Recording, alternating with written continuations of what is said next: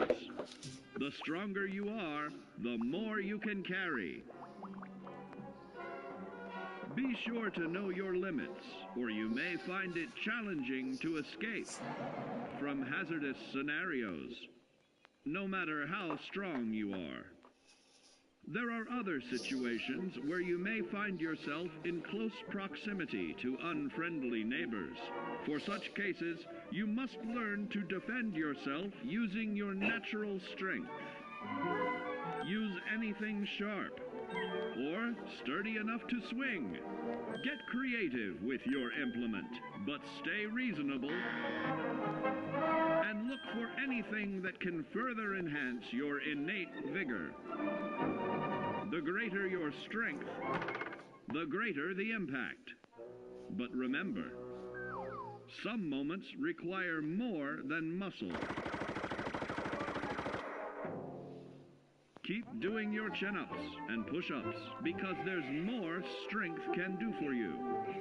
Swing for the fences like the pros, crafting specialized protective gear to keep, or building clever weapons to wield. Regularly study your Vault-Tec provided materials to prepare for survival. And to answer the question, do you know what makes you special?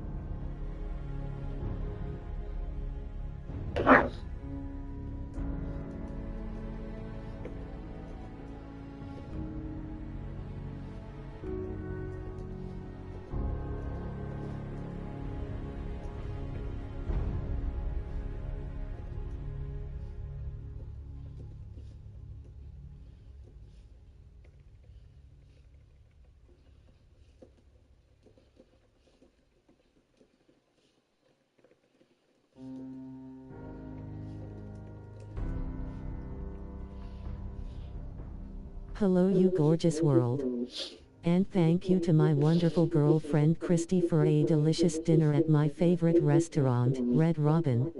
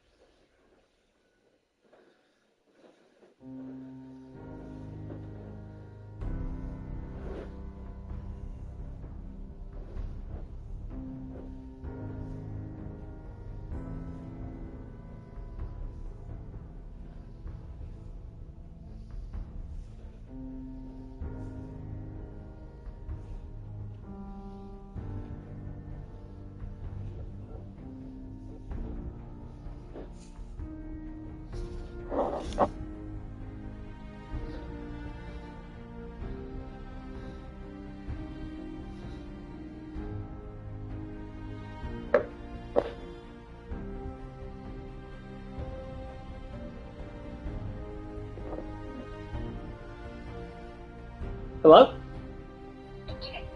I'm trying to connect you to my headset.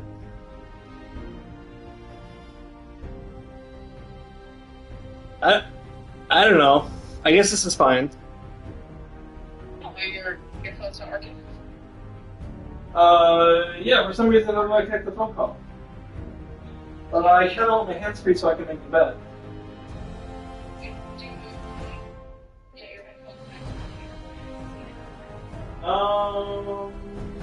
Why don't I try my AirPods?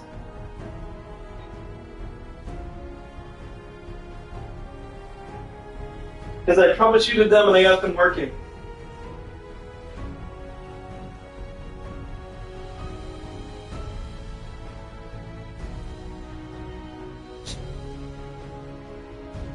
Hello? It's still not letting me...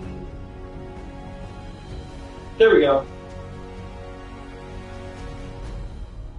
Is that... Wait, it went back. It went back. Are they low battery or something? No, I just charged them.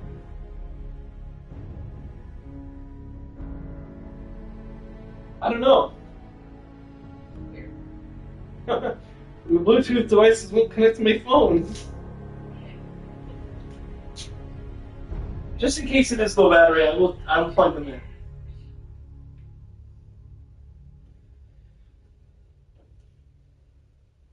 I'm sweating.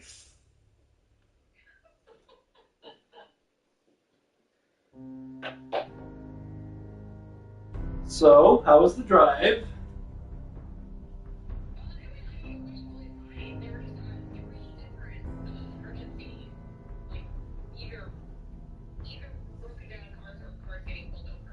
Wow.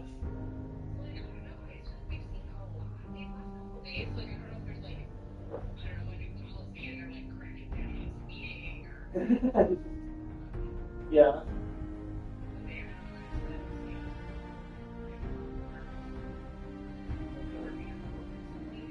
Yeah. I think it's probably just a coincidence.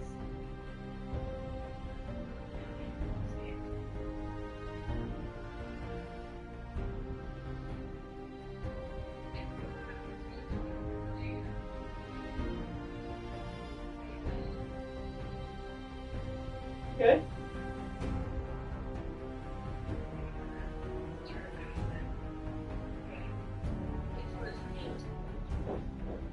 Yeah.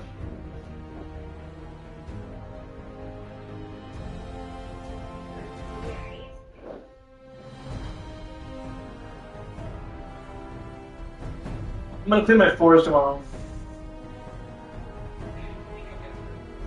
Yeah, they're really, they're like sandy from like the grit from like walking in the snow that's been like plowed. So there's like sand all over the floor.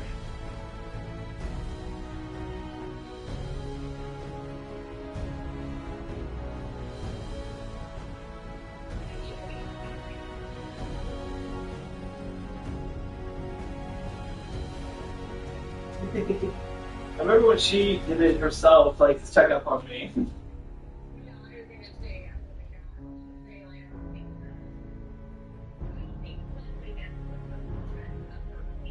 No.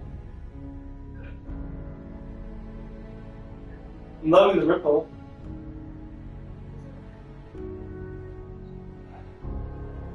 I don't know if it's allowed or not.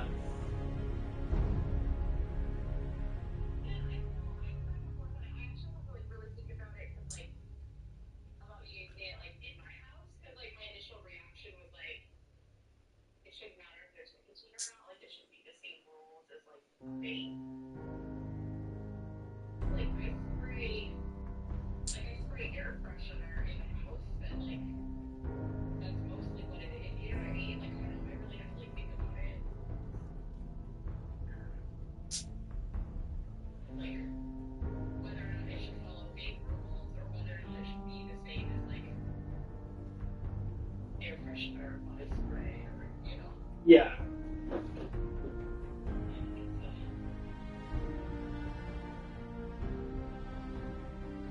Interesting one. Well, if you don't want me to do it inside, I won't. Okay.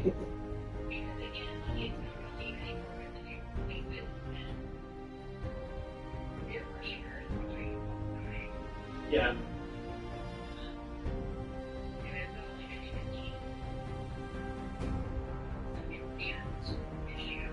Yeah.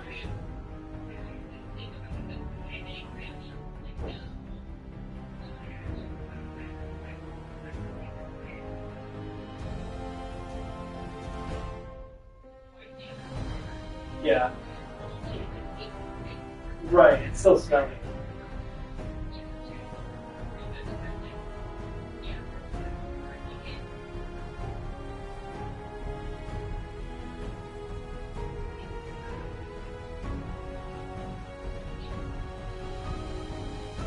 Oh.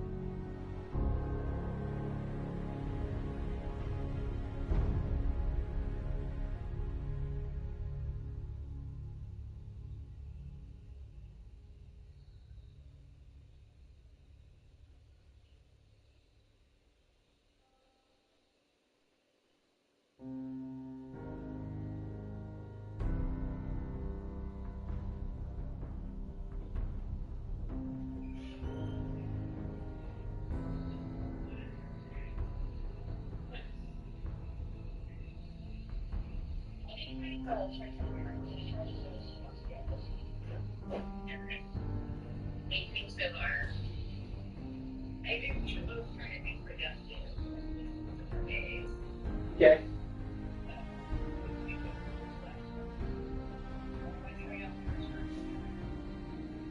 Okay. That sounds good.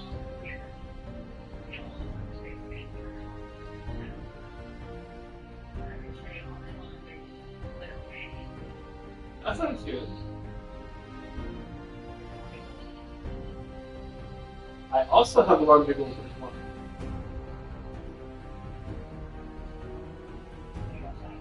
A laundry goal for tomorrow.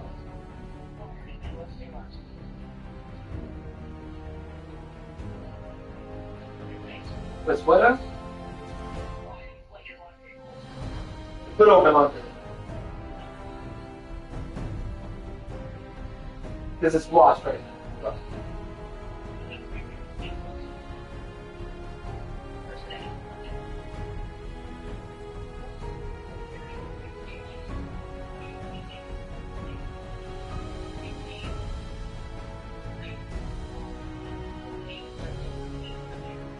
Yeah.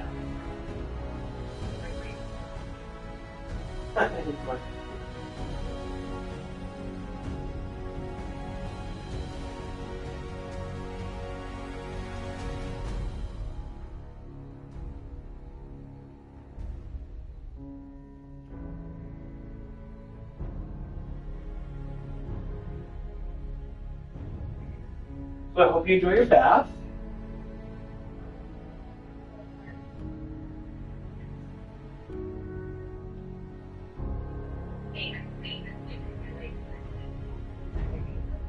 Oh wow. At least it's water soluble.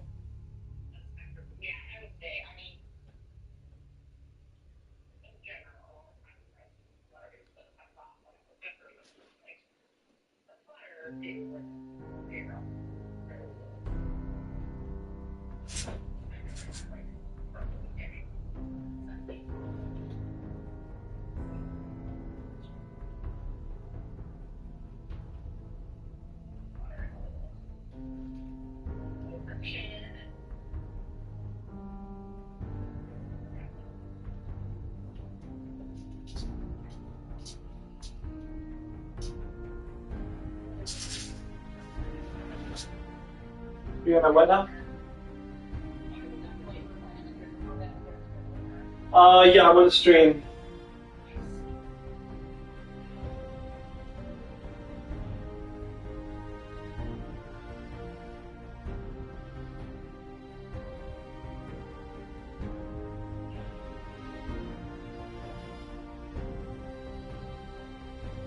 I'm also gonna take out the garbage and recycle it tomorrow.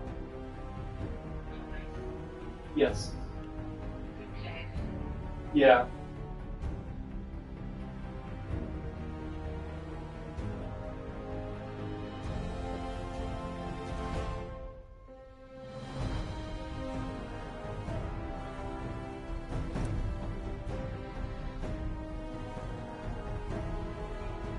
I love you. You know, I was thinking kind of a grim thought. I was like, what if she didn't text me that she got home safe because she didn't get home safe? And I was like, you know, what a perfect day that we had.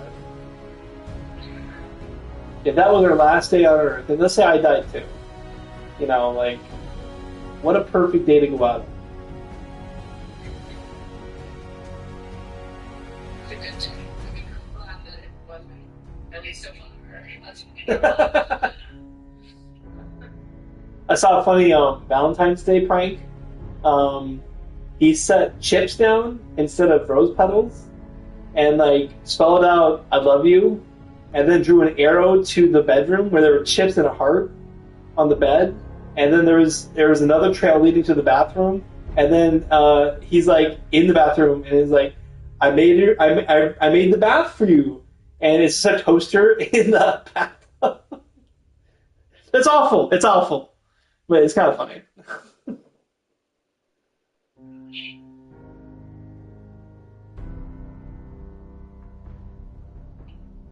You know, it doesn't even work anymore.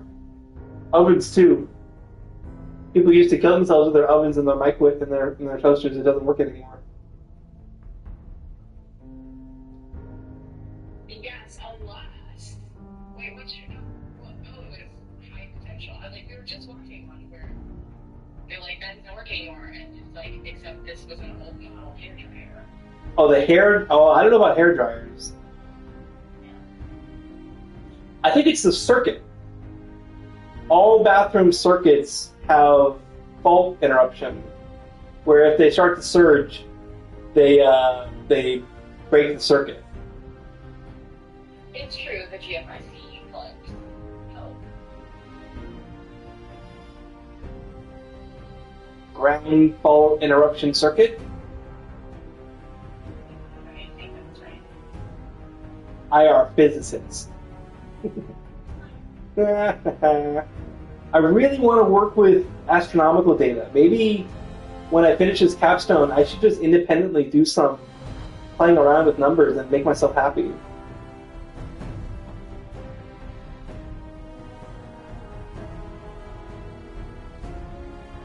Yeah, I think you should. I mean, more practice is more practice.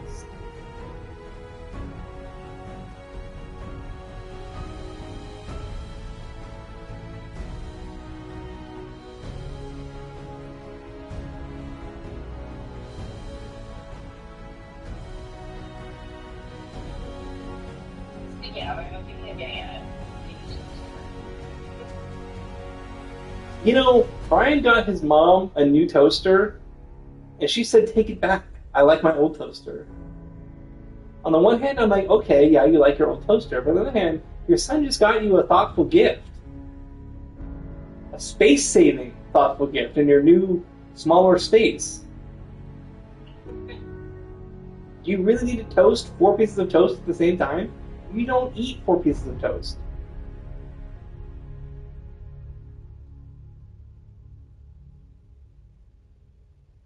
I mean, that's true, but it would be handy sometimes if we could toast all of our buns at the same time. You know, for us, I think it makes sense. But when I was over last time, I wanted her to feel useful. So I asked her to make me a snack, just anything. And Brian told me I shouldn't have done that because she's not well enough to make anybody food. And I'm like, if she's not well enough to make anybody food, how is she well enough to make herself food? Yeah. It didn't make sense to me. I just wanted her to feel, useful. She buys, like, she's feeding a family of 1, 2. Does he have another older sister? I know Brian's the youngest. How many kids are there? 3 to 4. Sure. Plus a husband, plus herself. So, 5 to 6 people.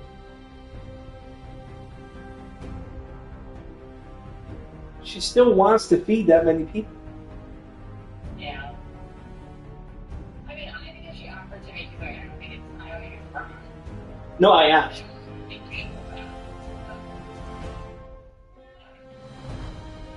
And then Brian gave me some crackers, and I was like, I'm not actually hungry, Brian.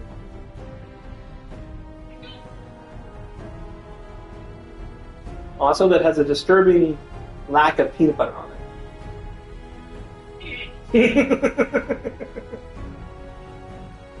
I like my food peanut buttery.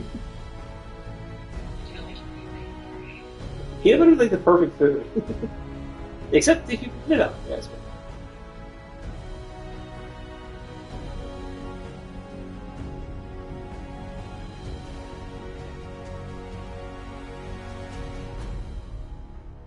I gotta return those headphones. They emailed me something about it. Let me see what they said.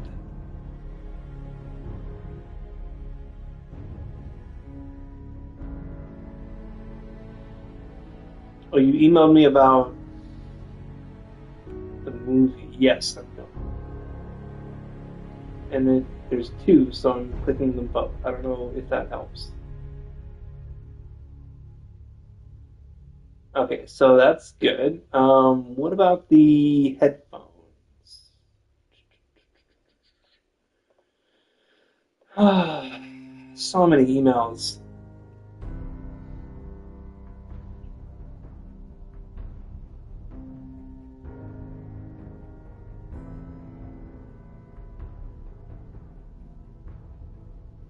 Okay, print your shipping label.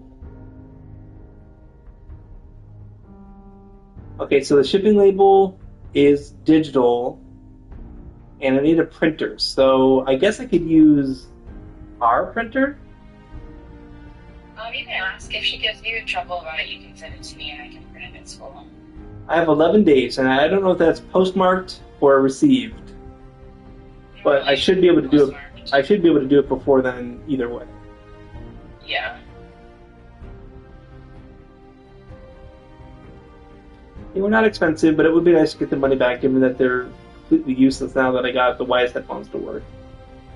Yeah, I agree. Oh, and can you believe this? I tried to leave a review for the Wyze headphones, and they told me I wasn't eligible to leave a review.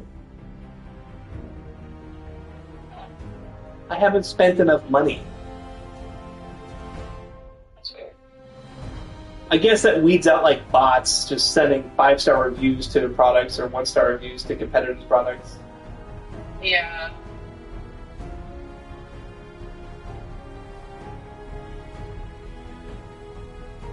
I love all these wolf pictures. They make me feel really happy.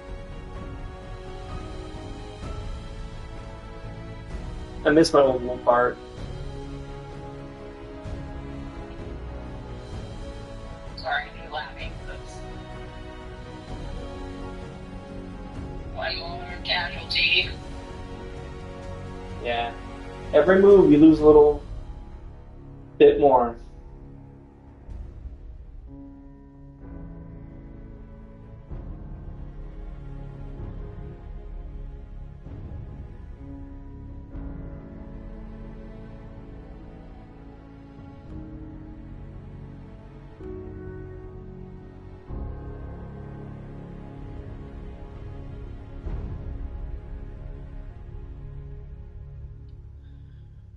Okay, well, are you in the bath now? Yeah, I am. You want me to give you your wind down time? Sure. Okay.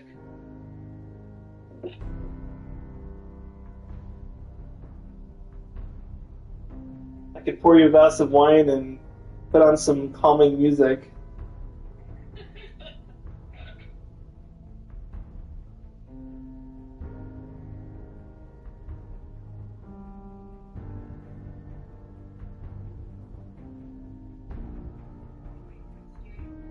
Nice water. I heard nice water. I'm like, yes, water is nice. I mean, water is nice. In this case, ice water. Got that nice water in my iced water. Yeah. Yeah, I think they always toss in yes. I don't know why you're weird. They always start with yes. You're like, yeah, yeah, Like, okay, just get to the song. You know who doesn't do that? Marshall Mathers. I don't know who that is. Don't?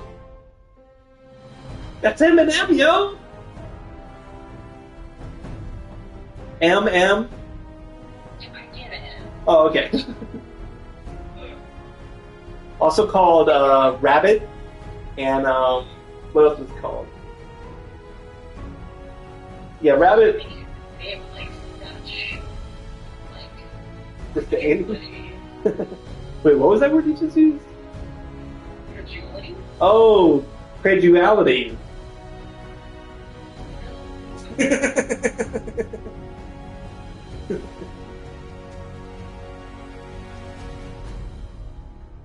Okay, well, with that, I'll bid you bon nuit. No, I love you, Wendy. I love you too. Je t'aime aussi.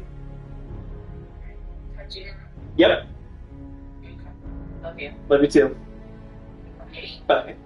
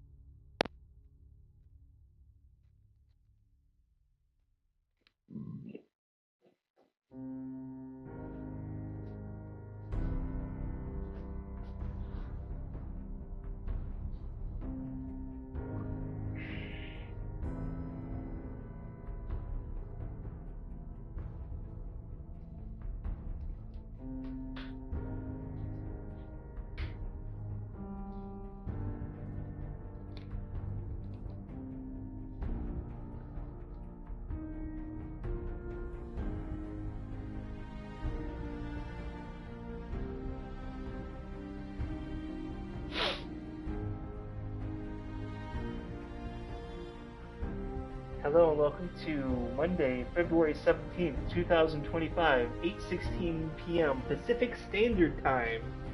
This is your host, Alex, or Broodwolf, with Fallout 4 Survival.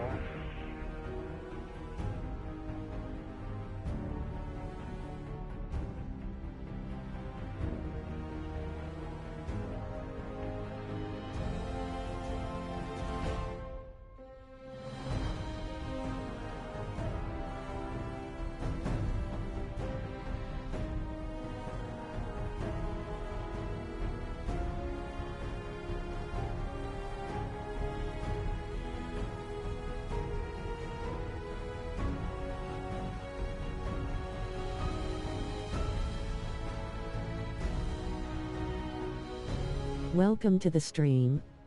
Here we go. Brush off all the sand.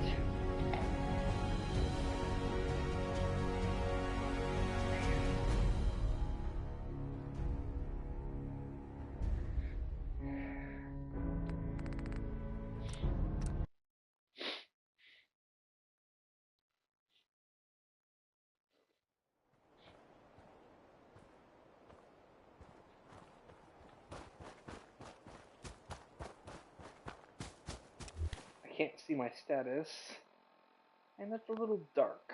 Let's see if we can brighten that up a little.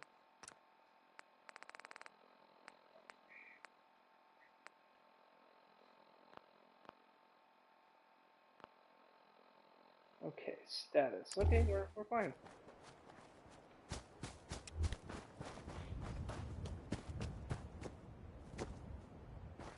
There's the crashed UFO. Can't find the alien blaster to save my life.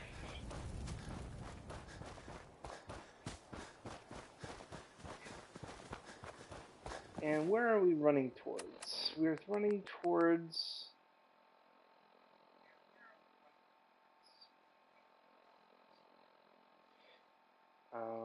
we need to talk to Nick. And... do we have Deacon's maximum affinity yet?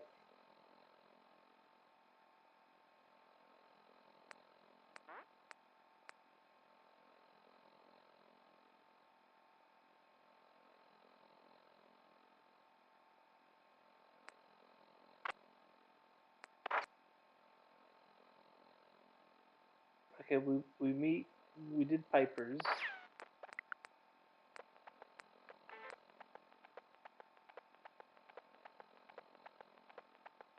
Okay, that's if we have no one.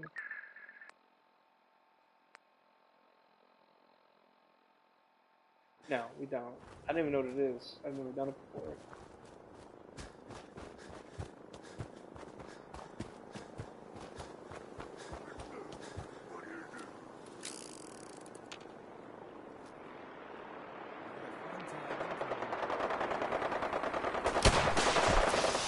Oh god.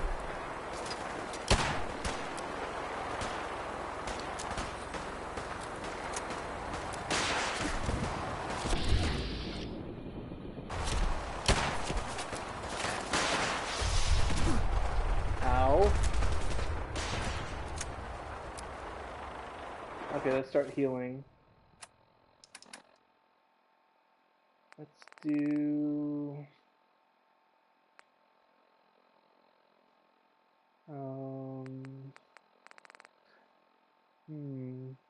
We have a lot of...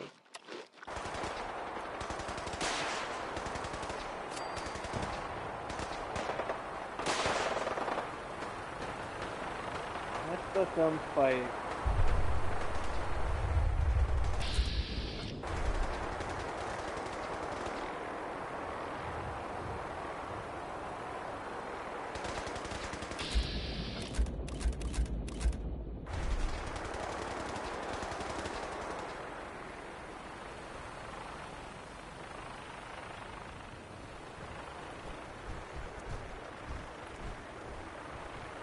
That was a super mutant.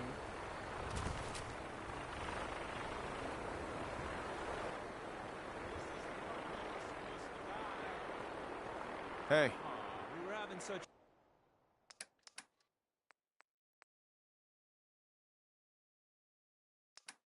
Okay, I'll just drop these things then.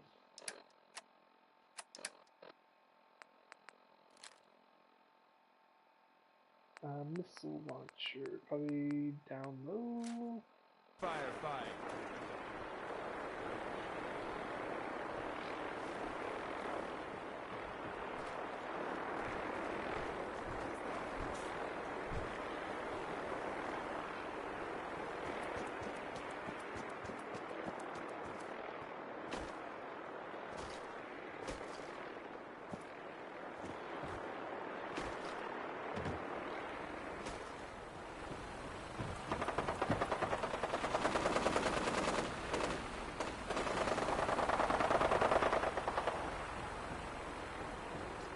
Are there more hostiles this way?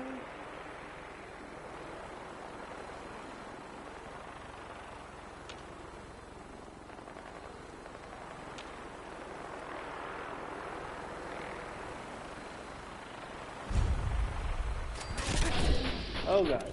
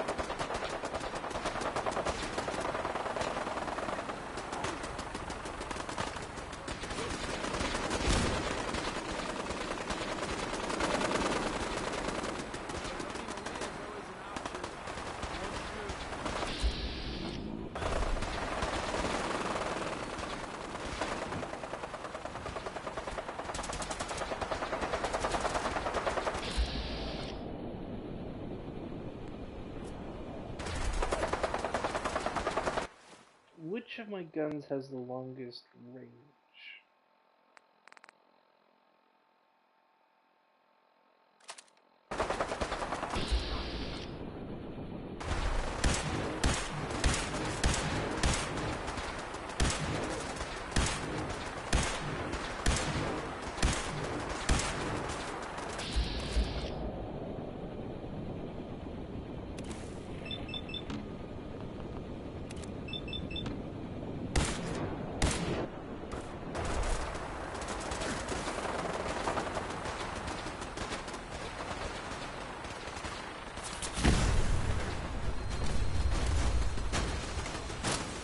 Oh my god.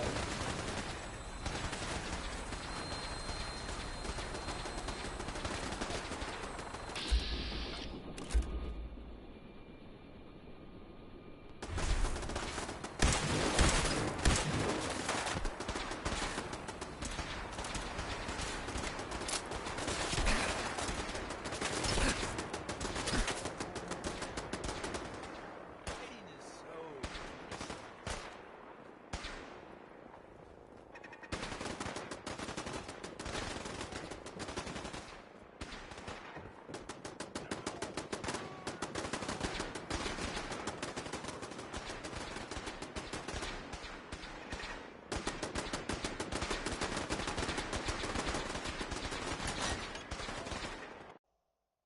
Let's see if I can find the source of those super mutants.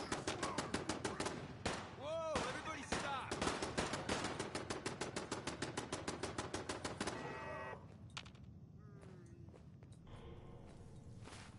Oh gosh, carrying too much.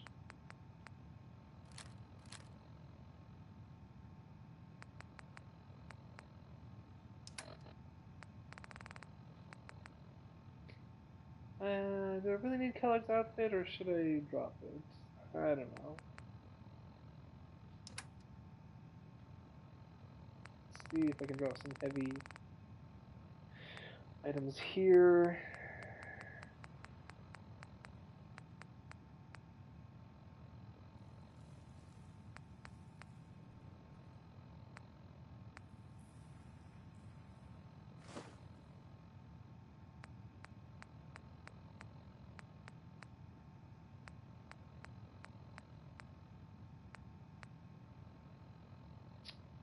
Hmm.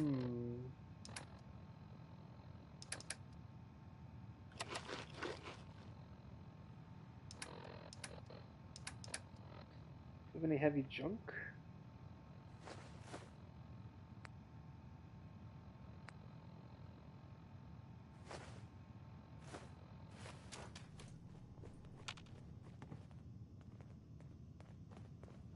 Now this is a workout.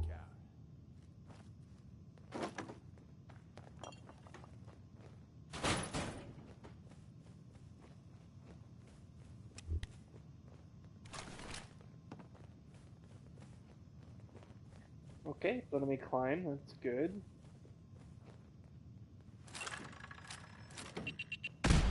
Oh, that could have been bad. Hey. What can I take?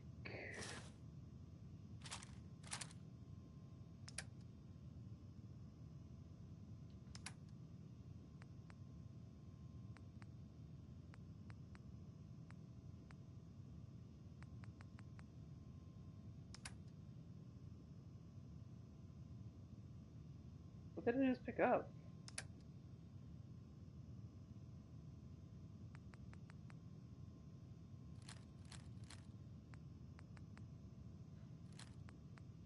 Hmm?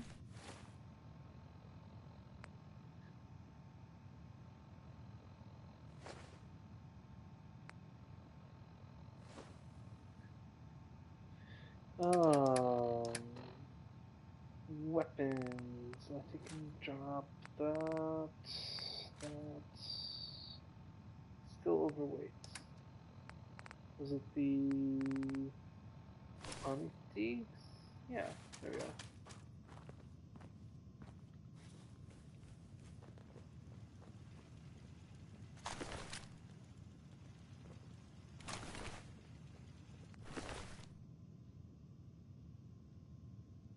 I mean, that's a good assault rifle. It's just too heavy.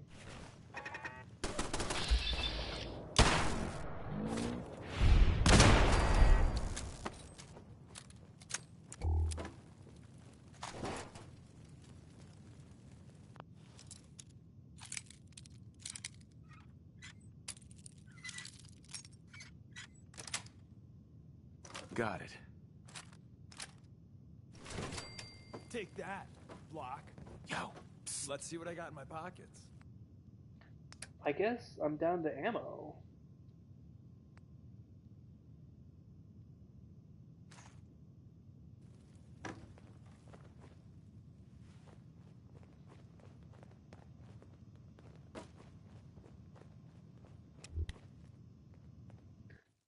Let's see what's out here.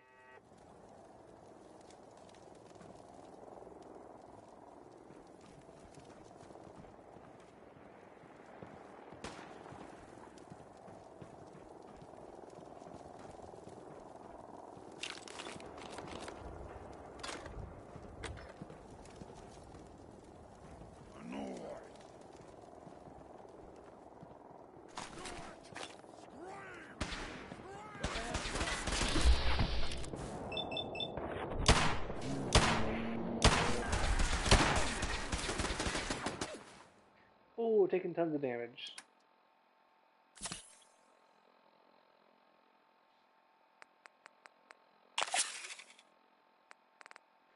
That definitely was a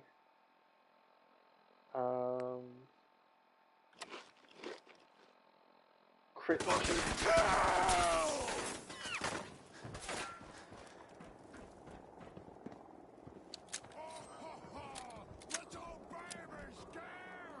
Yeah, I am scared. This is the part where you're supposed to die.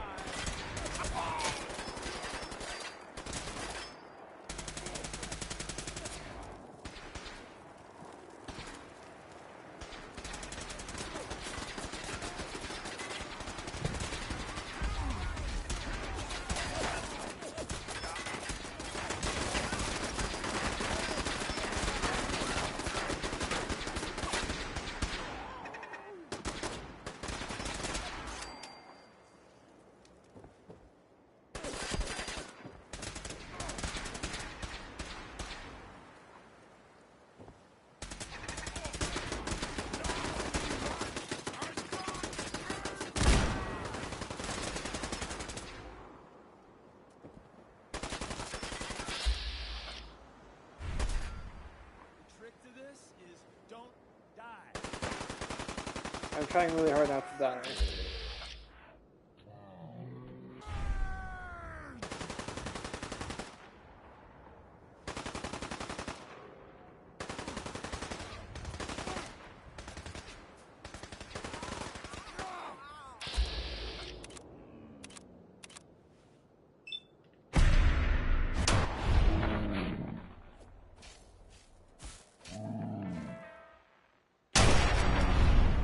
Thank you, Mystery Stranger. You made that look easy.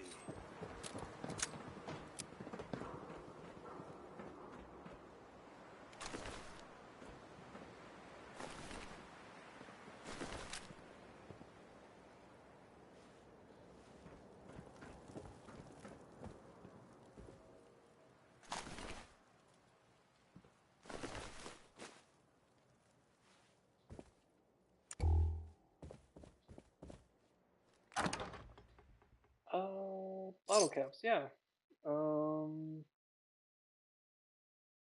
Random chest piece, sure. Combat rifle, I don't think we need. Was it a combat shotgun? Yeah, it's a combat shotgun. Yeah, I don't think we need that. Let's see if that armor is good for me. I think I want the strength and endurance. But I can maybe give it to Deacon. Hey, tell me what you want. I Loading want you up to wear or this loading armor. off? Loading off.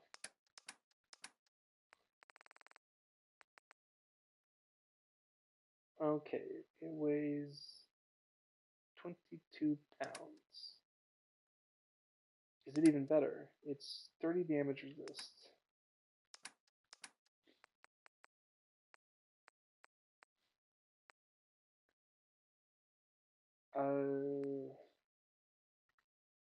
Do you even have a chess piece? Oh yeah.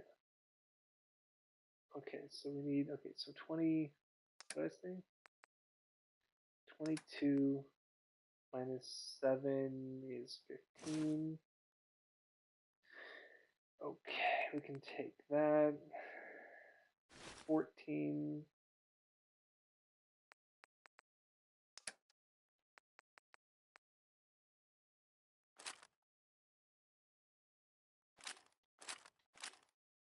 Minus 2 is 12.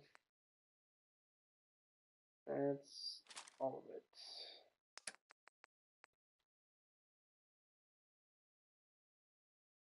I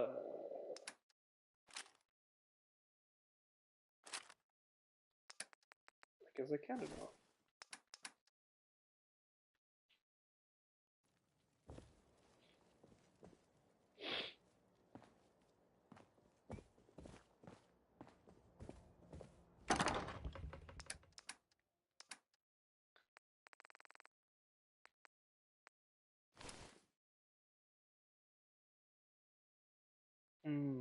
I gotta drop some stuff.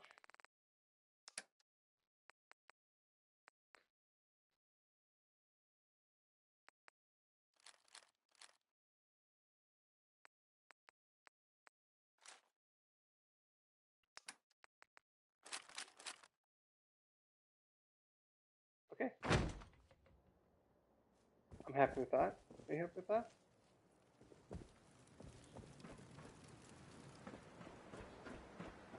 And fall off the edge and die.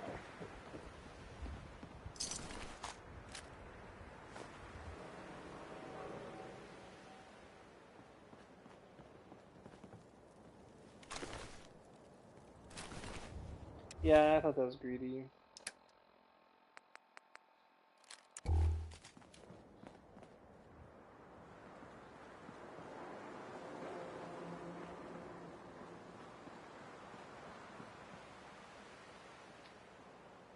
View's amazing from up here. God for you.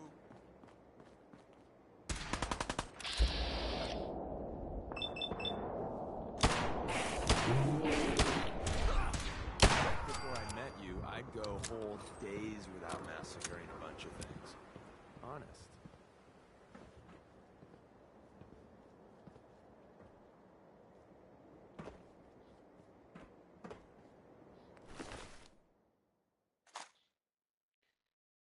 Chameleon's not terrible, but I don't even think it's worth picking up for resale.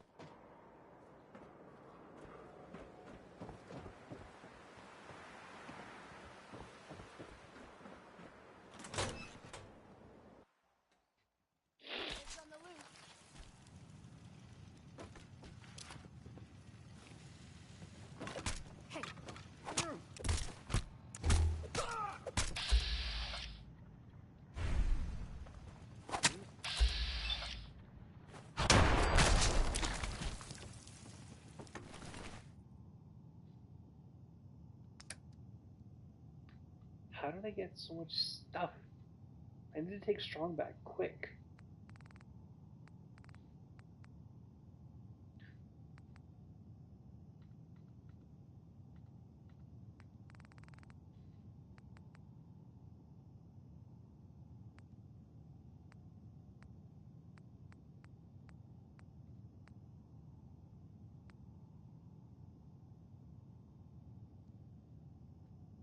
I don't think I need. This is just for resale. Anything that's just for sale, that's just for sale.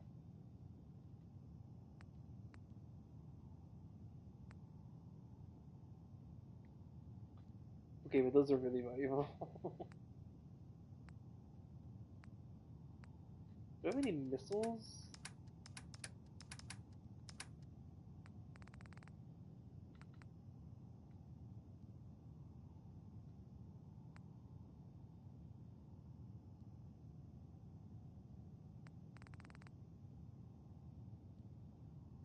You know what? I'm just gonna Who's out there? walk, because when I get to the sunlight, they'll be fine. Shit's got ambush all over it. Nothing there now. Peekaboo! Ow!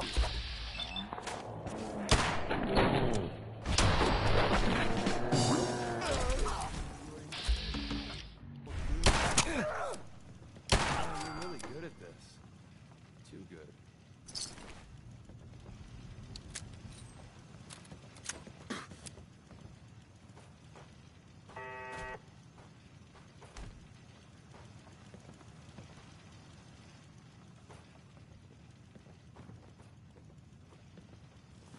Oh man, come back! I was having fun!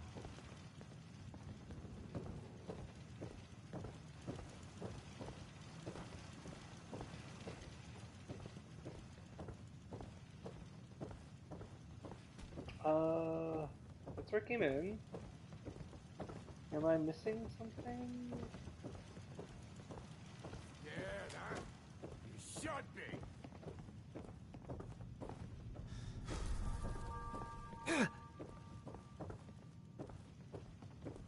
No sign of him now.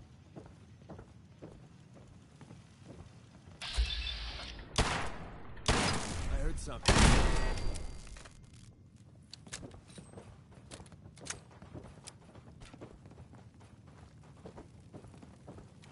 Hiding? For me? Not even possible. This is bullshit. All the walls are boarded up. It's lazy programming.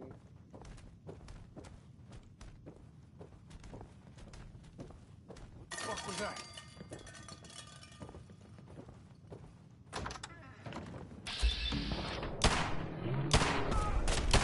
Watched.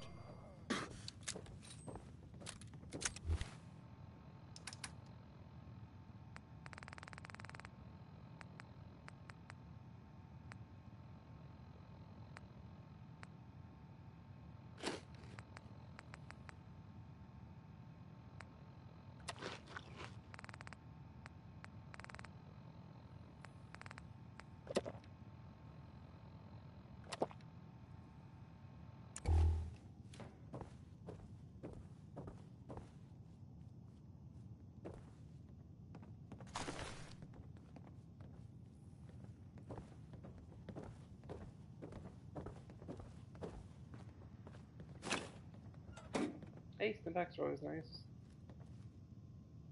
Overdue book, and I don't think I need it.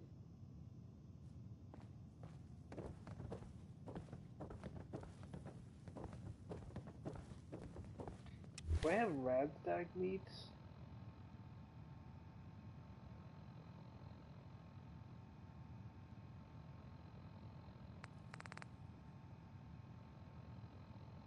No.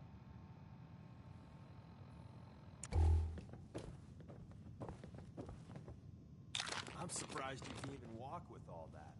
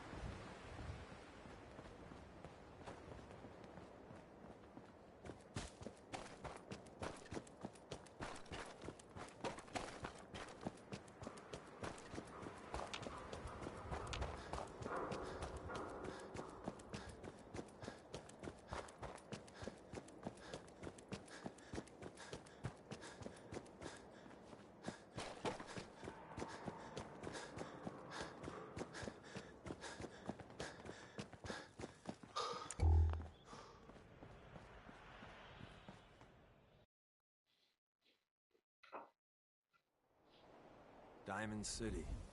Watch what you say. If the Institute chose one place to infiltrate, we're walking right into it.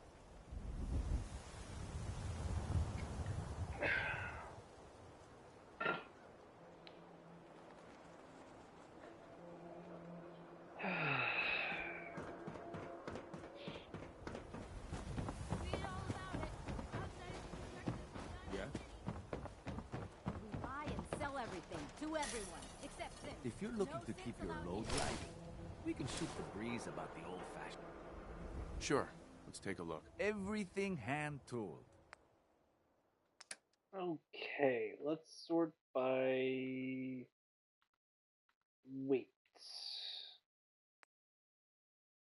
I think I'm wearing that actually.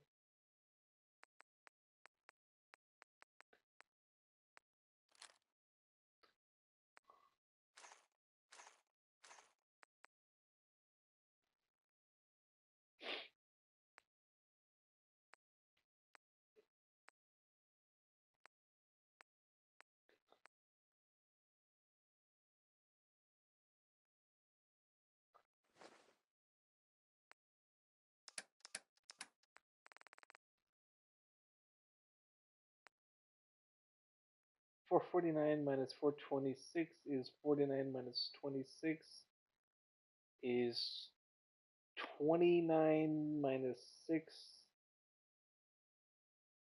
is 30 minus 7 is 23.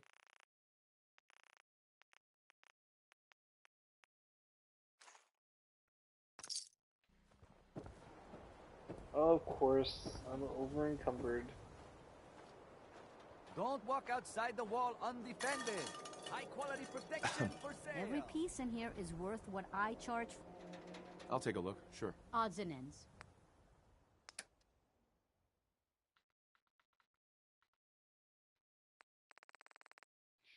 I have a lot of weapons. Maybe I could consolidate a little. I don't use all of them.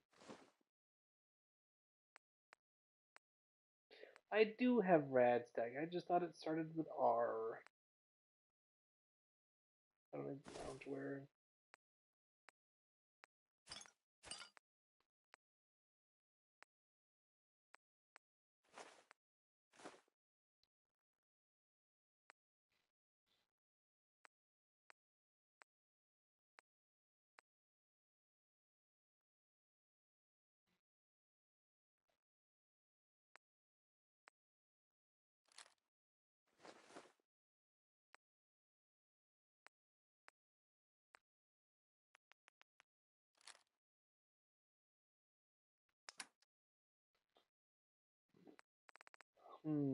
How to gain 63 caps.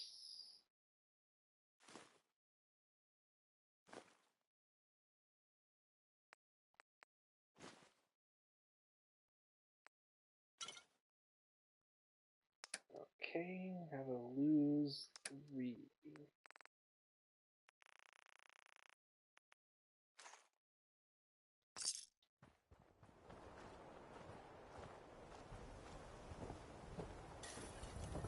Wait, do I have music on?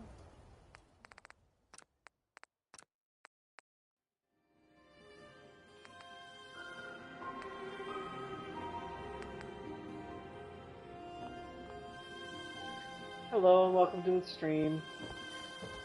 My name is Broodwolf and I am streaming some Fallout 4 Survival. Remember, swatters will win you the game. Sure. Let's take a look. A swatter never runs out of bullets. Sorting by weight.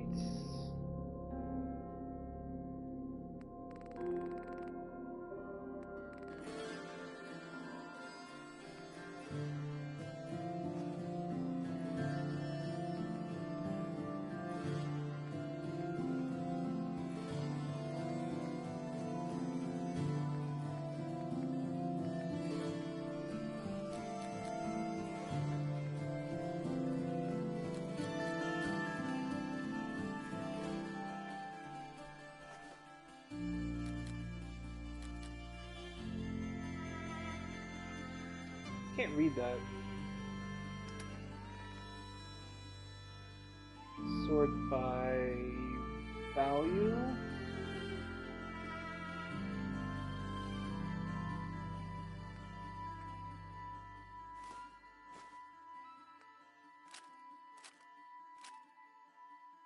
There we go.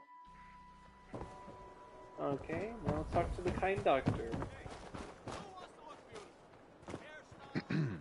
We offer a wide variety of medical treatments. Patch me up, Doc. Go over Yeah, your that's not what I symptoms. meant to click. No other complaints. Off you go then. Radiation poisoning is a common ailment, but we can cure just about anything. I need some supplies, Doctor. Let's see what I can spare. Okay, I really want to get rid of unnecessary weights.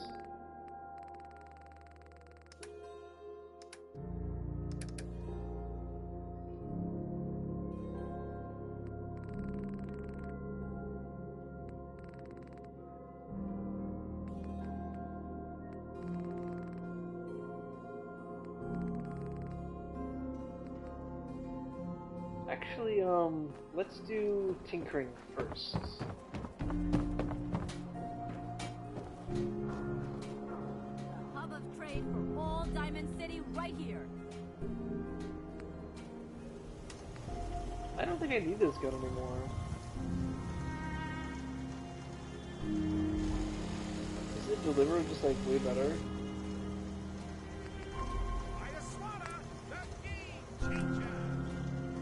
Protection for sale. Hand-tooled pieces. Alright, I can't do anything.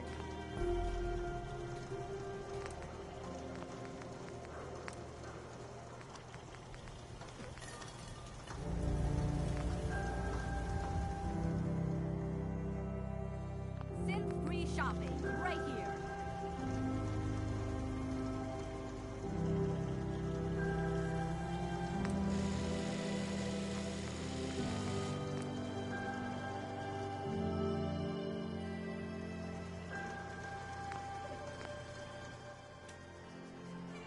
Do I get the... Yeah, I got the suppressor. Okay, that's what I wanted.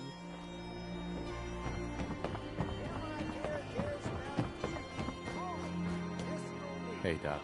Let's get you examined right away. Time is not on the side of the surgeon. Could use some supplies, actually. Let's see what I can spare. Okay, let's see what I can spare. Sorting by weight, going all the way down.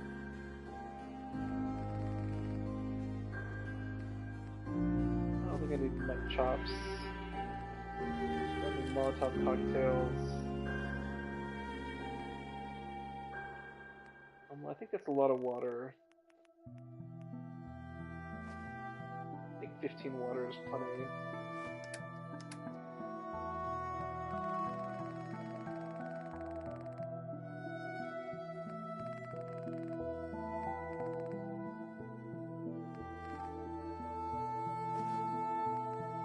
I'll keep the crystal. I don't need 2 antibiotics. A lot of blood packs. 9 buff out? That's a lot. Don't need copper. Don't need scroll bits. Don't need duct tape. Don't need fiber optics. Don't need fuse. Don't need bone fungus. I don't need so much jet.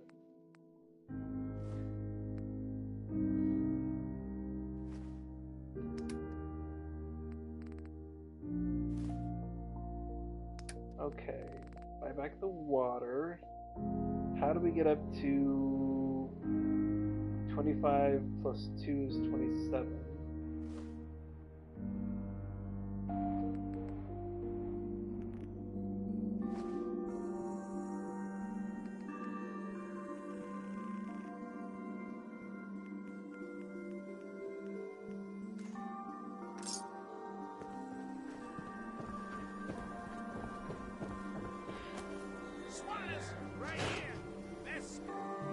Gotta get rid of all my junk.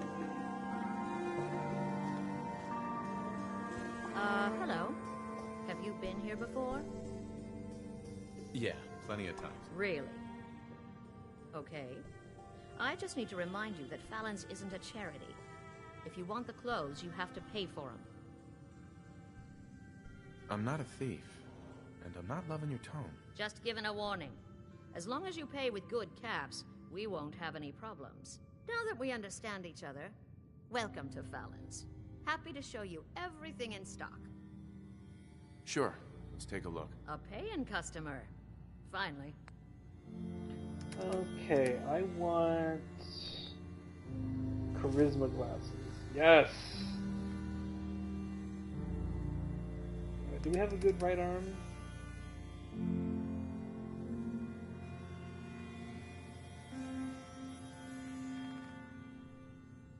No. Agility and perception, that would be great.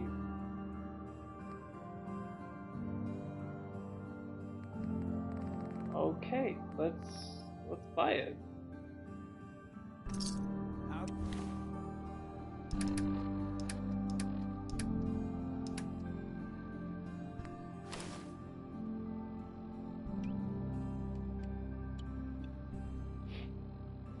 Okay, let's drink a beer.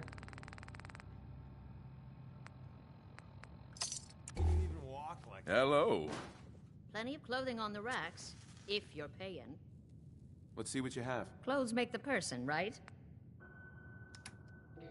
Okay, yeah, we definitely want that. And then we can sell the old right arm. And in order to take her 259 caps, we will also sell pistol. I think we can sell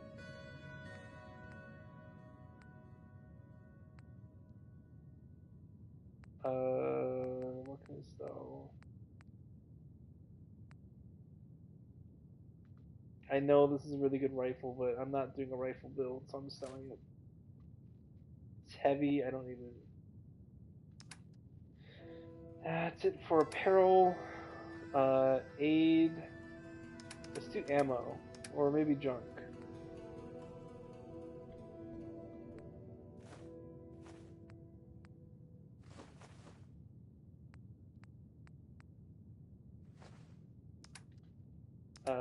Ammo. Let's sort by weight and sell what we don't need.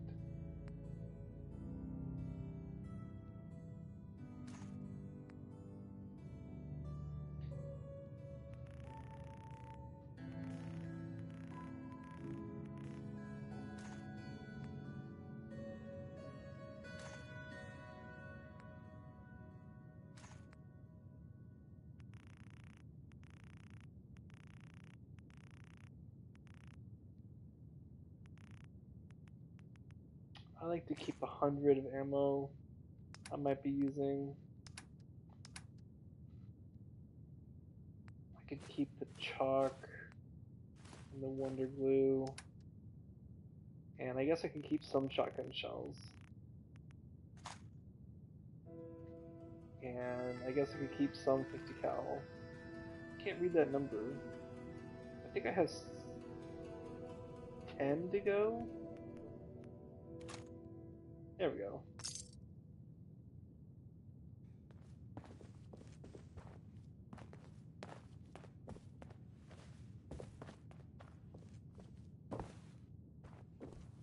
Oops, so I just want to get out.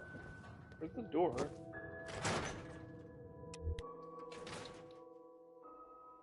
Okay, that was a huge upgrade. I got a charisma glasses, which I've been wanting for a long time. I don't know why I didn't check earlier.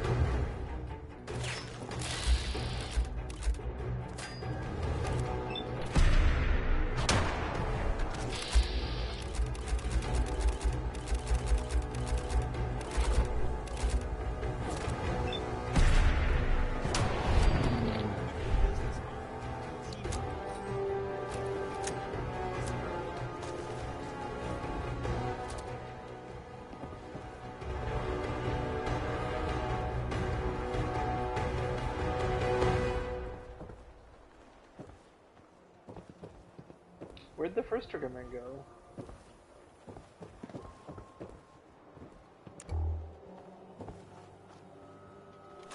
Hey. God, even the sky is insane. Did you see that blimp thing? The Brotherhood of Steel. Hey. And immediately sell those things. You. You look like you need a prescription filled. Sing it, brother. Did you say something about drugs? That's right. All the chems you need to fill out your lifestyle. Balance you out. Everyone here buys from me. Sometimes security needs a little psycho or an engineer. Let's see what you have. Self-served medicine.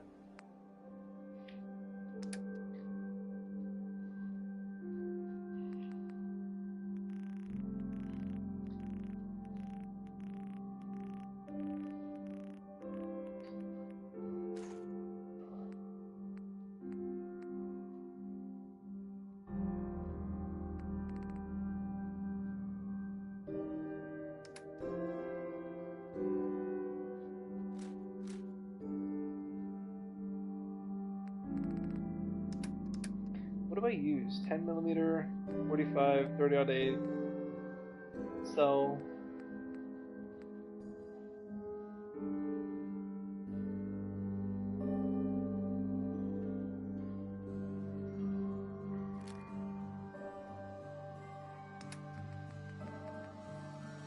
Okay, what does it say? 357. So I need to figure out 8.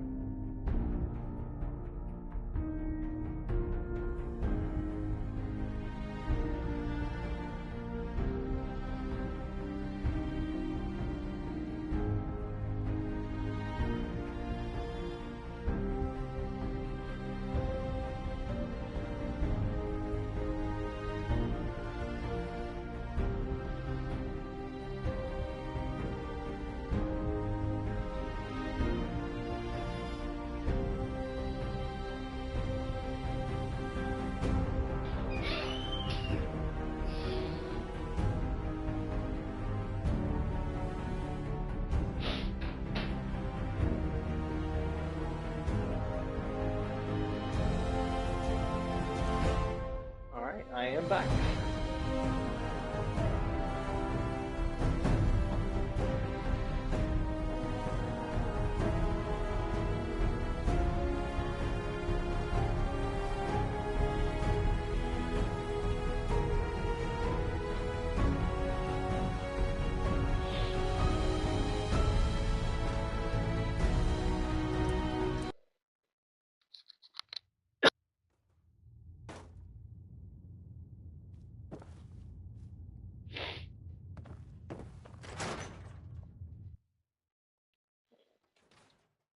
Alright, let's talk to Nick.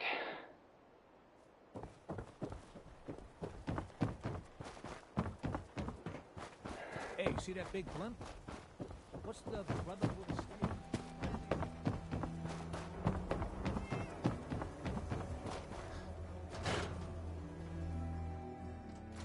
Come on, Nikki. I'm just asking for your opinion.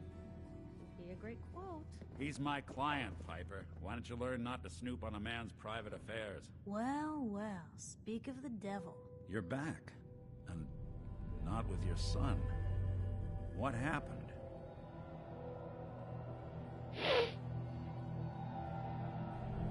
Where do you want me to start? The part where Kellogg turned out to be working for the Institute? Or the part where he told me they have Sean? The Institute? Oh, boy. I'm sorry, friend. Truly. That makes things considerably more complicated. He ain't kidding. Heck, Nick's a synth, and even he doesn't know how to get in. No synth does. Security protocols strip those memories out. I need to find a way. I've been investigating these creeps for over a year now. The Commonwealth's boogeyman. Feared and hated by everyone. True enough. Sometimes they snatch people in the middle of the night, and sometimes they leave old synths behind to remind us that they're out there. But to this day, there's one thing nobody really knows. Where the Institute actually is. Or how to get in. Exactly. But there's one person who has to know, right? The guy who just handed them Sean. Kellogg. Huh.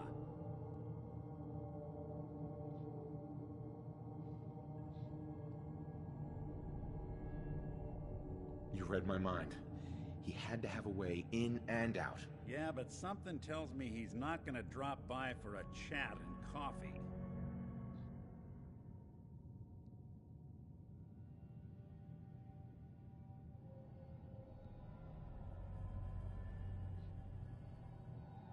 Bastard's in hell, where he belongs. So, murderer and...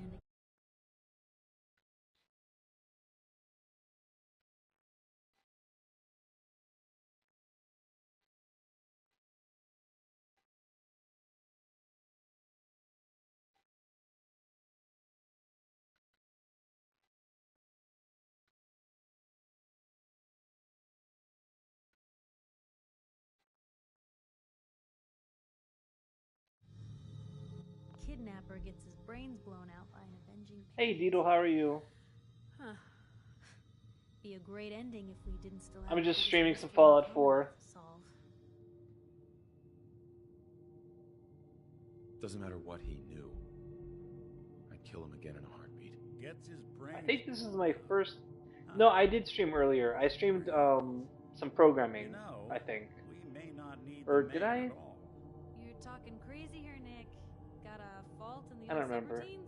Look, Yeah, I think it there's a did. place in Good Neighbor called the Memory. I don't know anyone who'd be Relive the interested in past that, moments but in you your know, who am I mind to as judge? I the mean, the day world's a they big place. happened. If anyone could get a dead brain to sing, it'll be Dr. Amari, the mind behind the memories.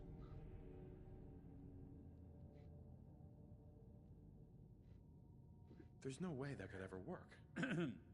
Stay with me on this. We get a piece of Kellogg's gray matter and take it to Amari. Then we see if she's got the goods to pull this off. Jesus, Nick. Gross. Seriously? I know it's grisly, but what choice do we have? We got no leads, nothing. That old Merc's brain just might have all the secrets we need to know. I'm gonna need a really sharp ice cream scoop. I'm sure you'll manage. Whether we're riding this crazy brain train or not, we can't all go running Oh, across the no. Commonwealth. So, who's coming with you? I have to go to the memory den either way, if I'm going to introduce you to Amari. But if you want to head there together, just say so. Oh, that sounds like Tribes.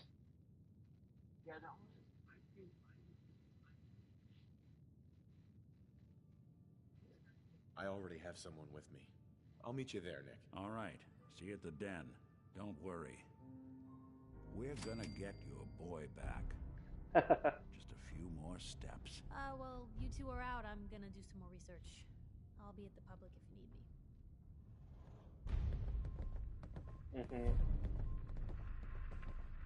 Well, building if a coalition anyone or could something? figure out a good use You'll break for your it. back carrying worthless scrap.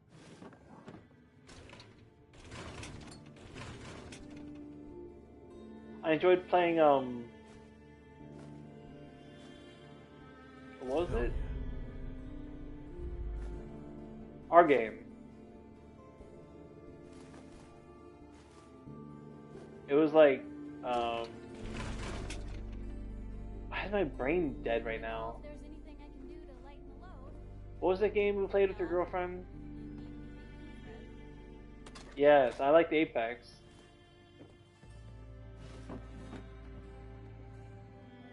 I know, right? It's our game. It's a song. It's the game we're gonna play at our wedding.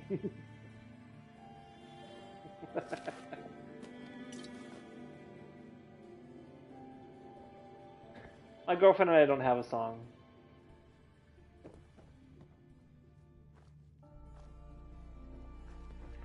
I know she likes Nickel Creek. Whenever I'm around her, I just put that on my Pandora.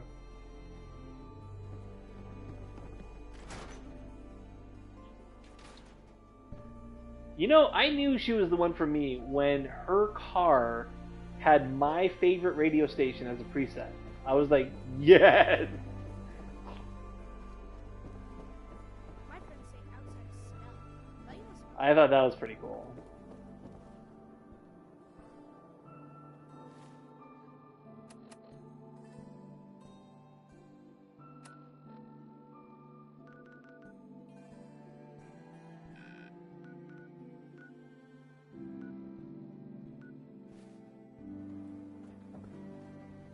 You know, your friend looks kind of...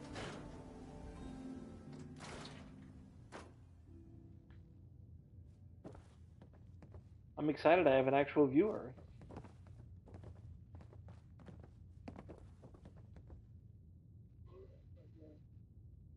Are you okay?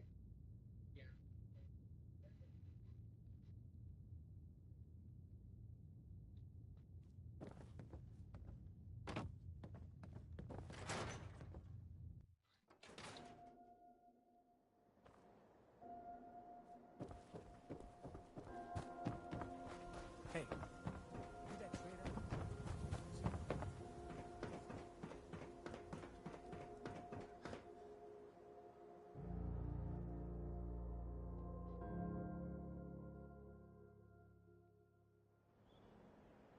You mean like CS gas? Like debilitating gas?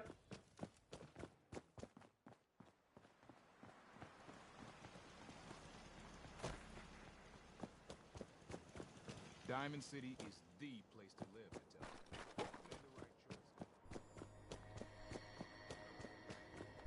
Hmm.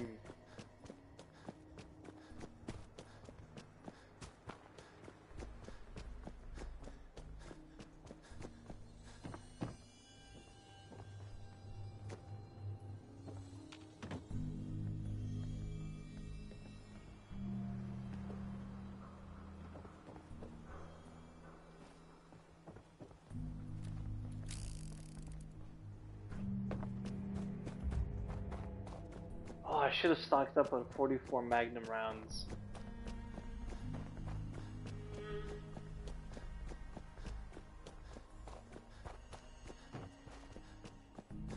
Yeah.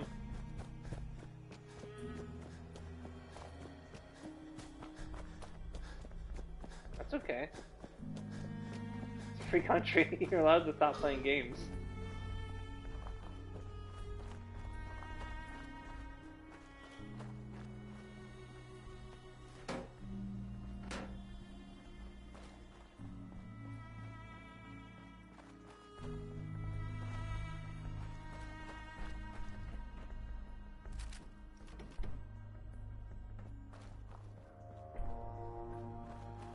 I wish Fallout 4 were multiplayer.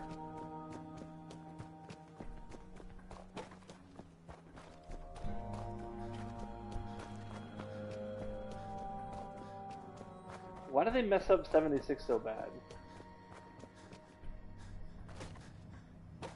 Like, 76 could have been awesome.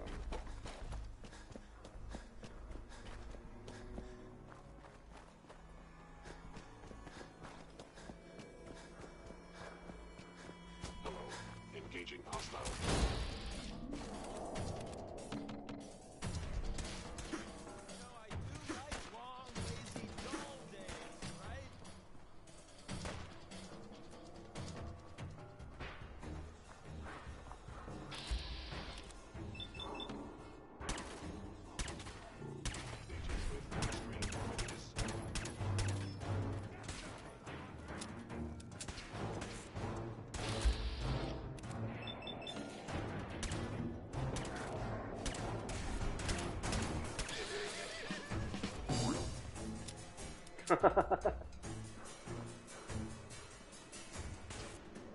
Yeah.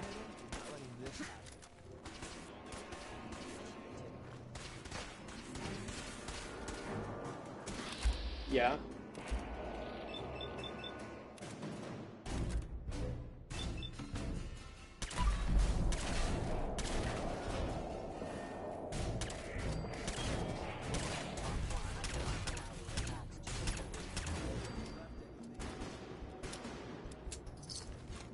Sounds like you're playing a toxic game.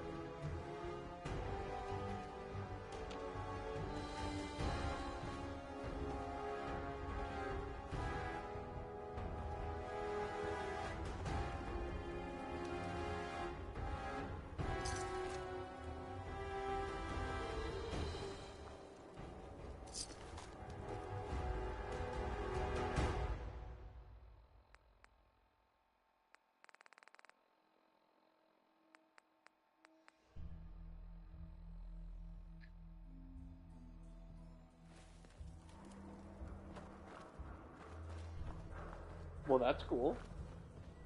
Black guys.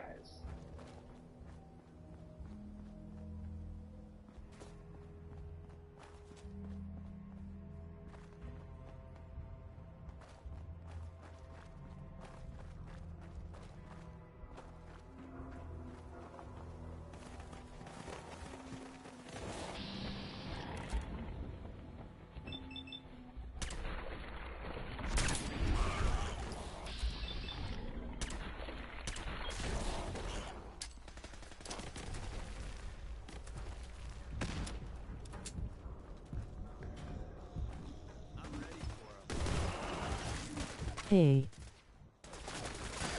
Hey, Doomslayer. You wanna hop in the voice chat?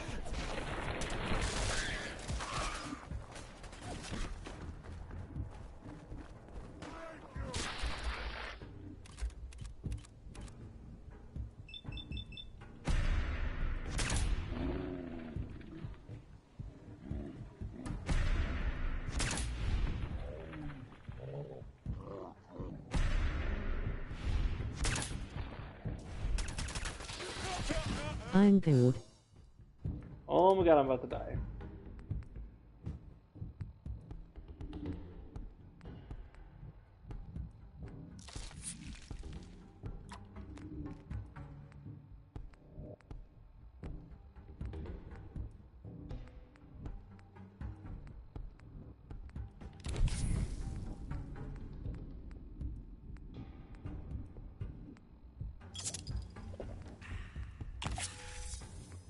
I also should have bought some medics while I was there. Medics would have been very nice right now.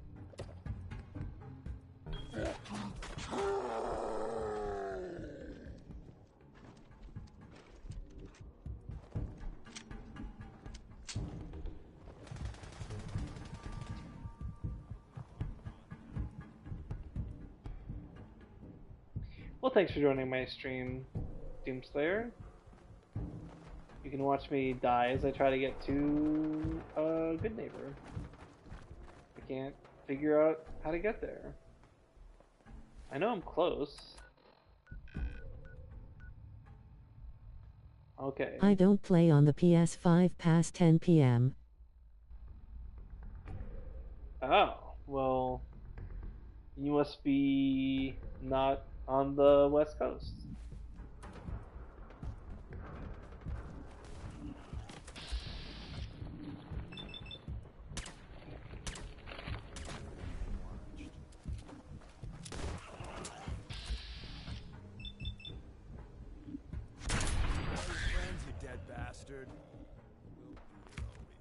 Yeah.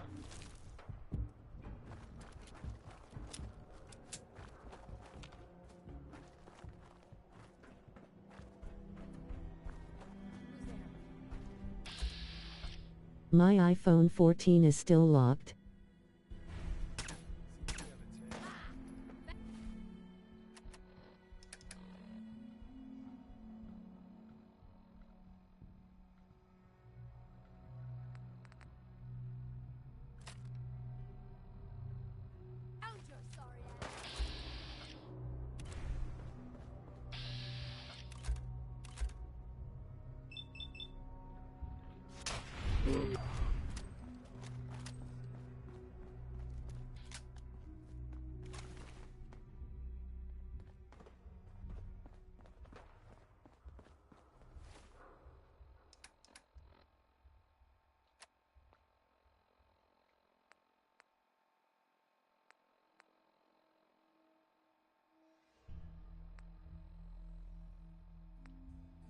My character has 10 active effects.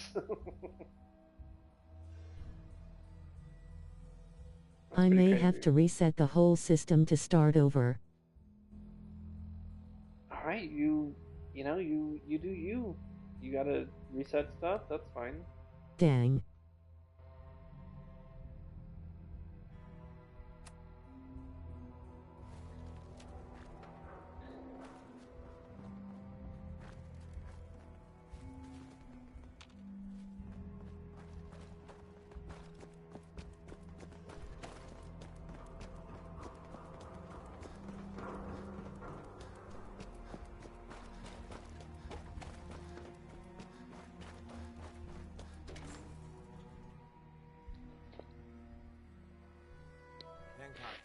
blind eye to our activities. Makes Good Neighbor a great place to lay low. Hey. What's...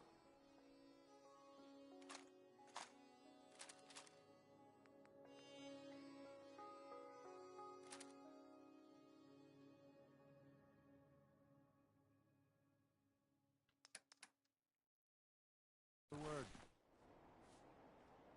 That's weird. Deacon has a weapon even though I took all of his weapons.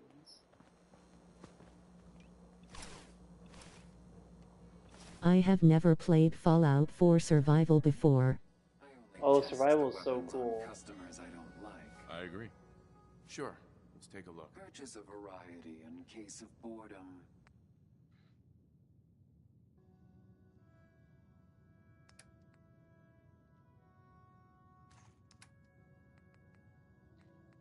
Well, killing's what's important.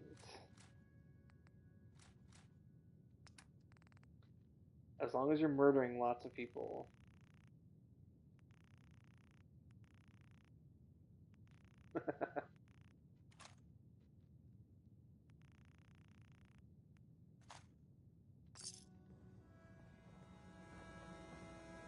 Whoever this Brotherhood of Steel is, I'm not buying that we come in peace. Whoever this Brotherhood of Steel is, I'm not buying that.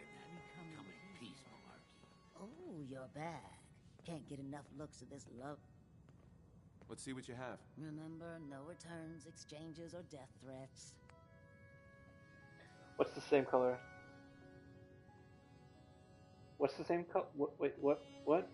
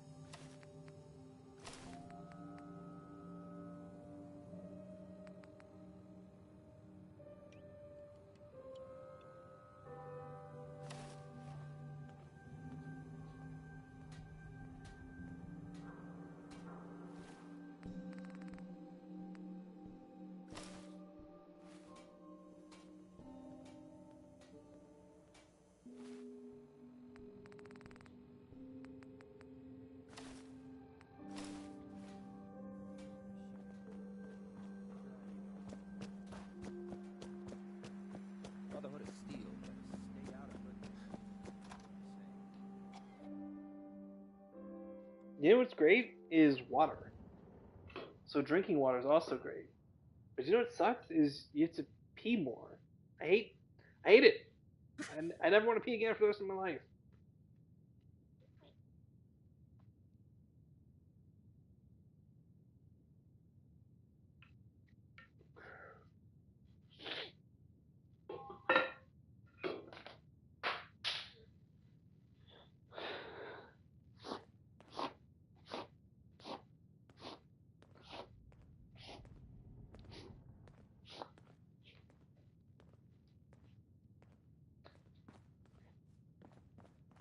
Well, Mr. Valentine, I thought you had forgotten about little old me. May have I walked think you out mean of the den, MP5 from but Counter-Strike. Never walk out on you. Amari's downstairs.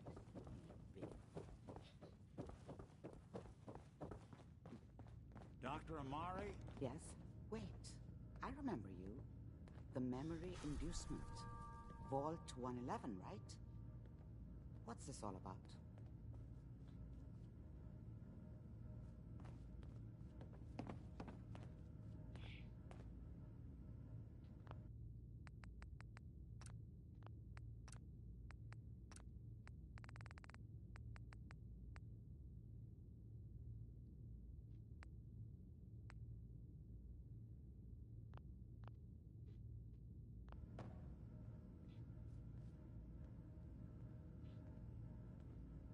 We need your help, Doctor. I need the memories from a man named Kellogg. But he's dead. I know it's asking for a miracle, Omari, but you've pulled off the impossible before. Are you too mad? Putting aside the fact that you're asking me to defile a corpse, you do realize that the memory simulators require intact, living brains to function. So, Dito, what do you like about the PS5 over the PS4?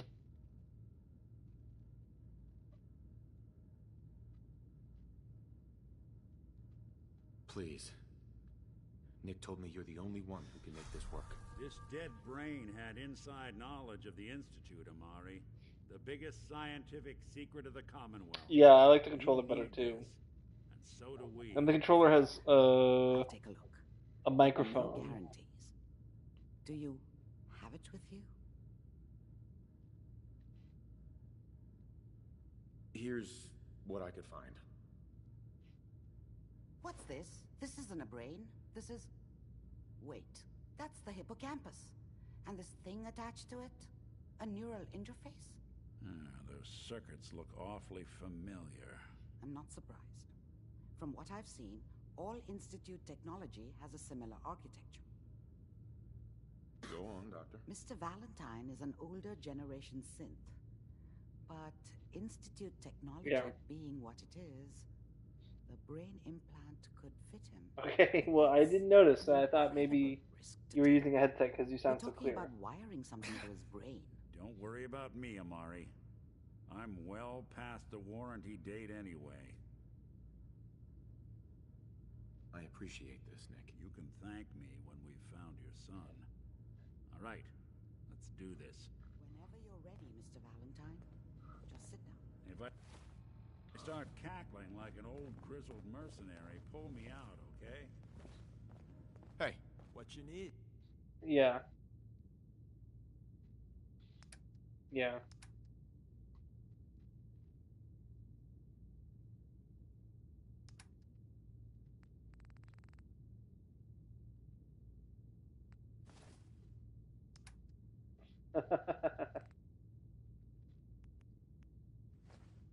Yeah.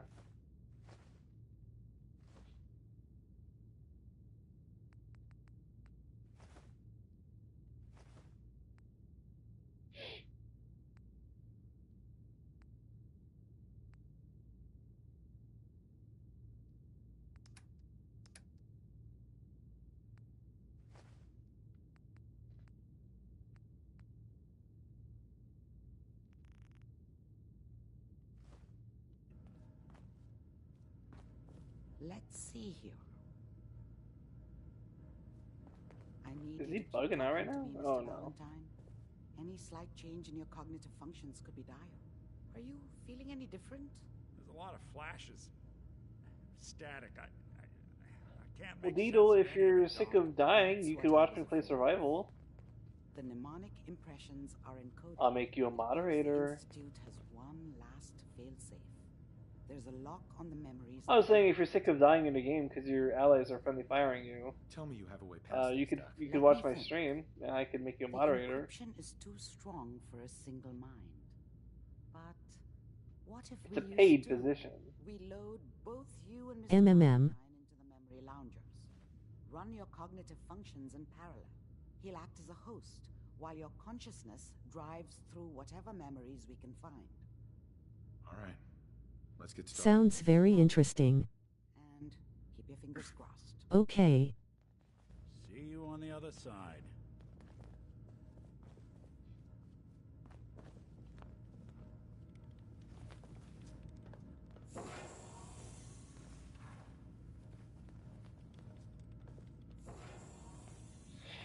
Doomslayer, can you hear Deedle? Initiating brainwave migration between the transplant and the host. Mnemonic activity coming from the transplant. It's degenerated, but it's there. We're going to load you into the strongest... Deedle, do you have your voice chat I set will to do share survival. in streams? Do you have your voice chat set to share in streams? Can you hear me? I'm asking my viewer if he can hear you, but I'm not sure yet if he can or not. Yeah. He can? Okay, good. Memories and hope we find one that gives us some clue to the Institute's location.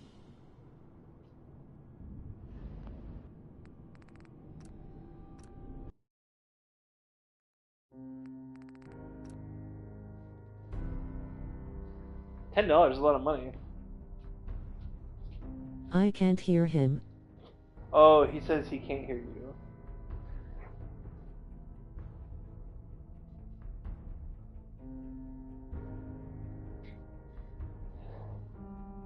Anyway, I'm going to take a short bio break.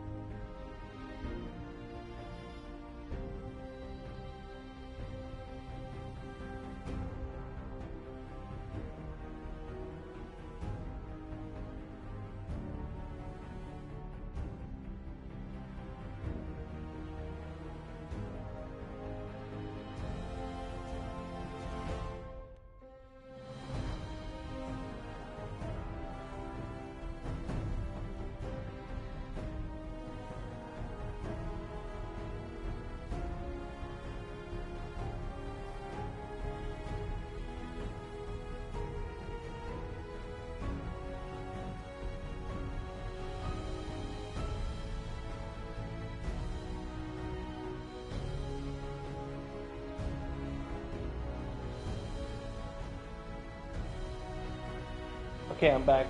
Did you miss me?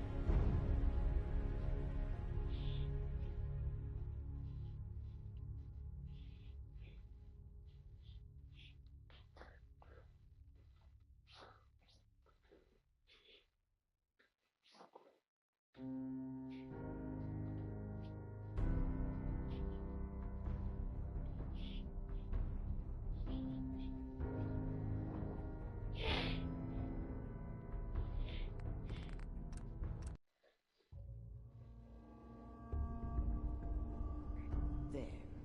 This is the earliest intact memory I can find. That's cool. Send me a screenshot.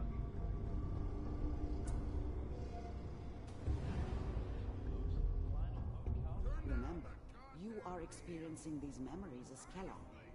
This may prove disorienting at first.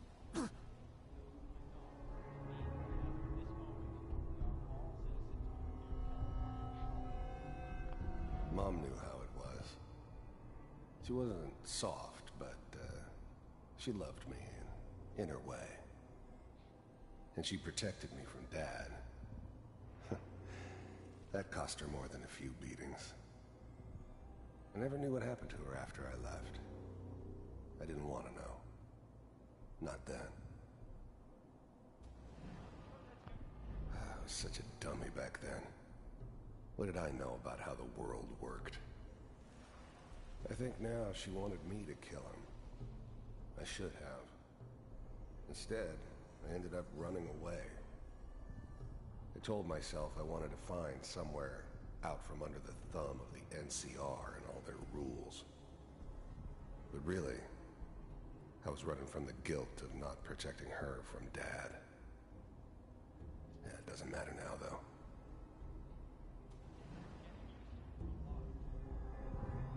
This doesn't seem to be what we're looking for. There appears to be another intact memory close to you in temporal sequence. There. Try that one. It's gonna be fine. You'll see. But we don't know anybody here. And now, with the baby? Come on, Sarah, you got... Ito, do you want to stream? I'd love to watch you play. I finally got steady work with a good outfit. Nothing like Just hit the share button. NCR these days. No, I'm not saying this was a mistake. I'm just... You don't need a camera, and you already have a microphone. I'm sure these guys know what they're doing. They seem kind of green. I know. But that's where I come in. Just wait. In a few years, I'll be running my own crew. As soon as I make the connections I need. Then I can give you anything.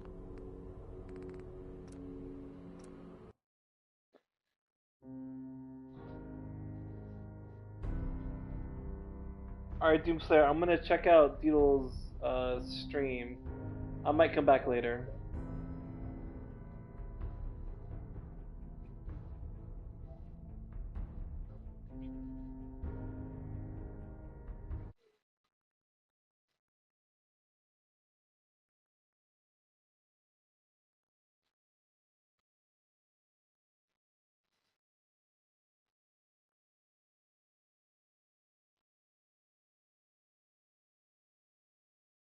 Why is there a breeze in here? There's no windows open. How are you able to jump so high?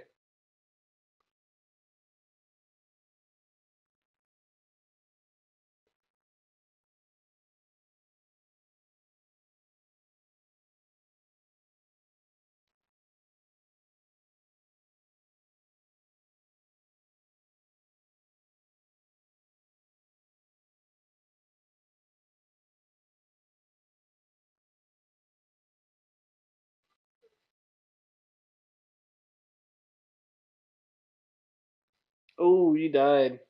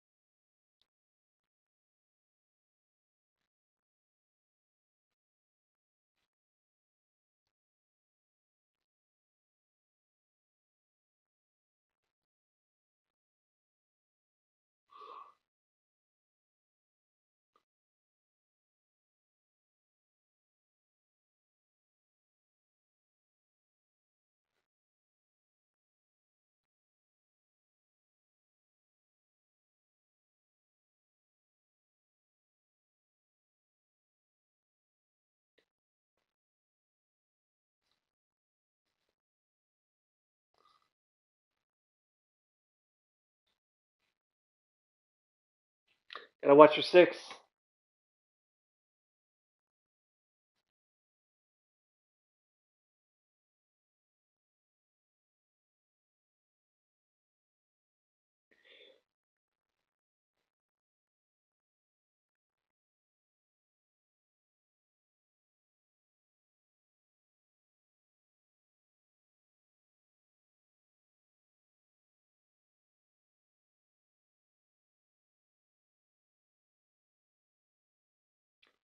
How are you holding your gun while you zip line?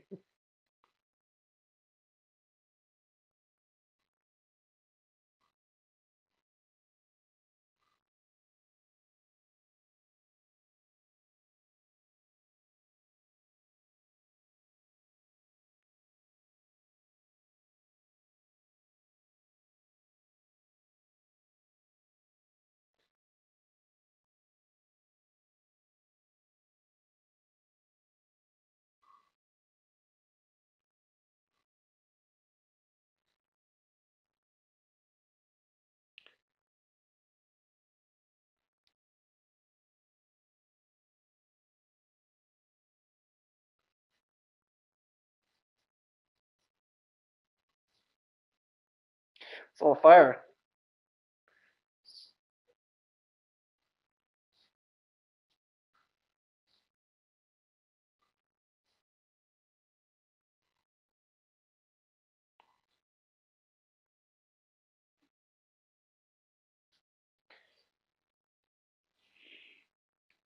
I'm not sure what it is about this game, but I'm not finding it very appealing. It's too, like, I don't know, fake?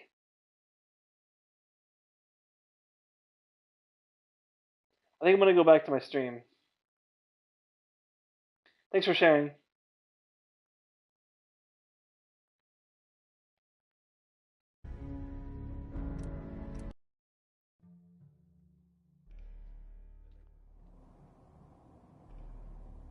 Can give you anything you want. And little Mary, too. I never worried about you before. Must be my mama instincts kicking in. Who knew I had those, huh? Come on, you're great with her. And you don't need to worry about me. Most of it's just running security for the she. A lot of standing around looking tough. Well, they sure picked the right person for that job. Listen, it's gonna be great here. See this? This is what's gonna keep you and Mary safe. I promise. I know. I'm sure we're gonna be really happy here. We are. You'll see. That's okay. I got her. Let's keep looking. I'll connect you to the next intact memory.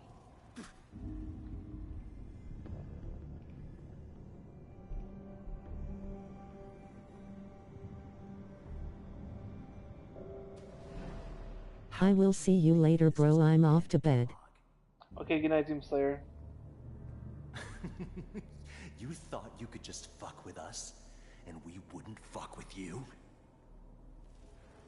Just so you know, they died like dogs. And you weren't there to help them.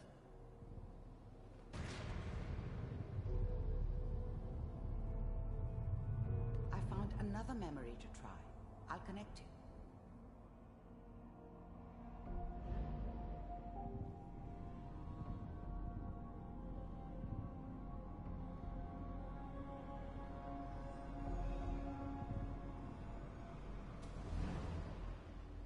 Mind if we sit down?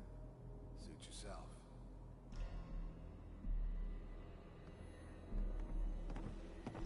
I didn't care where I was going. Ended up mostly wandering east. Getting as far away from San Francisco as I could, maybe. There's always someone who wanted someone else dead. Sometimes just roughed up, but dead was usually what they wanted. Sometimes they thought they could cheat me. That was usually only when I first arrived somewhere. Didn't matter to me. They just took it as part of the job. A little extra thrown in for free. I always got paid in the end. One way or another. I don't remember much from that time. It all kind of blends together. There was almost always a bar, though. That's universal. So, I hear you'll take care of people's problems. Is that right? If you pay me. Oh, we'll pay you. And, you'll do this all by yourself. That's right. We pay you when the job's done. Is that okay? That's the way you want to do it? So who do you want dead? Well, it's like this. There's his family. Lives down the creek a ways. Well, we seem to be getting closer. Try this next one.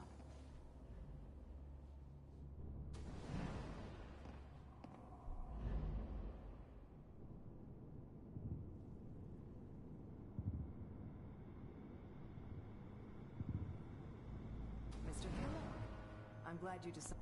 I finally ended up in the Commonwealth. I kinda ran out of road. Plus, I'd come to terms with life.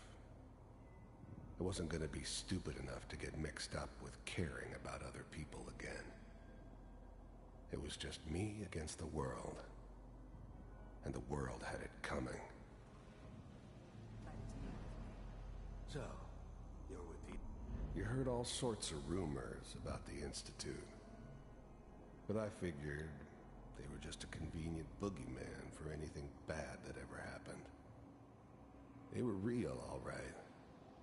They didn't know anything about operating on the surface. Relied on their synths for everything. They had the resources I needed, and I had the expertise they needed. Turned into a permanent arrangement. Suited me just fine. Institute. I wanted to see for myself if you really existed. We do, as you can see. What do you want? It's come to my attention that you've been rather disruptive of our operations lately. This must stop. I do what people pay me to do. If that's a problem for you, I could see only one way out. And what's that, Mr. Kellogg? If I'm working for you, there's no more problem. From what I hear, you can afford me. I don't think you fully understand the situation you're in. I think I do. Very well. B-748, initiate.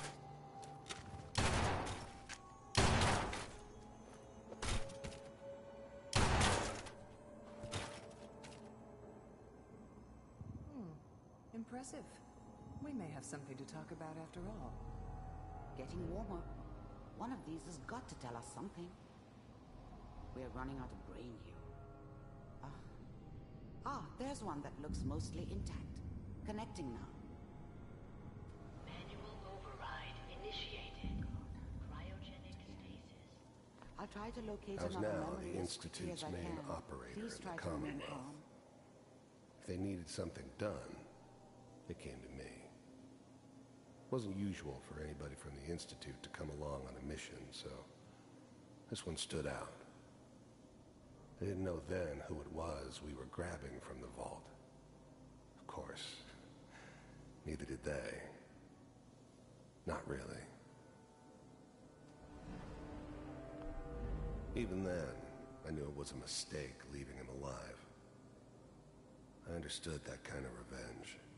No one better. But I was cocky enough to assume I could handle some soft, pre-war vault dweller, even if he somehow got thawed out. At least I know those Institute bastards will soon get what's coming to them, too.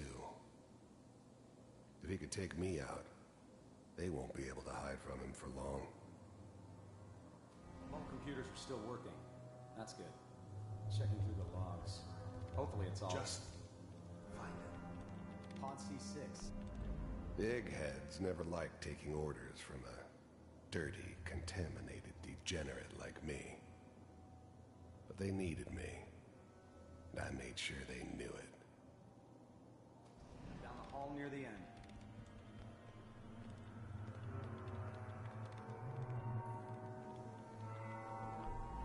The eggheads never liked taking orders from a dirty, contaminated degenerate like me. But they needed me, and I made sure they knew it. I found another intact memory. Whenever you're ready.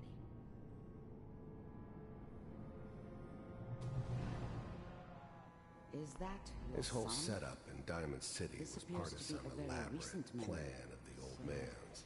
Good news, I think. Seems obvious now that we were bait for our friend from the vault. Timing couldn't have been an accident. It's not how the old man works. I wonder if he outsmarted me in the end. Another loose end tied up. Wasn't my idea to settle down with the kid in the middle of Diamond City. I thought it was a terrible idea, actually. But it was one of the old man's pet projects, so here we were. Me and the kid. Like a happy little family. I ended up kind of liking it. A reminder of what my life might have been if things had turned out differently. But there's no going back. I knew it was just temporary. It'd be back to normal business before too long.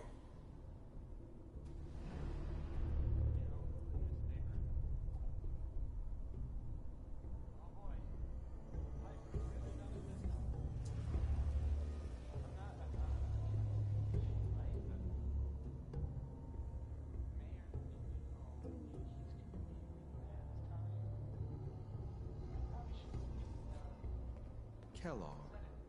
It's okay. One of these days you're gonna get your head blown off just barging in here like that. Minimizing my exposure to civilians is a priority. Forget I said anything. So what's the big crisis this time? New orders for you. One of our scientists has left the Institute. Left? As in? He's gone rogue. Name's Dr. Brian Virgil. We know he's hiding somewhere in the glowing sea. Here's his file. Wow. Some heads are gonna roll for this. Capture and return, or just elimination? Elimination. He was working on a highly classified program. No kidding. One of the top bioscience boys? Damn. So, I guess you're taking the kid back with you. Affirmative. Your only mission is to locate and eliminate Virgil. You're taking me home to my father? Yes. Stand next to me and hold still. Okay. The new breed of synths could easily pass as human. Some of them did.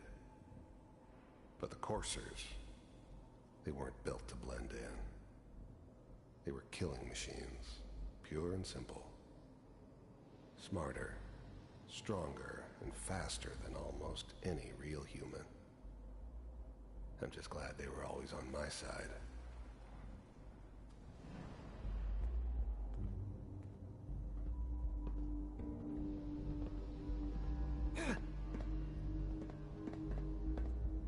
X688, ready to relay with Sean. Bye, Mr. Kellogg. I hope I see you again soon. Bye. Teleportation. Now it all makes sense. Nobody's found the entrance to the Institute because there is no entrance. Let me pull you out of there as soon as you're ready.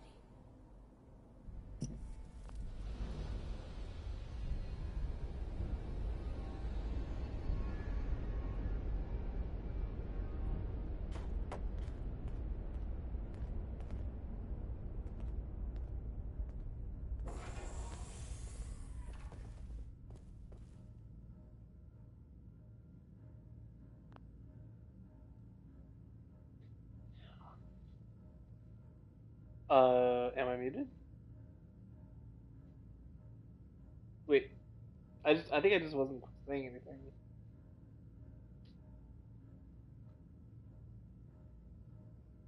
Okay.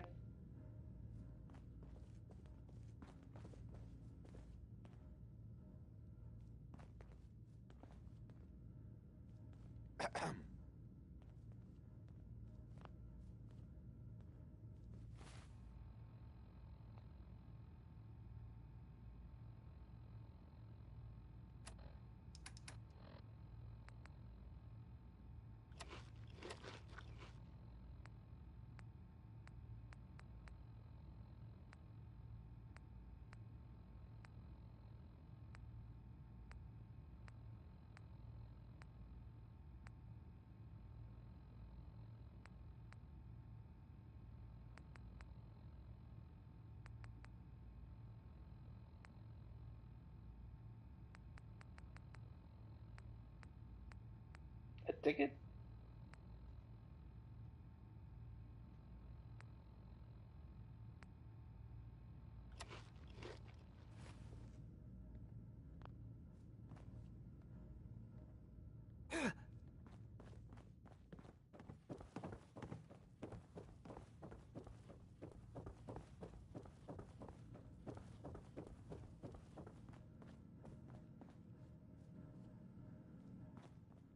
Hey, Valentine. Hope you got what you were looking for inside my head. I was right. I should have killed you when you were on ice. Nick, are you still in there? What? What are you talking about? You feeling all right, Nick? Yeah, I'm fine. Why? Wait. Were you just playing a joke on me? I guess that's for you to wonder, and for me and Kellogg's memories to know for sure. Anyway, I feel fine, so let's get going. Or I could head back to Diamond City, since you've got company already. There's something wrong with you, Nick. I don't want you with me. I told you I'm fine. But I get it. Going through Kellogg's brain was a doozy for both of us. I'll be in Diamond City when you've had time to cool off.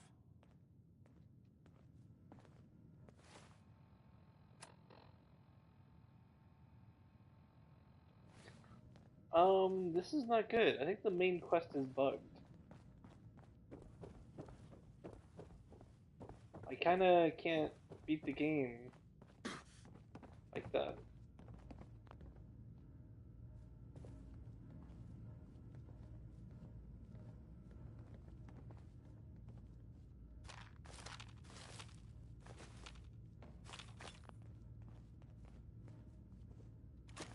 You might want to focus on the valuable salvage. You'll break your back carrying worthless scrap.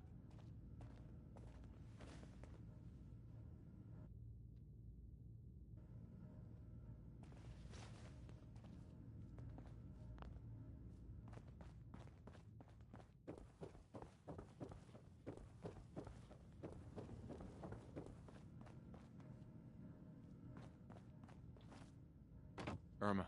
Here for Amari? She's downstairs.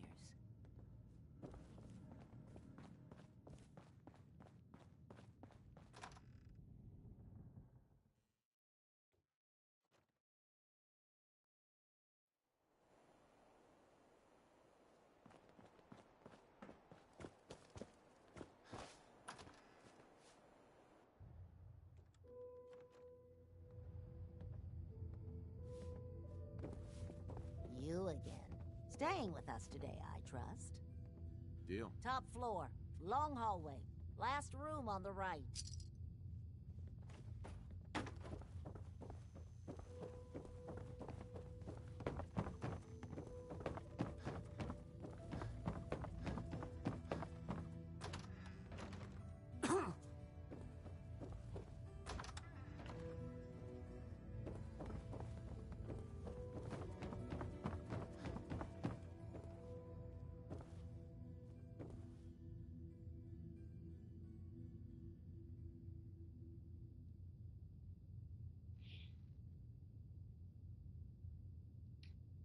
Dito, what time zone are you in?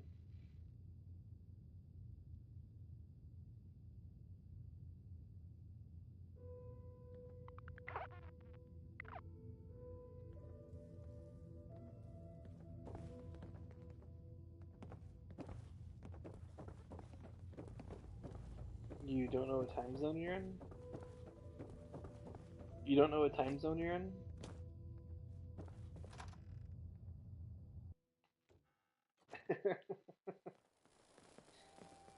Okay, your homework tomorrow is to find out what time zone you live in. I heard you walk that freedom trail.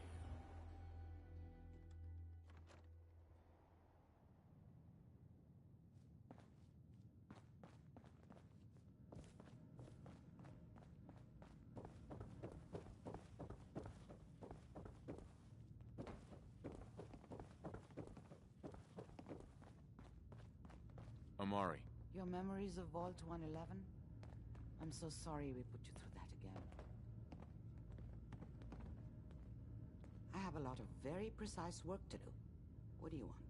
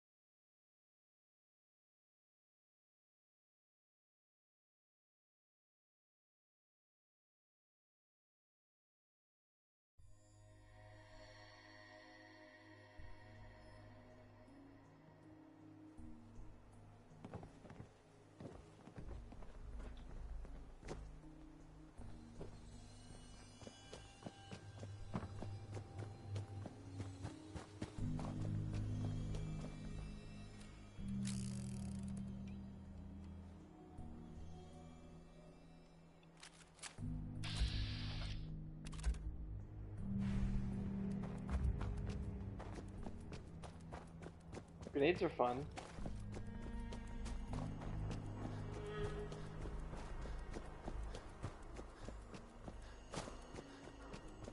Just toss them back.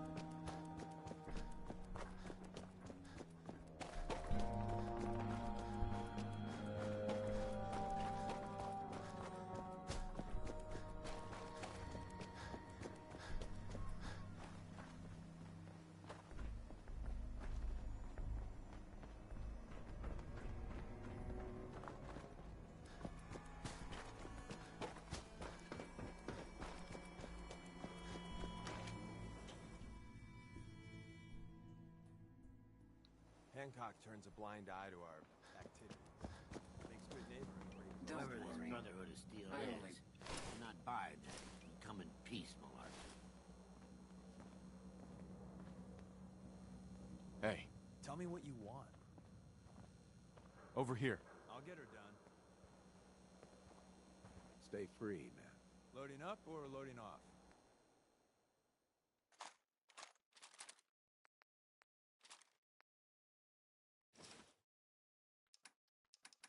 I'm surprised you can even walk with all that. Every weapon you see here could be the different.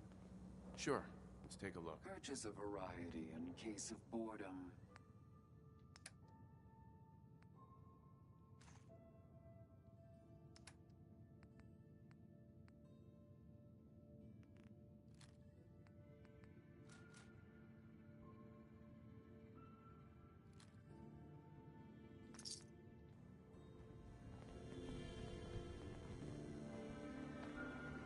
Looks like we got another freak just won't fit anywhere else. Oh, your bag. Can't get enough looks. Let's see what you got. All the supplies, money, or violence can buy.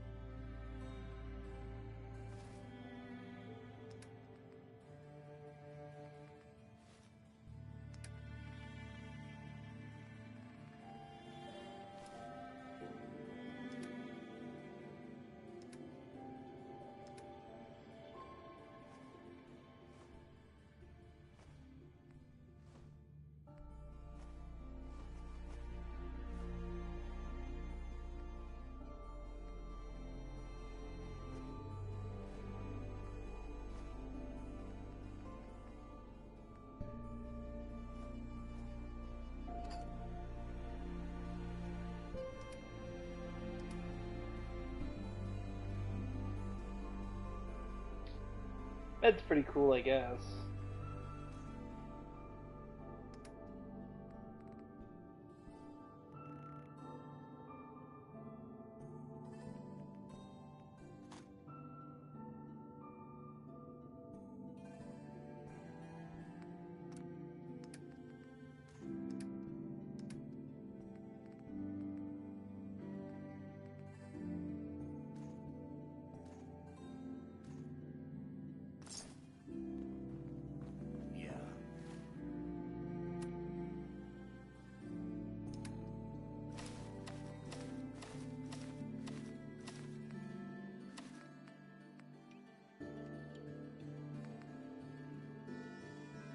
Brotherhood of Steel.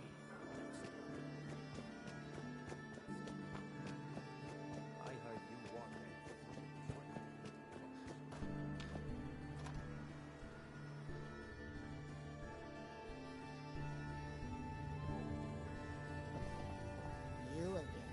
staying with us today, I trust.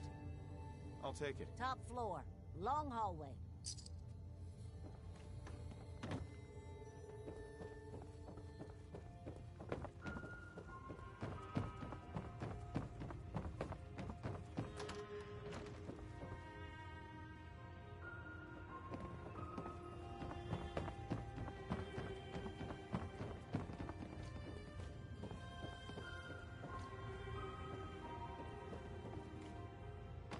It's my favorite.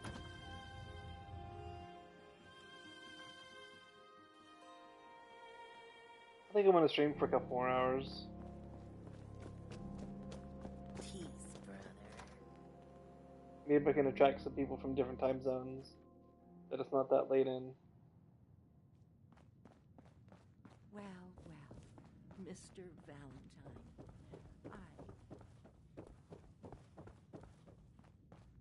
Dr. Amari? Yes? Wait. I remember you. The memory inducement. Vault 111, right? What's this all? We need your help, Doctor. Please. Nick told... Here's what I could find. What's that? Go on, Doctor. Mr. Valentine is an... That's... I appreciate this, Nick. You can thank me. Whenever you're ready, Mr. Valentine. Just sit down. If I start cackling like an old grizzled mercenary, pull me out, okay?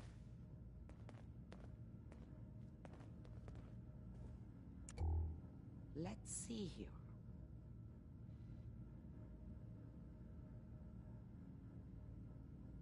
I need you to keep talking to me, Mr. Valentine. Any slight change in your cognitive functions could be dire. Are you feeling any different? There's a lot of flashes. Static. I can't make sense of any of it, Doc. That's what I was afraid of. The mnemonic impressions are encoded. It appears the Institute has one last failsafe. There's a lock on the memories in the implant.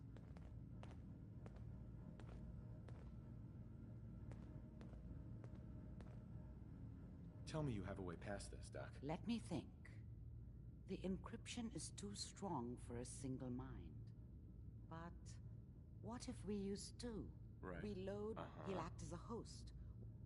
All right. Let's get started. Just sit down over there. See you on the other side. Hello, new viewer. How are you?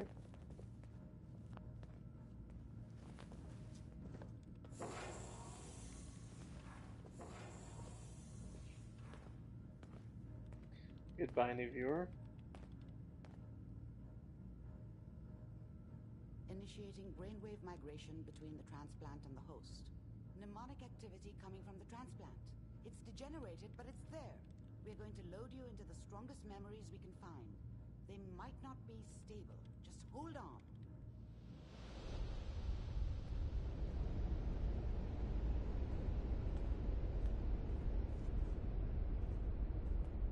Can you hear me? Ah, good. The simulation appears to be working, although the memories are quite fragmentary. I'll try to step you through the intact memories and hope we find one that gives us some clue to the Institute's location. There. This is the earliest intact memory I can find.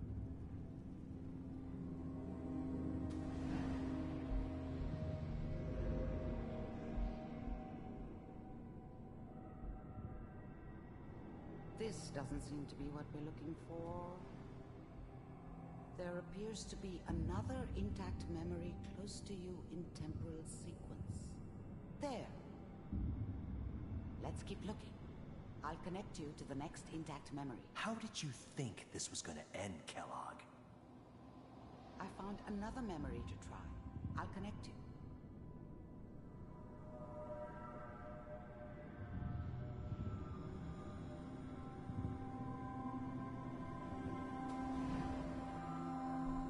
We seem to be getting closer. Try this next one.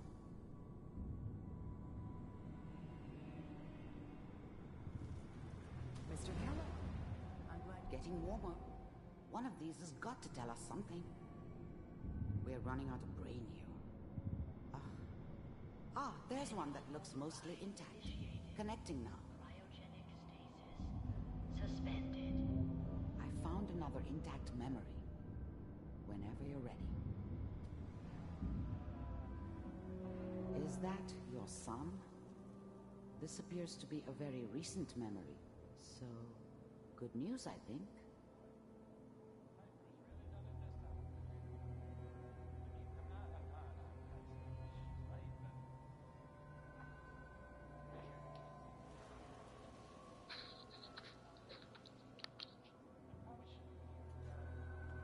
Kellogg.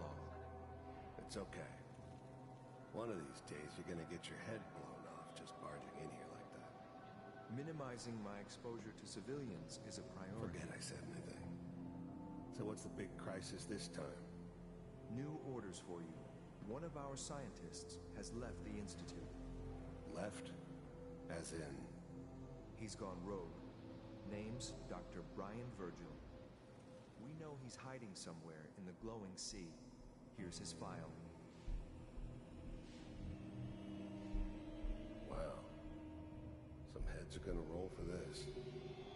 Capture and return, or just elimination? Elimination. He was working on a highly classified program. No kidding.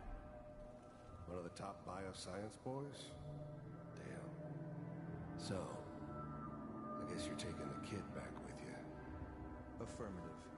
Your only mission is to locate and eliminate Virgil. You're taking me home to my father? Yes. Stand next to me and hold still. Okay.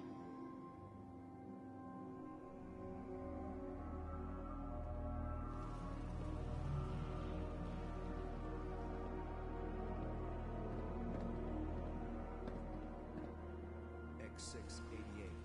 Ready to relay with Sean. Bye, Mr. Kellogg. I hope I see you again soon. Bye. Teleportation. Now it all makes sense. Nobody's found the entrance to the Institute because there is no entrance. Let me pull you out of there as soon as you're ready.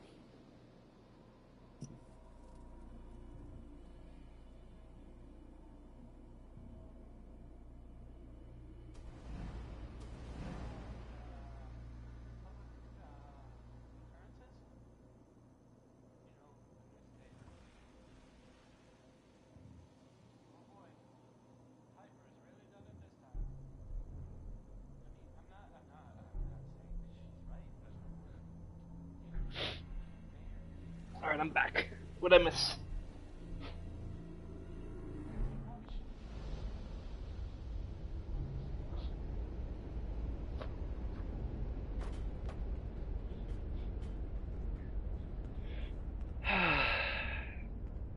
Slow movements, okay? I don't know what kind of side effects the procedure might have had. No one's ever done this before. How do you feel?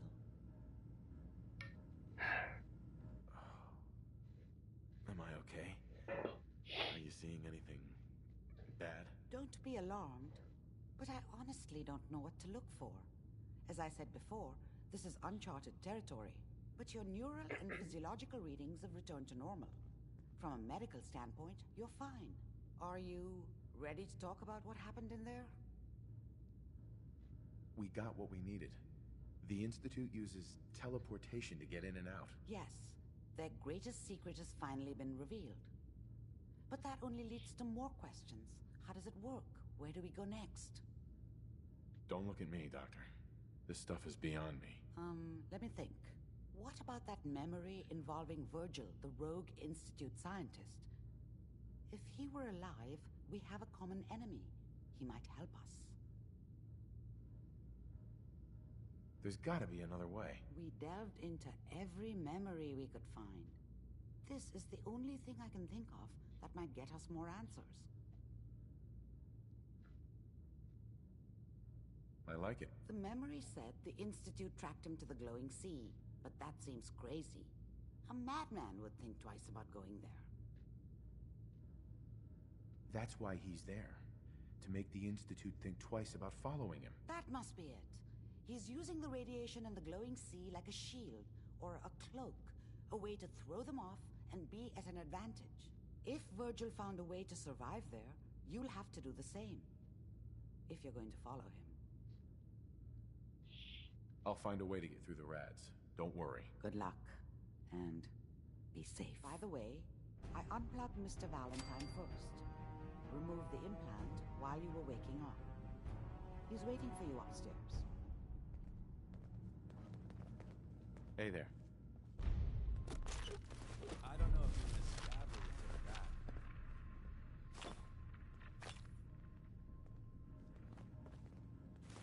Bingo.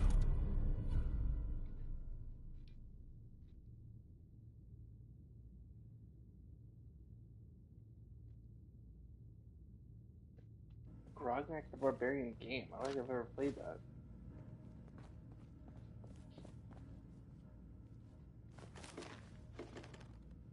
I need Med-X.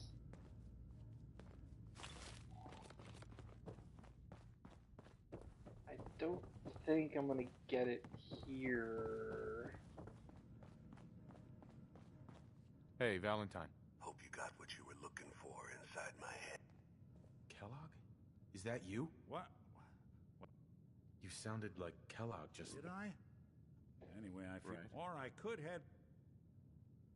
I'll see you around, Nick. Good luck out there. You know...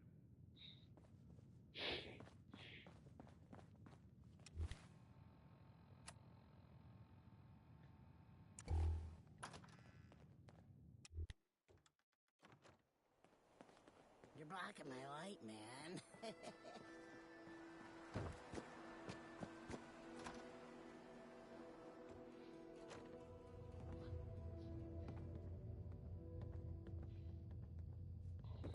I am so...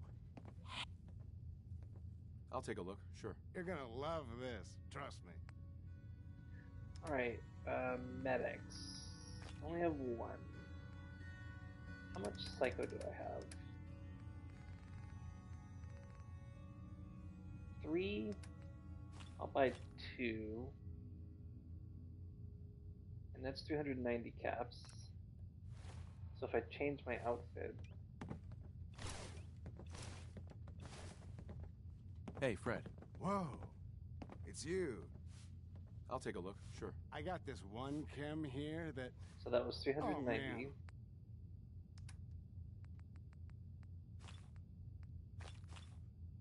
So I'm saving 90 caps just by having charisma gear.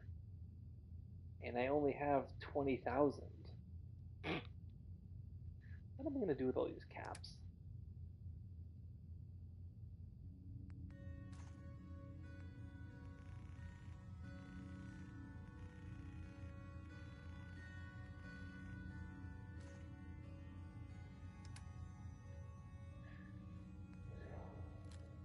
I don't need that many grenades. I think peril is all stuff I use. Aid. I could get rid of some buff outs.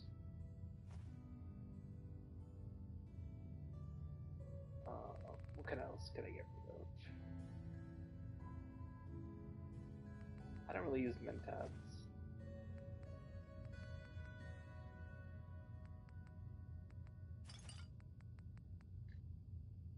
Water.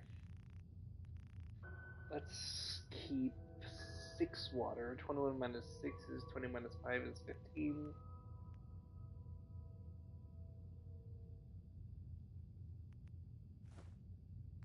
I don't need any Rad-X. I'll keep 1. I don't need any Radaway. I'll keep 3.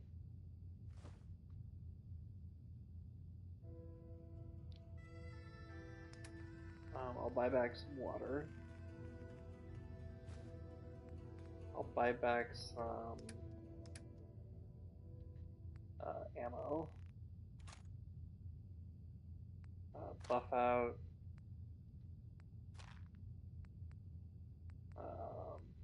Maybe 1 more Rad-X. Maybe some more water. Grenade.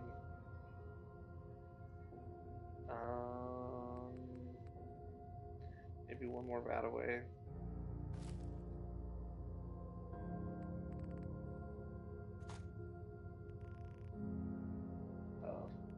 4 caps.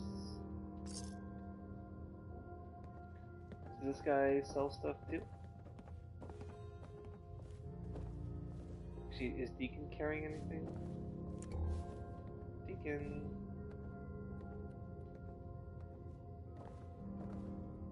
There he is. Hey. Yeah? You. I love you.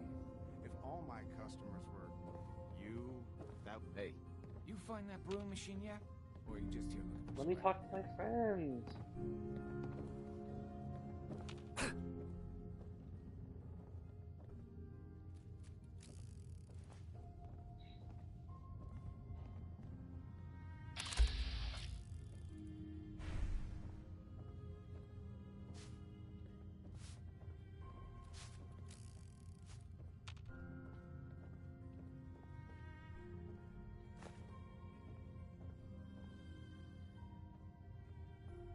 Wait, did I just steal? I wasn't trying to.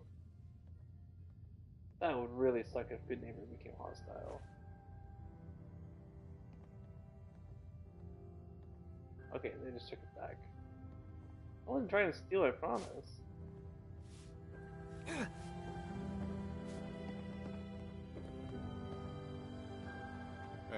What is it?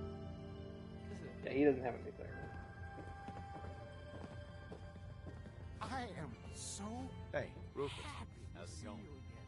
I got all kinds of candy if you're interested. I'll take a look. Let me know if you want to trade.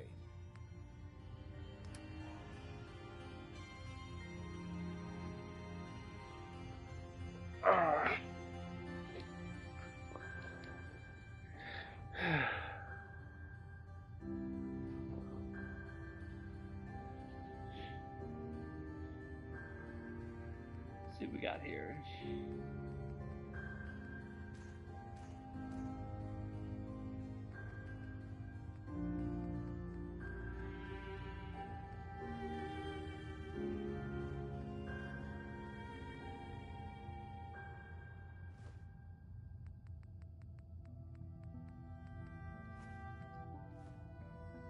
Alright, I need 54 minus 47 more caps. That's 3 plus 4 is 7.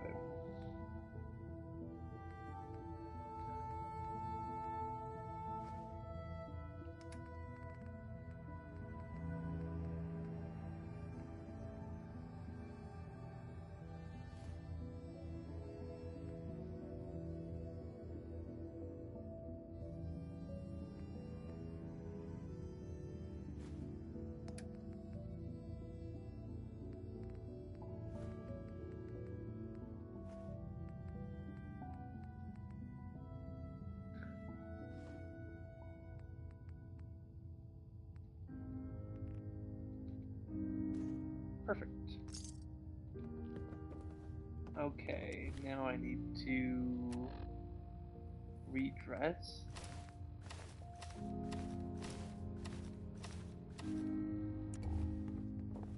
Your room is upstairs, top floor. The last one on the right down the long hall.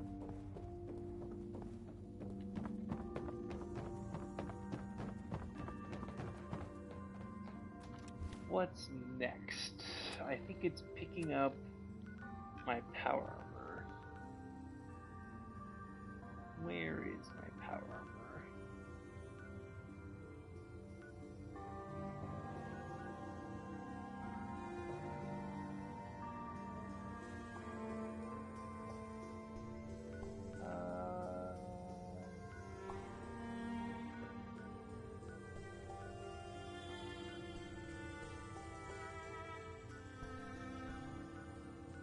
I know there's some by Starlight.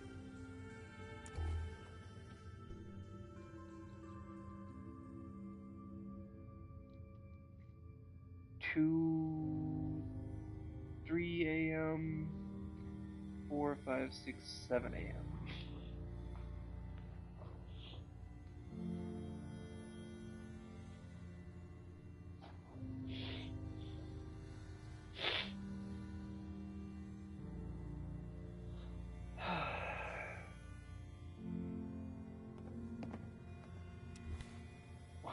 Why did I get... I got a debuff from sleeping in a hotel bed?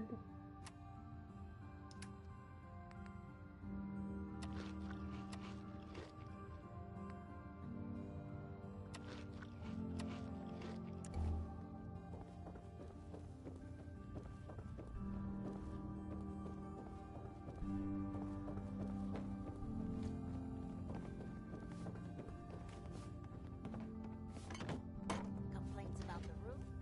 2 words. Care?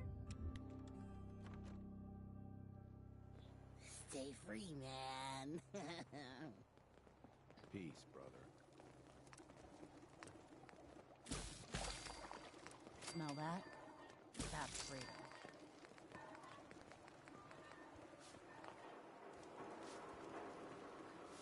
I guess I haven't collected much meat from animals lately. Yeah?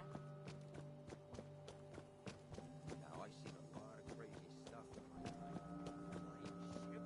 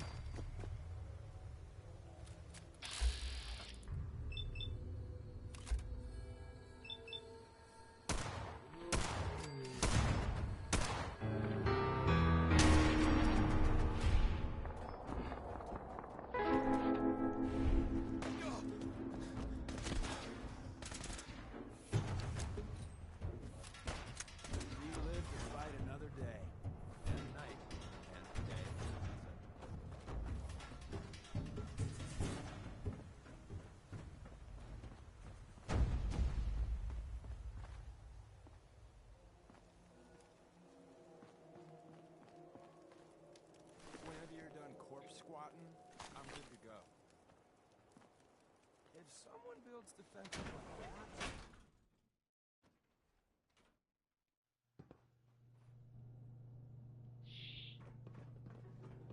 What the?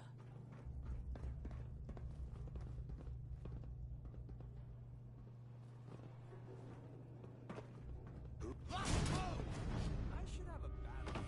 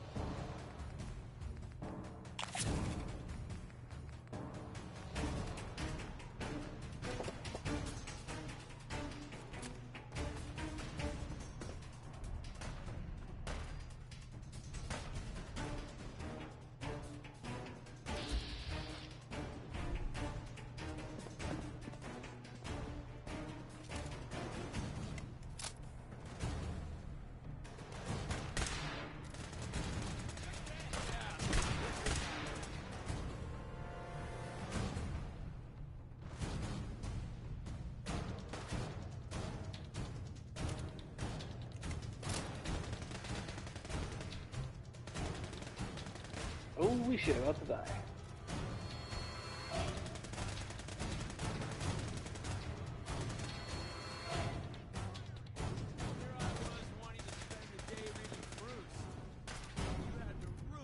I thought it was Proust.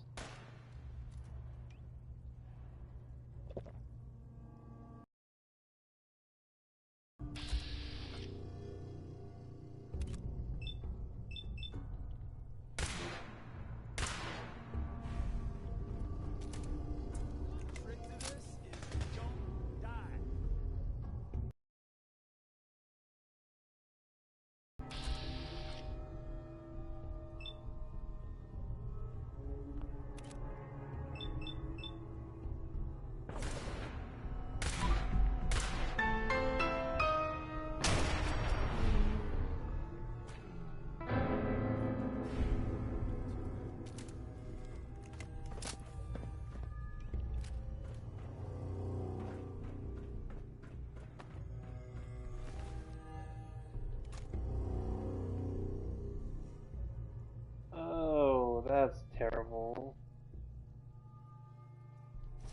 Who cares about sweet spots?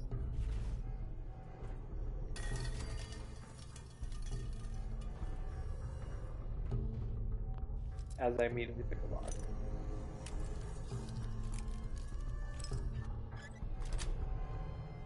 That's it.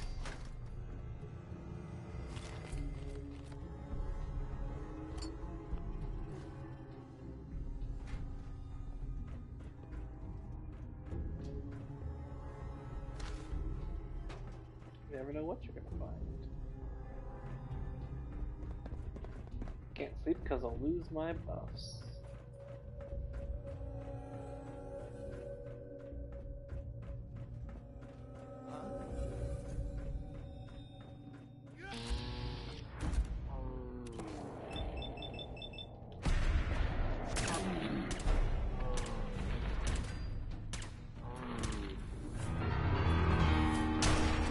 Thank you, mysterious stranger.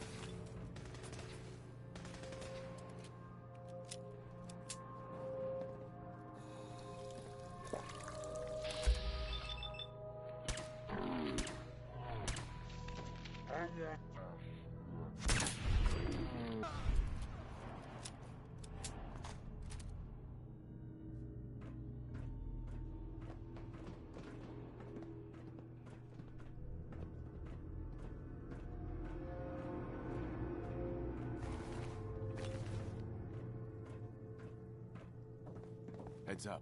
What you need? Move here. Sure thing. What's mine is yours, pal.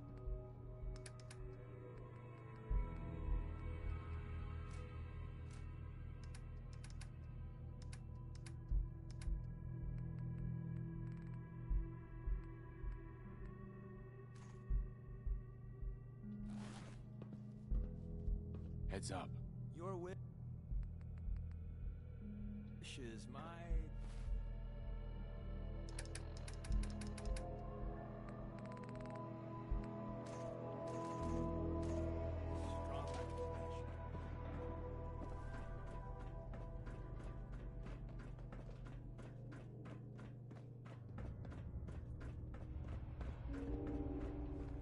What?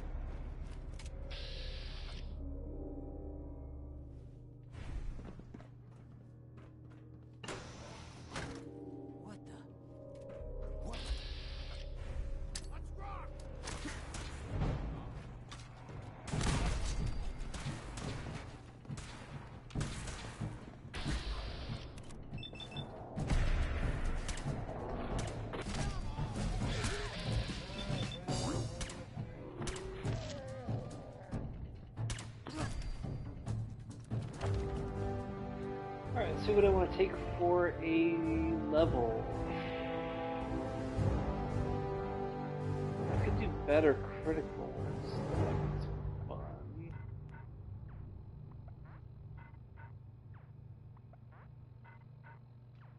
I do like crits. Yeah, it's the crits.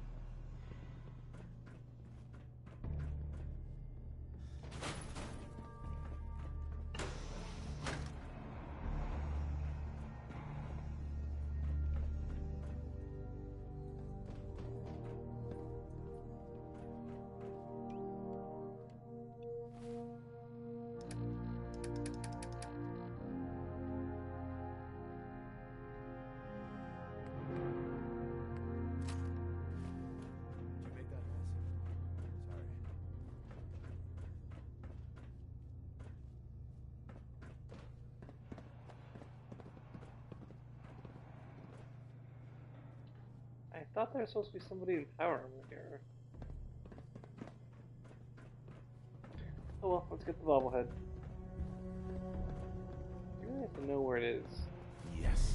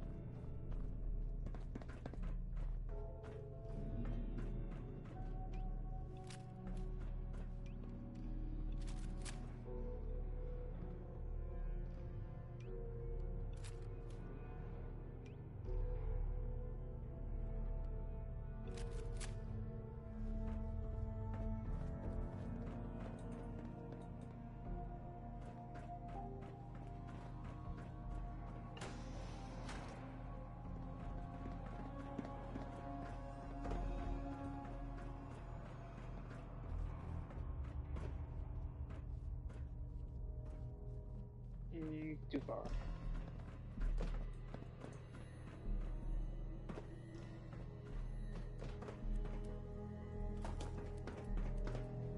I think there was a bed in here. I should at least save.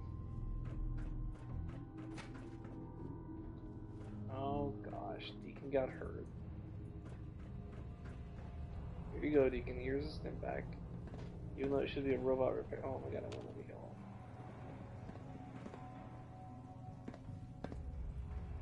Okay, hopefully he's still there and debugged when I wake up.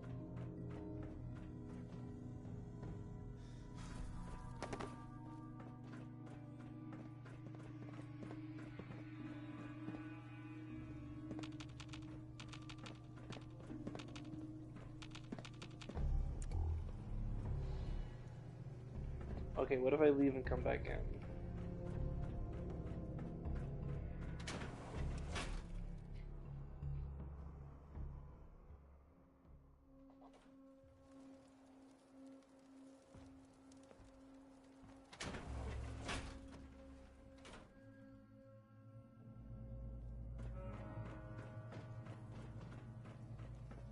And Deacon's gone.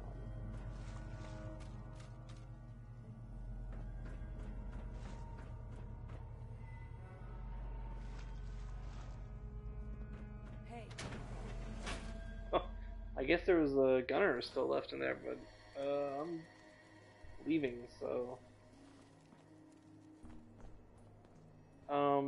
do I have the Lone Wanderer perk? I mean, I know I have the perk, do I have the actual buff?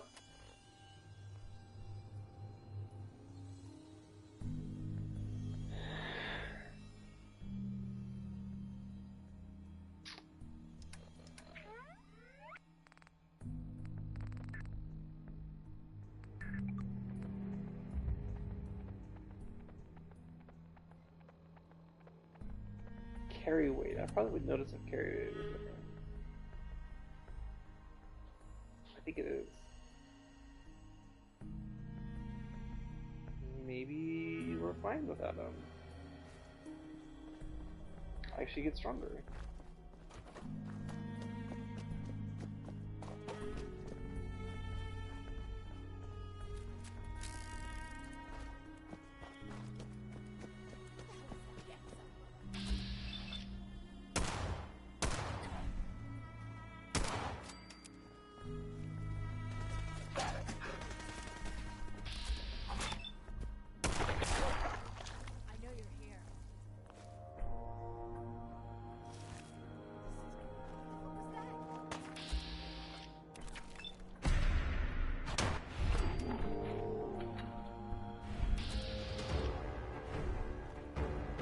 One bullet left.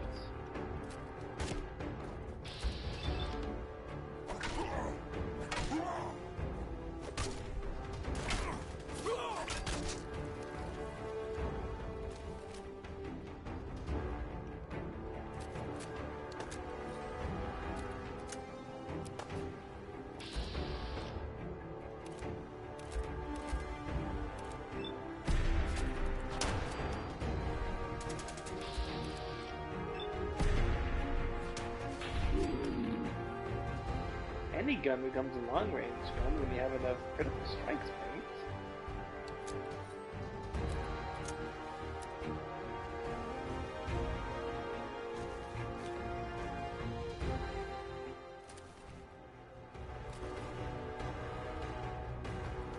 I think one of their bodies dropped over here.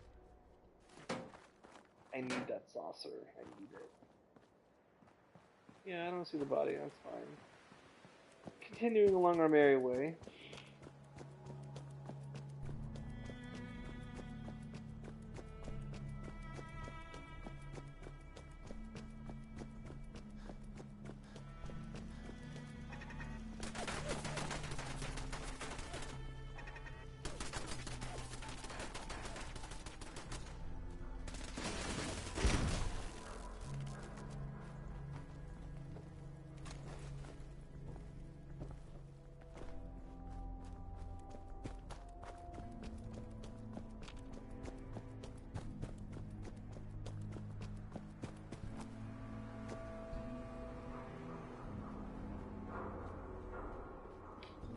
Okay, can't go that way.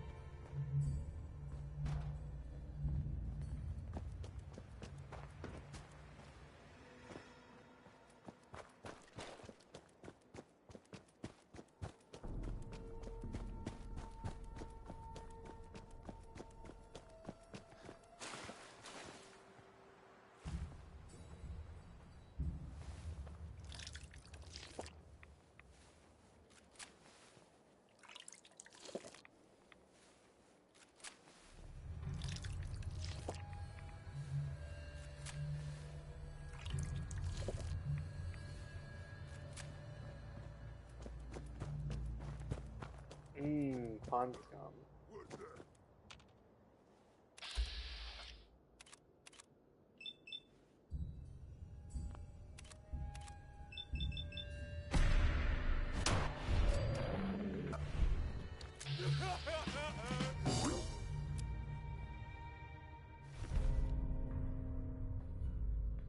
+2 to luck on a right leg. That might be an upgrade.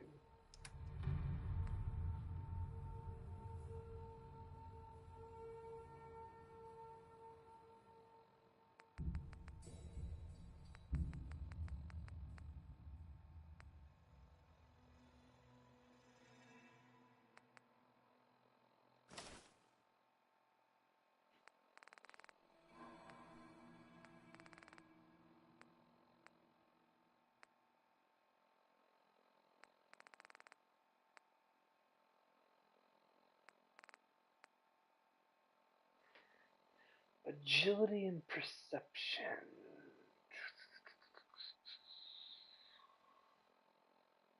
Okay, this one has 9 damage resist for 3 pounds. This one has 9 damage resist for 3 pounds. Do I want luck or agility and perception?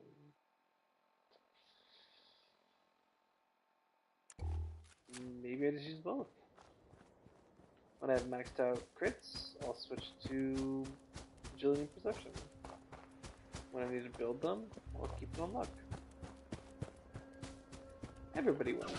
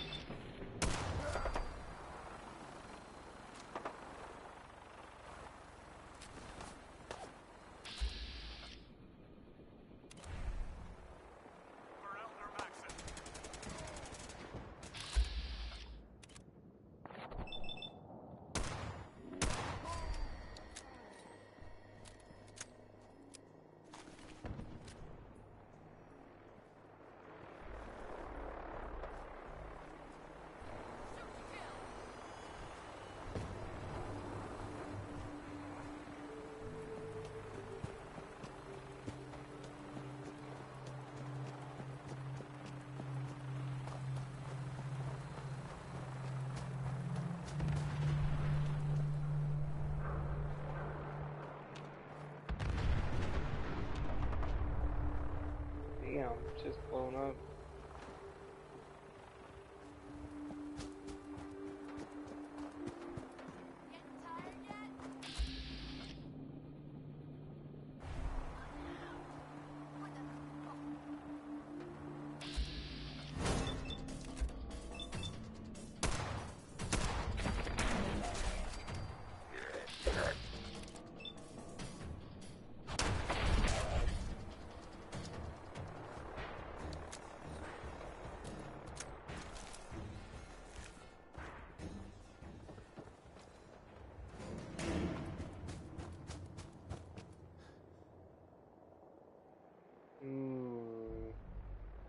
Super duper mart. How much junk can I carry?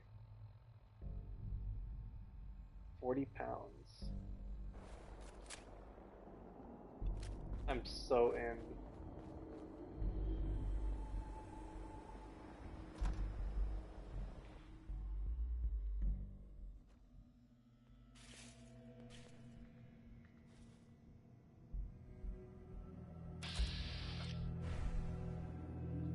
Can I get that Protectron on my side?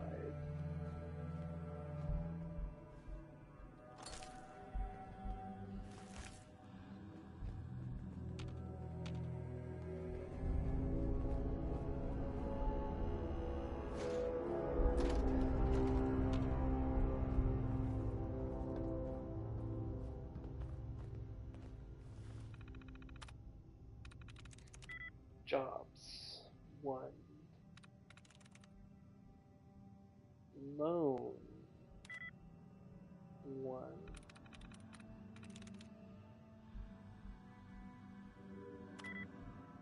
Coma.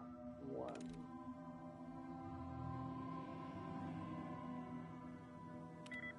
Come on, lockout.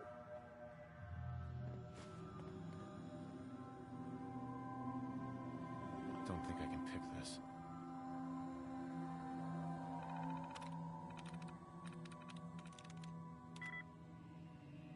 Deus. 1.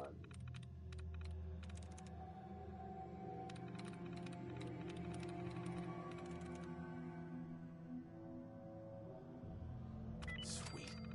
Stash. Safe control. Disengage that lock. And Protectron activates. Powering up. Protectron on duty.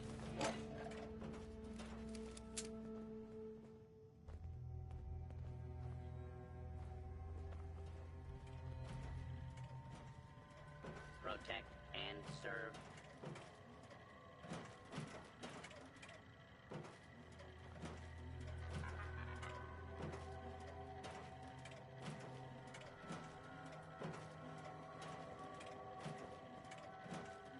Protect and serve.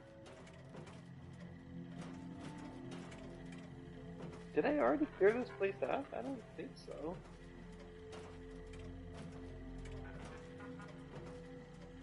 I don't see any barrels. There they are.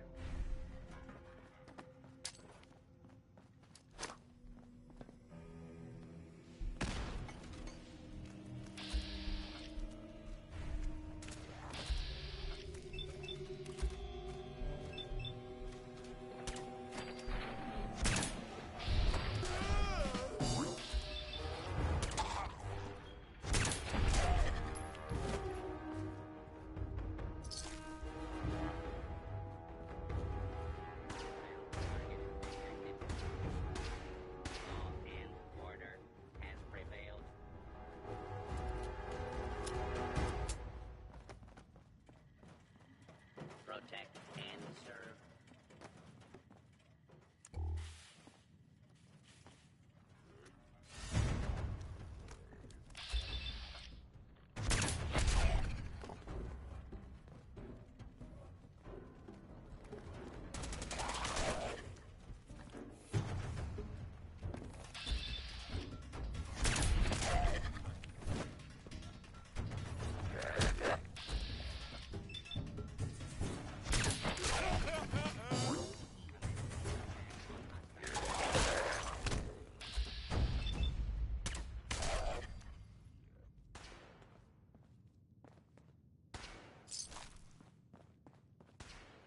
Situation normal. Law and order has been restored.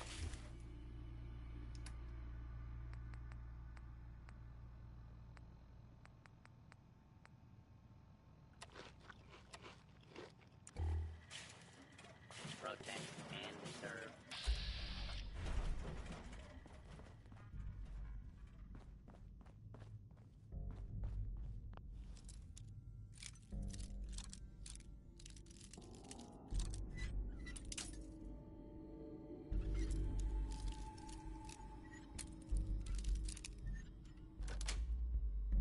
Got it.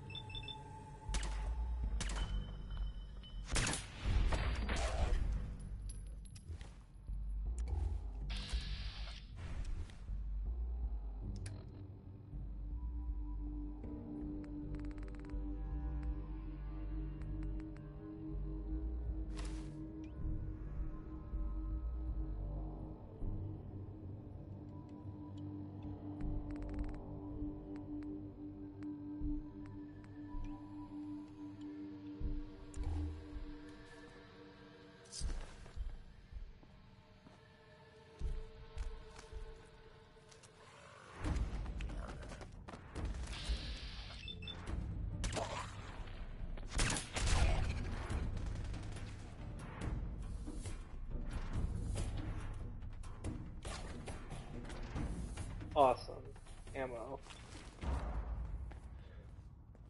Ammo's good. The hell is fusion? Oh, it's a Minuteman.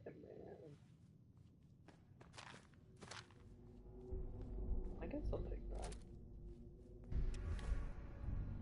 Okay, what can I drop?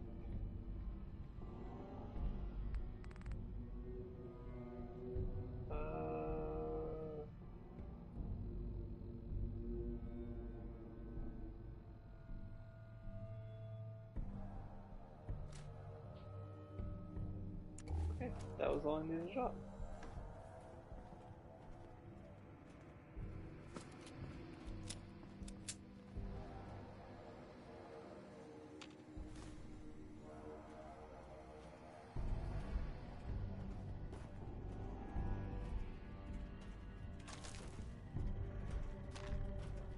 The hell is Comex?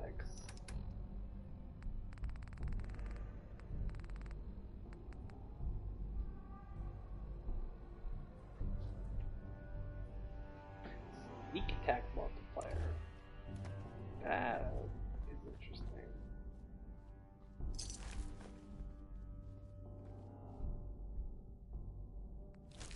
Do I even want that? Let's see.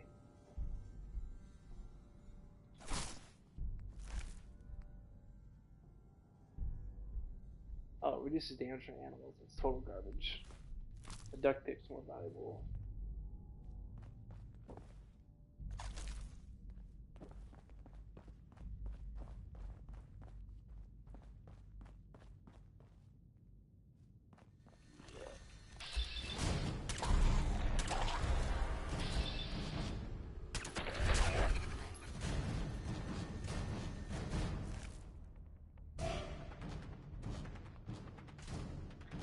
Mutant Slayer's pretty bad.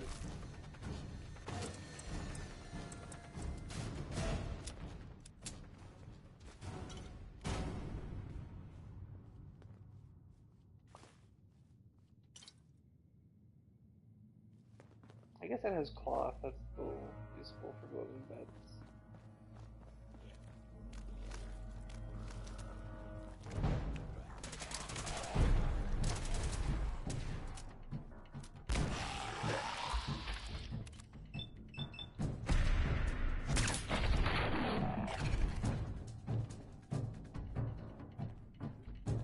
Terrible. Take a lap.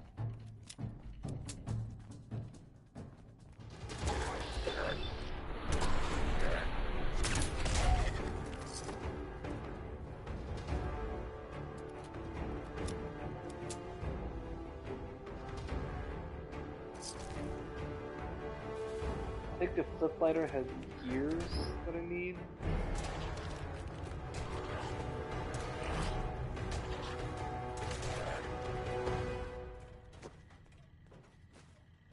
Sugar bombs. 200% of your daily recommended allotment of sugar. Ooh, desk fans are definitely good. I don't need guns. I can drop guns to get more fans.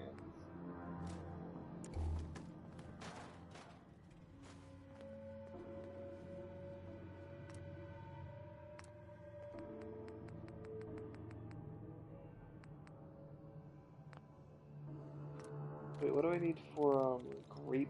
You know, I don't even need grape mint anymore. I have so many caps. It's the hub flower I don't have? Why would I ever sell my last two hub flower?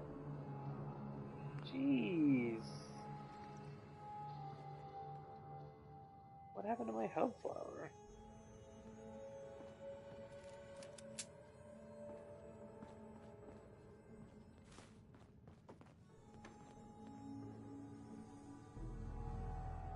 I might need the ceramic. Give me that cup.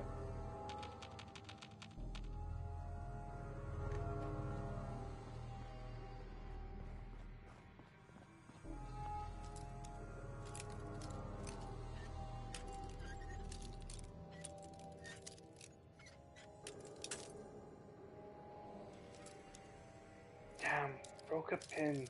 I'll try again. Yes. That's my terrible Scottish accent.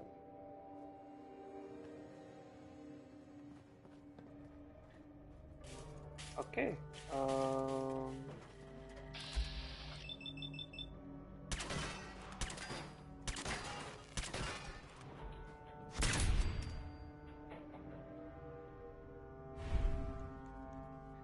Why did I not get XP?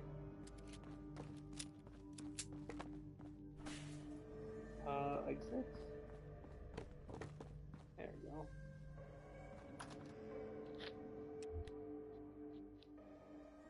I think once I get to Starlight, I'll call it a stream. I thought I was going to stream for more, but it's getting close to midnight.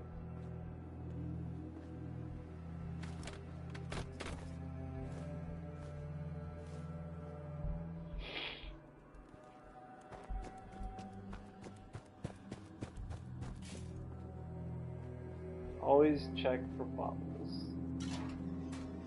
Valuable from purified water. Always check for a perfectly preserved pie. Oh, not today.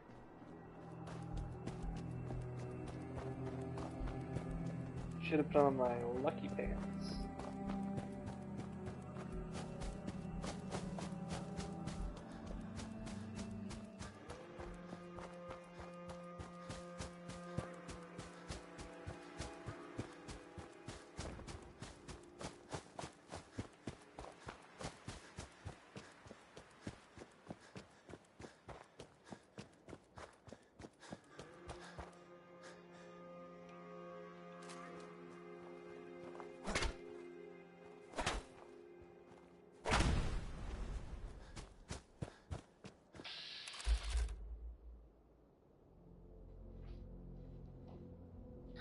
Alright, enjoy this slow motion explosion.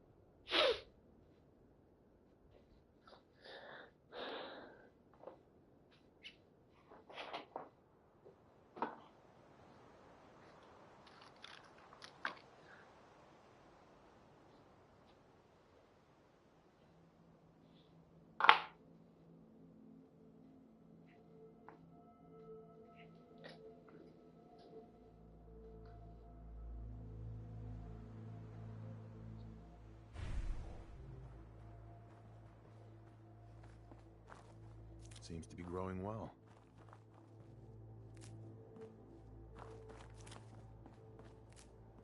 Oh, I found my firearmor.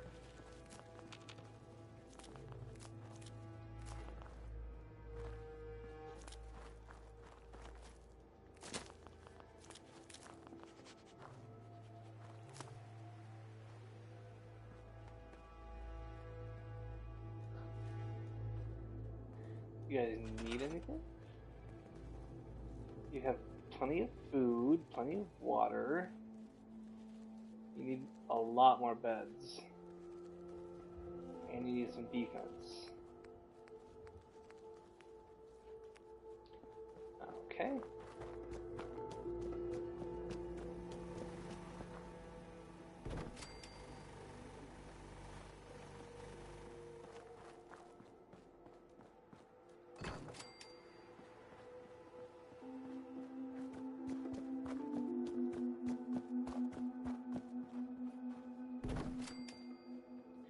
Alright, well that's all I can build.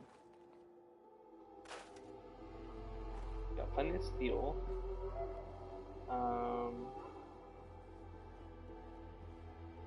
I need a cellar.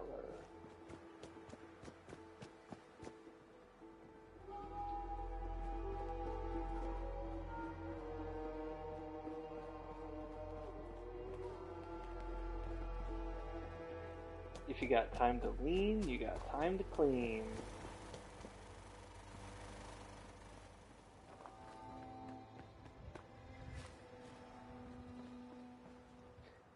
I need wood. If only there was some source of wood that's found in nature.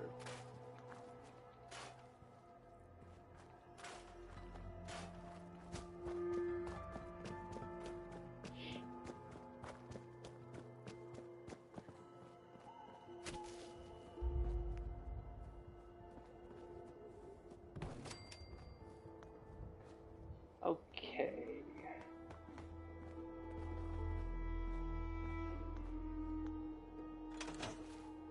What is it, nighttime? Yep. So who's on defense?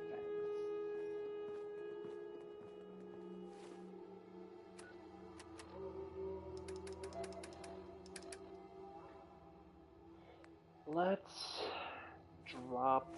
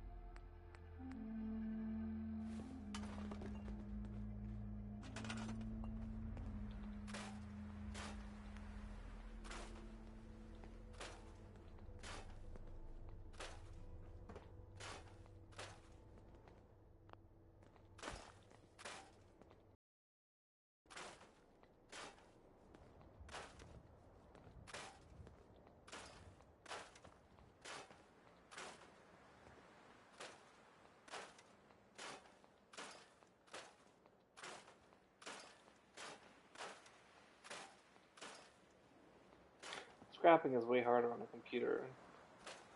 Well, on a PC, I should say. PlayStations are still computers. Alright, now let's see who's on defense.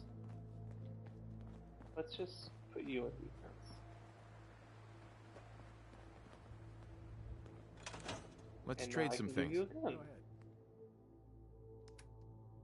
What kind of gun do you want? Let's sort by damage. I could give you a shotgun. And who else is on defense? I thought so. Because you had your gun Just out. looking to trade a little. Okay.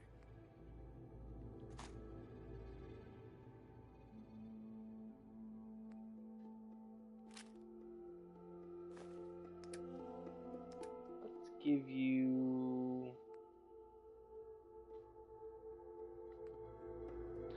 Sort by damage. How about a 10 mil? That's a little better.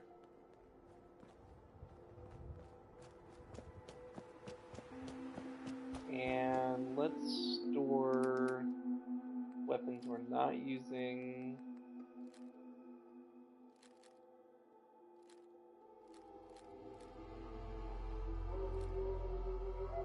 And ammo we're not using. I do use the 10mm, but that 200 rounds is just too many.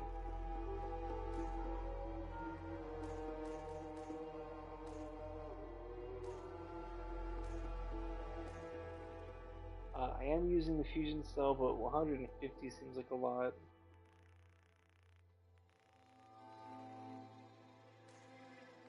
And maybe we should keep the fusion cores since we're about to use power armor.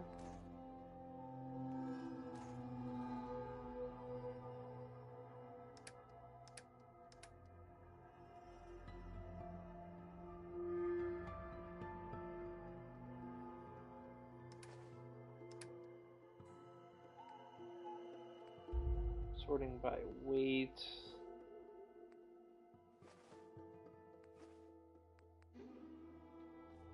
Okay.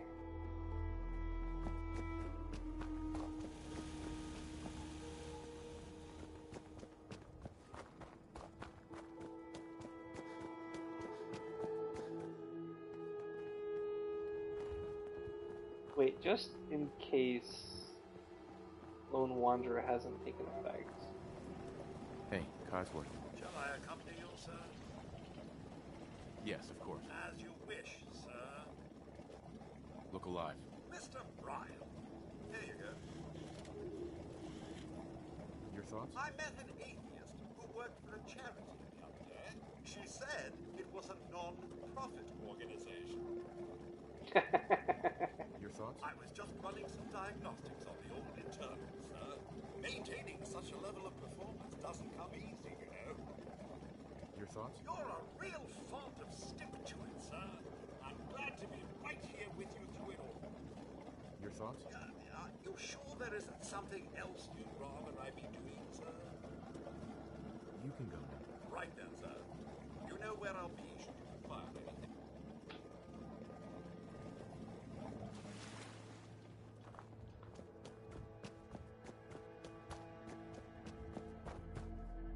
Where is the water?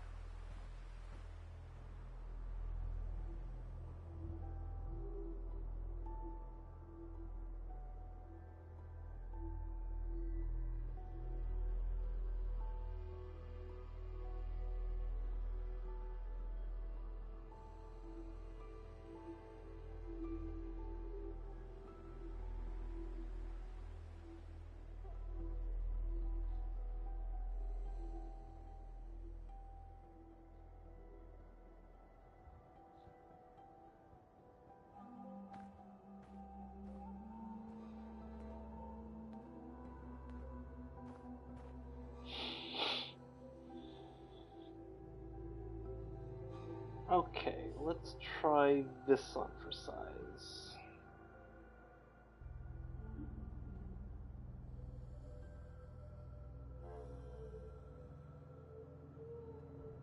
Learn the basics. Welcome back to Basics and to Session 9. Now, as you probably experienced over the last few days, the more we witness the mind, the more we see. Hopefully, you're already starting to get a better feel for how one thing leads to the next. So with that in mind, today, I'd like you to be especially aware of your thoughts. More importantly, how you respond or react to those thoughts. Is it with a sense of acceptance or a sense of resistance? Remember, the more you can allow this process to happen rather than trying to direct it or change it in some way, the calmer the mind will be. So take a moment to get comfortable. Eyes open, soft focus, and then when you're ready, just taking a big, deep breath into the nose and out through the mouth.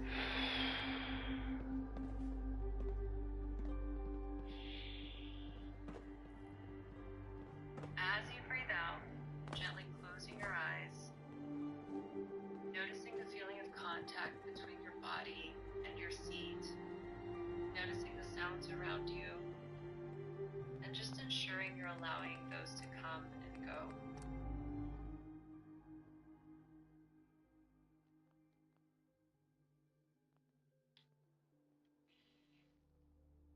Gently begin to settle into your body, noticing how it feels. Noticing any strong moods, and noticing that movement of breath in the body.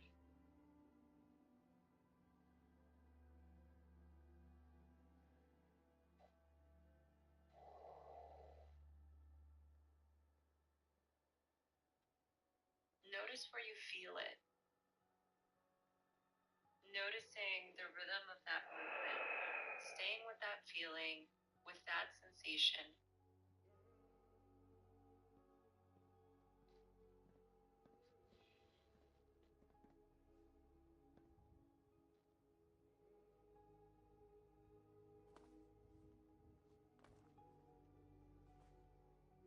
Remember, just allowing the thoughts to come and go, not getting involved, not resisting, just realizing when the mind's wandered and then gently come back to the breath again.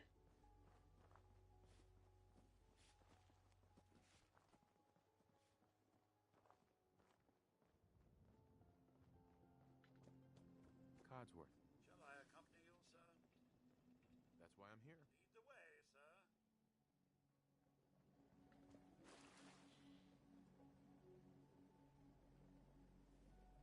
Oh, And still now going. letting go of that focus, just allowing the mind to be completely free.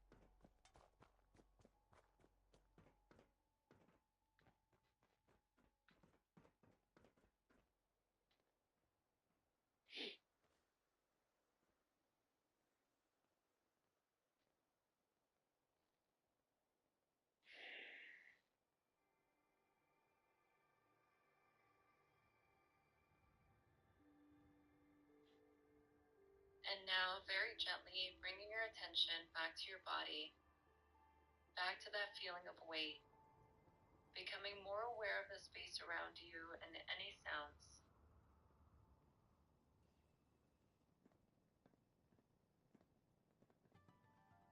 Of course, as always, just taking a moment as you open your eyes to pause, to notice how it feels, and just to reflect on how that felt today, allowing thoughts to come and go, whether it was scary or if there was a sense of relief. Remember, it doesn't matter how much you might want the mind to be free from thinking. Resisting those thoughts only makes it worse because then you're just thinking about thinking, and that creates tension. So, training the mind, it's about stepping back, becoming more comfortable with this idea of just observing the thoughts, not needing to control them. And with practice, the skill becomes completely effortless.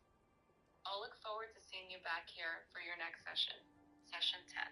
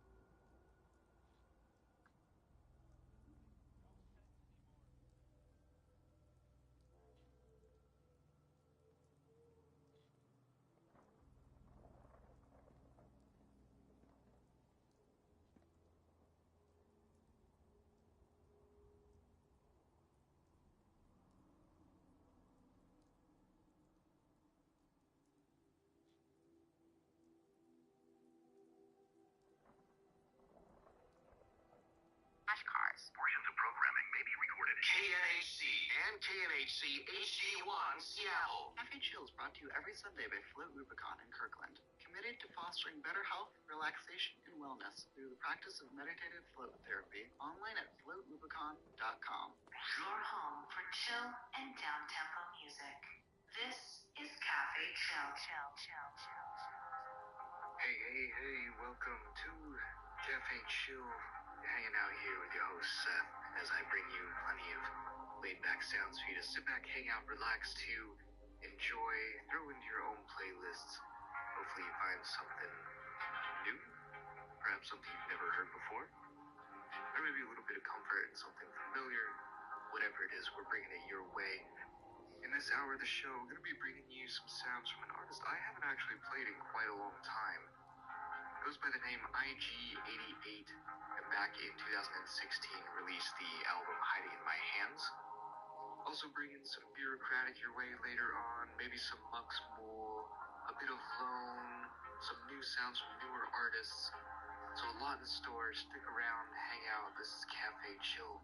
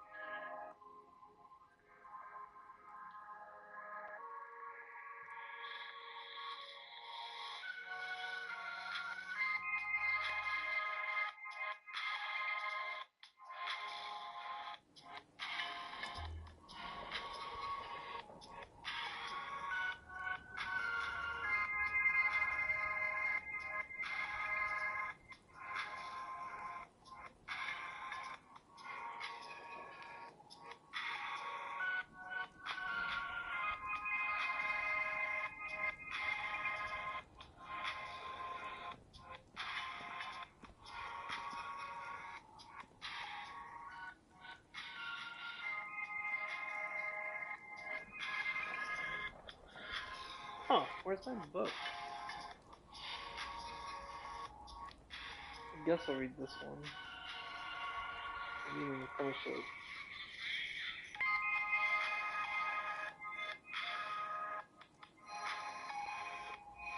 After Martinez left, Jory returned to the floor of Theo's bedroom and the reassembled Hazer that still fought accepting the DART program.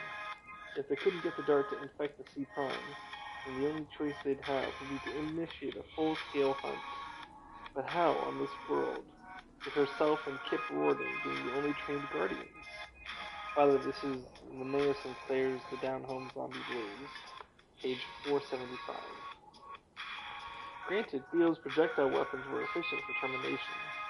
Granted, it seemed as if Theo's government might be a workable problem. There would be questions, distrust, but there would be cooperation. Eventually. The people would die while they tried to put all this together. And worse, the trash would grow stronger, armed now with zombies capable of closing the hatches. No idea what a hatch is. Those living in the outer colonies, like her brother, would be the first to be cut off, trapped, stranded. Some colonies could survive off the planet's natural resources, but others could not. And the stations, like the one she was raised on, would be forced to evacuate to the nearest habitable world, if there was one. Or worse, they'd be forced to bargain with the trash for their lives. She went back to working on the Hazer with renewed determination. Jory. She started, turning at the sound of Theo's voice. Her back complained in wrenching spasms. She had no idea now. That's a typo. It should be how long, not now long. She had no idea how long she'd been bent over the rifle. She stretched her legs out slowly, carefully, painfully. Theo folded himself down on the floor beside her and ran his hand down her leg. It's past dinner time. Cramp? He asked, massaging a knot in her calf. Her ministrations? What is that? Ministration? I'll look it up.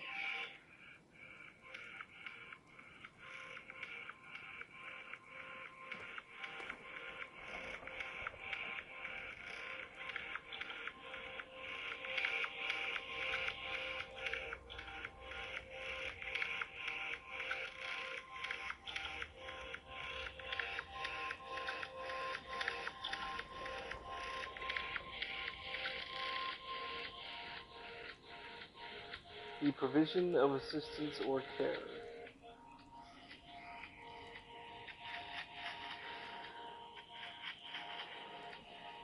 His ministrations hurt so much they actually felt wonderful.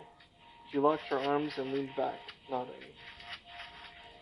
I brought David up to date, Theo said, dragging her other leg onto his lap and continuing his delicious massage. Had a small talk with Uncle Stavros, too. Both asked a lot of good questions, many of which I can't answer as well as you can. She didn't want to answer any questions right now. She wanted to let Theo's fingers continue their exquisite torture and then reward him in kind. She sighed. Duty first, then pleasure. What kind of questions? Zombie breeding cycles, most vulnerable areas, things like that. I told David about their heart and also the importance of hitting the eyes. But some of the details he wants, I don't know. Like their lifespan.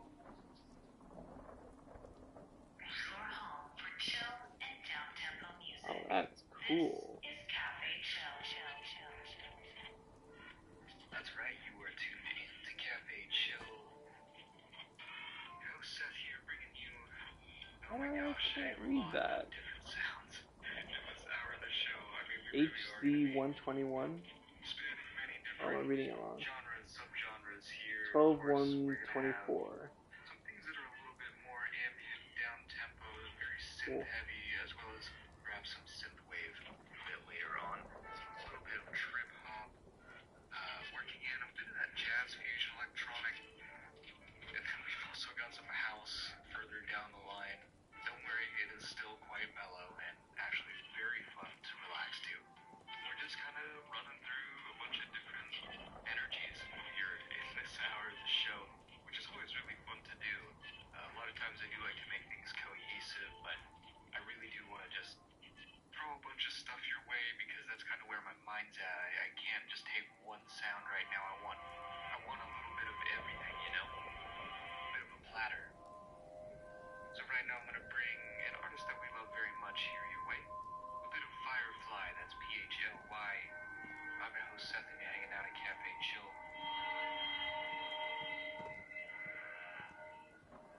If David will be at tomorrow's meeting, I can answer everything then. Theo shook his head. At this point, no. Then why involve him now? Because a good cop always appreciates backup. It has nothing to do with whether I think Chief Brantley is capable of handling this. He is. It's just that her scanner emitted 3 short, sharp, trilling sounds that were duplicated by the T-mod in front of her. Her heart stopped, then pounded in frenzied beat in her chest. A sound as loud as the thumping of Warden's boots in the corridor. She pulled her legs up from Theo's lap and swung forward, her fingers flying to the T-mod screen. Warden burst into the room. Theo's, what? What is it? Was almost drowned out by Warden's demands for coordinates and herd size. She didn't answer either until she was absolutely sure. The C Prime, she said, surprised at the calmness in her voice. The C Prime has scented a craving, a feeding frenzy. Where? Theo asked.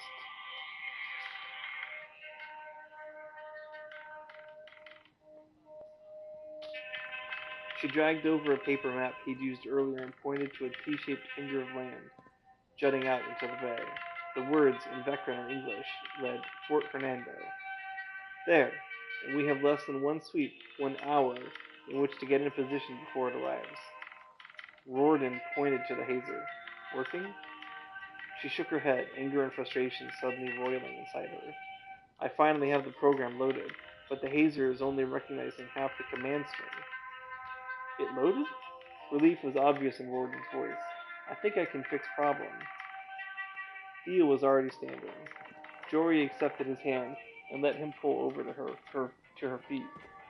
We'll handle the hardware, he said. I want every weapon checked. We're not going to get a second chance.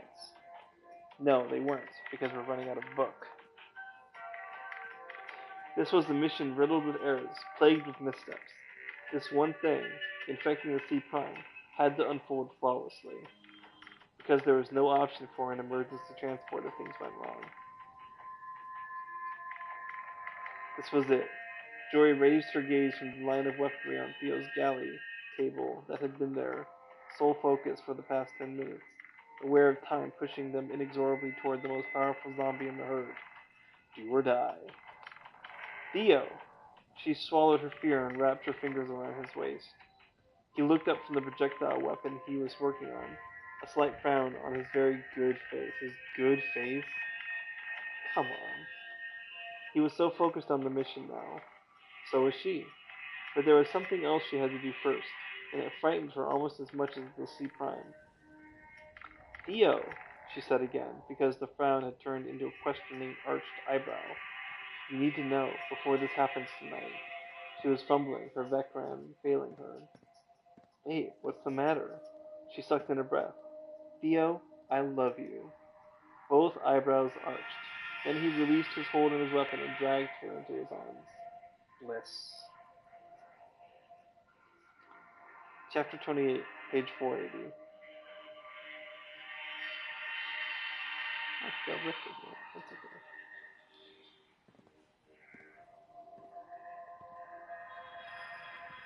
David, it's a go. 45 minutes. You in? Theo sat on the edge of his bed and kicked off his topsiders, pinning the cell phone between his shoulder and his ear.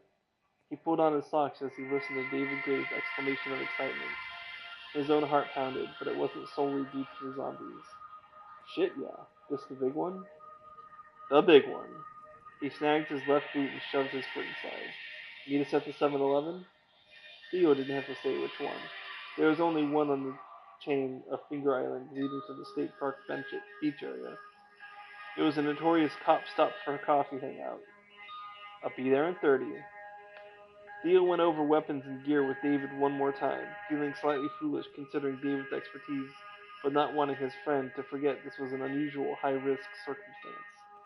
Very high risk. He hadn't contacted Chief Brantley. He didn't intend to. He hoped he wasn't making the biggest mistake of his life, because the best thing in his life had just happened 5 minutes before. Jory loved him. So he told her what agapimao meant, and answered her in Greek with sagapo. I love you.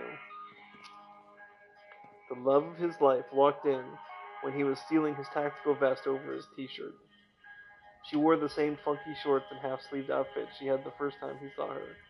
He knew what all the gizmos were now. He even knew how she could power her weapons through the small ports in what she called her techno sleeve, and how those same ports could transmit data to her ship, if her ship was there. It wasn't, but he suspected she used the devices now to segue with Warden. Theo checked his block.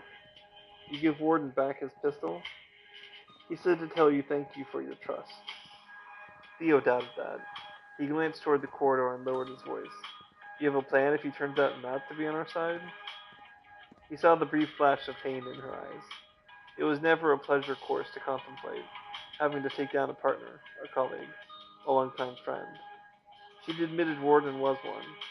That still made Theo pause, and still made Theo hear Warden's insistent challenge. Jory has dreamed to be captain. You can give her this? No, but he could love her, and she could love him. She'd been tinkering with something on her techno sleeve. She looked up. If he's working with the Tresh, we should know that very quickly. They'll react to the C-Prime. They will probably note the onset of her craving. It seems to be a regular feed cycle, if somewhat early. But it wouldn't normally be something the Devastators would be concerned about, except they know I'm here. That worried him. Any chance they're using the C-Prime to draw you out? She shook her head. I thought about that. If they didn't know where I was, yes. But they know. Prowl is here. Theo didn't miss the thinning of her mouth when she said the Devastator's name. He wondered if the man was dead or alive. Evidently so did Jory. And if he still lives, she continued, I cannot see him relinquishing to a zombie the chance to kill me. He likes, how do you say it here, the personal touch. She glanced at him again, head tilted, eyes narrowed, looking defiant and confident and determined and saucy all in one. Saucy. He knew that look well and brushed that saucy mouth with a kiss because he could. She was his. And he would do everything he could to keep that fact a fact. He was rewarded with a small smile. He draped one arm across her shoulders and pulled her tightly against him. Let's go kick some zombie ass.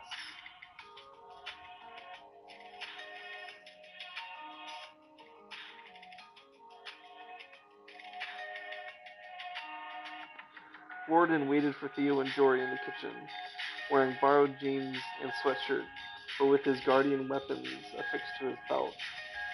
Theo noticed he didn't have the techno sleeve that Jory did. Tammy did, but Tammy was safe with Suzanne. Zeke would meet with Theo, Jory, and Warden at the 7-Eleven, just like David Gray. That's a lot of proper nouns in one sentence. Theo called Zeke on the cell phone when he pulled out of his driveway. I'm 1051, he told him, en route. Ditto, Zeke said, 15 minutes. The chatter in his SUV was a mix of English, Vectran, and Alarsh, with Jory doing double duty on translations. He was amazed at the calm tone of her voice, but didn't miss her white-knuckled grip on her scanner. He loosened his own tight grasp on the steering wheel and focused his mind into what he thought of as Code 3 mode, lights, sirens, and unknown trouble. There were no lights flashing or sirens blaring on his vehicle, but there was unknown trouble, and known trouble. He'd faced a zombie before. He could extrapolate that experience to what it would mean to face a steep climb. Jory checked the altered hazer again, frowning. Warden believed he'd corrected the problem, but Theo knew that the weapon and the program were untested. Things might have to be done the hard way, killing off the zombies as they appeared. Theo had no illusions they were going to eradicate the entire herd tonight. That meant Brantley would be involved eventually, like tomorrow. Theo ran through the list of possible excuses in his mind as to why he hadn't alerted the chief. He and Jory were at Fort Hernando for a moonlight stroll with Warden and an SUV full of weapons. Surprise, David Gray was there. Surprise, Zeke Martinez was there. Surprise, the zombies showed up. Maybe a picnic. A sunset picnic. A few friends along. David, Zeke without Suzanne. The zombies showed up. He thought of 10 more scenarios, but they all ended the same way. Brantley was pissed, and Theo would be lucky not to lose his job. He's still worried about his job. But he did not want the media here at this point, and he could see no way to keep the news hounds at bay if BVPD, something police department, and DHS, Department of Homeland Security, joined forces. It would leak just as it always did, and Theo would lose Jory. As he crested the bridge leading to Tierra Grande, off to his right were the lighted, caged pools and palm tree-laced landscaping of the high-priced homes the island was known for. It was past 7:30. The sun had set more than an hour ago. The backs of the homes were dotted with squares of light, windows, sliding glass doors, and skylights. Other lights flickered from the small commercial buildings at the base of the bridge. The 7-Eleven sign was lit. He spotted David's red pickup on the southernmost corner of the parking lot. His cell phone rang. Yasuo, amigo, Zeke said. I got your 6. Theo glanced in his rearview mirror and saw headlights flash. Zeke in his black Ford Mustang. Right on time. The battle for Earth was about to begin.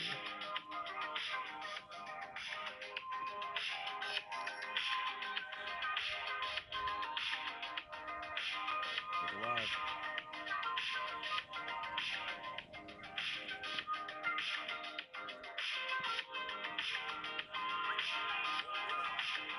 Codsworth.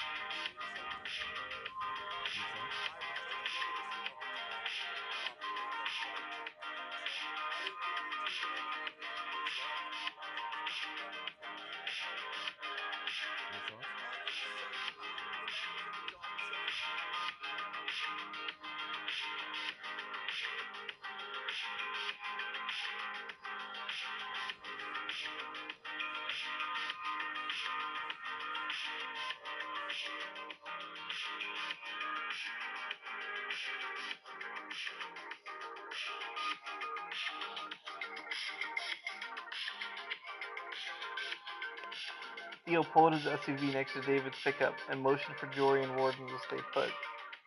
Even though David had found a darkened corner of the lot away from the glare of the convenience store's lights, they were all obviously armed. Cafe Chill.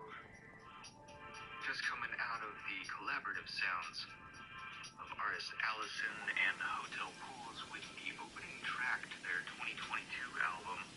The track is called Lifted. The album is titled Ultrasound. This was a big collaborative piece between the two artists, which was very cool to see after years of following them individually. And this song, I mean, what a way to grab your attention out of the gate on this album. It just really set the mood, and I dug my heels in and absolutely fell in love with it. Again, check out Allison and Hotel Pools, respectively, but yeah, definitely go check out this collaborative album that they put out. These two artists have, although they didn't, invent the genre, they are very hefty backbones for us here at Cafe Chill.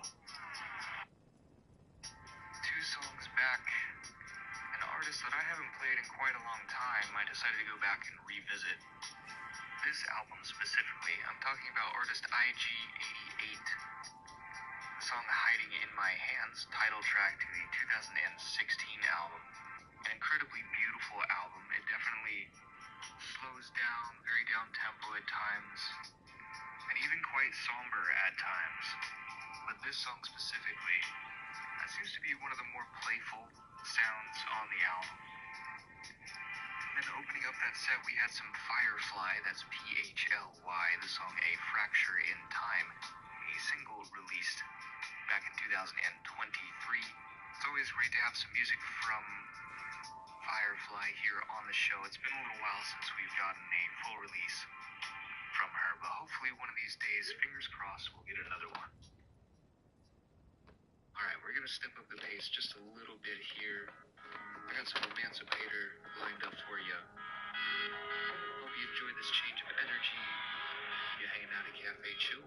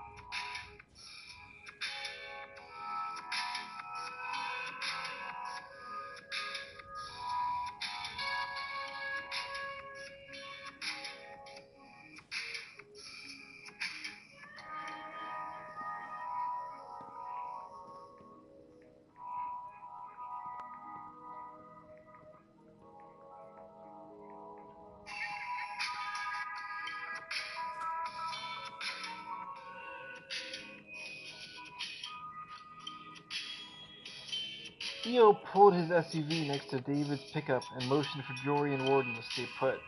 Even though David had found a darkened corner of the lot away from the glare of the convenience store's lights, they were all obviously armed. I thought I read that already. That could bring unwanted attention. At least Theo's vest said police in large white letters across the back. So did Zeke's. Theo leaned against David's door and unfolded the map with Jory's notations on it. Zeke and David studied it in the light from the pickup's interior, while Theo went over, again, what they needed to know about zombies. The heart, the eyes, and for God's sake, watch those razor-edged arms. Leave the C-Prime to Jory and Warden, Theo said. We need it alive to contaminate the rest of the herd. Our job is to take out any zombies protecting the C-Prime. Jory needs a clear shot. A loud bang and a staccato series of pops sounded behind him. Theo spun, reaching for his Glock. David jerked around in his seat. Then out of the corner of his eye, Theo saw the colors, red and blue, sparkling, streaking, falling. Fireworks. His heart slowed to a normal rhythm. Then he shook his head. It was New Year's Eve. Concert on the beach in Paris Point. Pass Point, Zeke said.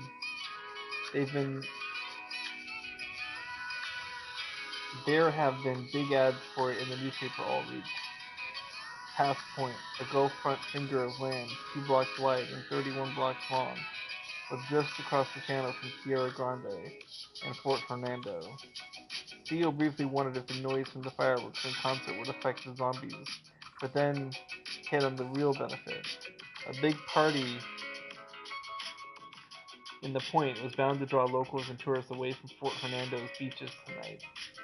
Satisfied everyone was on the same page, he climbed into the front of his SUV.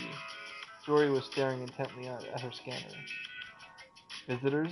He asked, anxious to get his own party started, yet very aware and more than a little nervous about what could happen. She shook her head. Not yet, but we won't have to wait long. He cranked the engine. Fresh? No indication, but I discount nothing. So we go in loaded for bear. She frowned. Full but with no clothes? It took Theo a moment, while pulling out of the parking lot and keeping an eye on Zeke's Mustang, to unscramble her misinterpretation. Bear. Bear! He grinned in spite of the fact that his adrenaline was starting to race again. Zombies loomed. A C-Prime. Trek. His career. And the foremost thought in his mind, even with Warden no doubt glaring daggers at the back of his head, was Jory naked. No. Right before combat where you could die, you're thinking about her naked? I don't think so. Hopeless. He was sincerely, unequivocally hopeless. Yeah, you're hopeless, alright. A bear, he said, then spelled the word, is a large, fierce animal. It means we go in ready to fight anything. Jory hefted behavior. If this doesn't work, anything is a good possibility. Warden's voice was the bear-like growl from the back seat. It will work. Theo had no means to judge that. He only sensed that Jory was worried, and that worried him. The road from Tierra Grande to Fort Hernando narrowed from 4 lanes to 2, the palm tree-dotted center median giving way to a plain tarmac road with rutted, sandy shoulders. Traffic disappeared as if someone had beamed the cars away. The state park didn't have any residences, and the gates to its overnight campground were locked at 9 p.m. That meant another hour where people could yet come and go into the park. Theo hoped they all went over to the point for the concert. The fewer innocent civilians around to get munched on by a zombie, the better. Headlights approached. 2 boxy campers, a pickup towing a camper, and an old VW convertible with 3 teens inside bounced by as Theo headed over the small bridge and into the park. A few minutes later, the solitary road dead-ended at a park headquarters. The old fort, fishing pier, and the popular North Beach were to the right, the East Beach to the left. No headlights twinkled from either direction. Theo had been out here dozens of times, but he was never more aware of his isolation than now. And he had another cop, an FDLE sniper, and 2 guardians with him. Which way? he asked Jory, mentally tallying the pros and cons of the smaller East Beach area against the North Beach and its picnic tables, shelters, restrooms, and playground. There was more cover on the North Beach, and it faced directly out into the Gulf of Mexico. I think you mean Gulf of America. The East Beach faced the towering Skyway Bridge. He kept telling himself that both were too remote for there to be concern about being seen, but the North Beach had more advantages. That way, Jory said, pointing out the window. Theo's heart sank. East Beach. Little cover once they passed the small picnic area. The majority of the beach faced the bridge and the channel. If there was night boat traffic, people fishing, partying, doing what people did on the water under cover of darkness, it might be an issue. He headed east, the lights on the Skyway Bridge glowing in the distance, and filed the location away as one more thing he could do nothing about. They parked almost at the end of the beach road, 3 vehicles in a half circle. Theo leaned against the front fenders, smelling the tang of salt in the air and listening to the wind whistle through the dune grass, while Jory and Warden had their heads together over their scanner. Zeke and David, standing by David's pickup, were checking their weapons, including the pressed rifle Jory had given David. Theo let himself fixate on Jory, on the tilt of her head, the curve of her shoulders, the soft, short curtain of hair brushing her cheek. He saw her in patches of light and shadow from the vehicle's headlights and the full moon now rising overhead. Some urge he couldn't identify forced him to memorize what he could see of her in this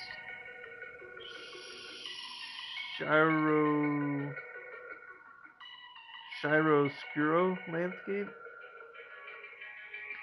Okay, I'm gonna look that one up too.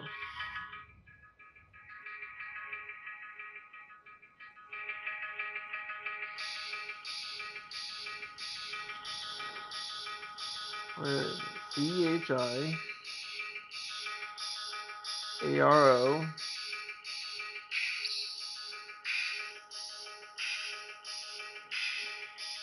The treatment of light and shade in drawing and painting.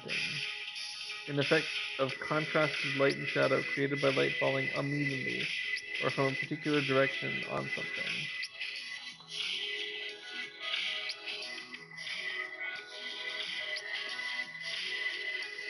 It was as if he wanted to capture a pre-battle picture, so when it was over, he could recall her satisfaction, her joy. But something else said that wasn't it at all.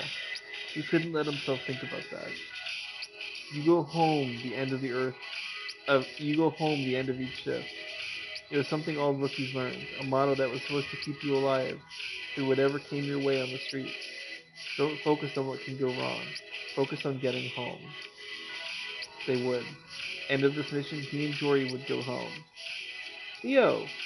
Jory straightened abruptly, swinging the scanner toward him.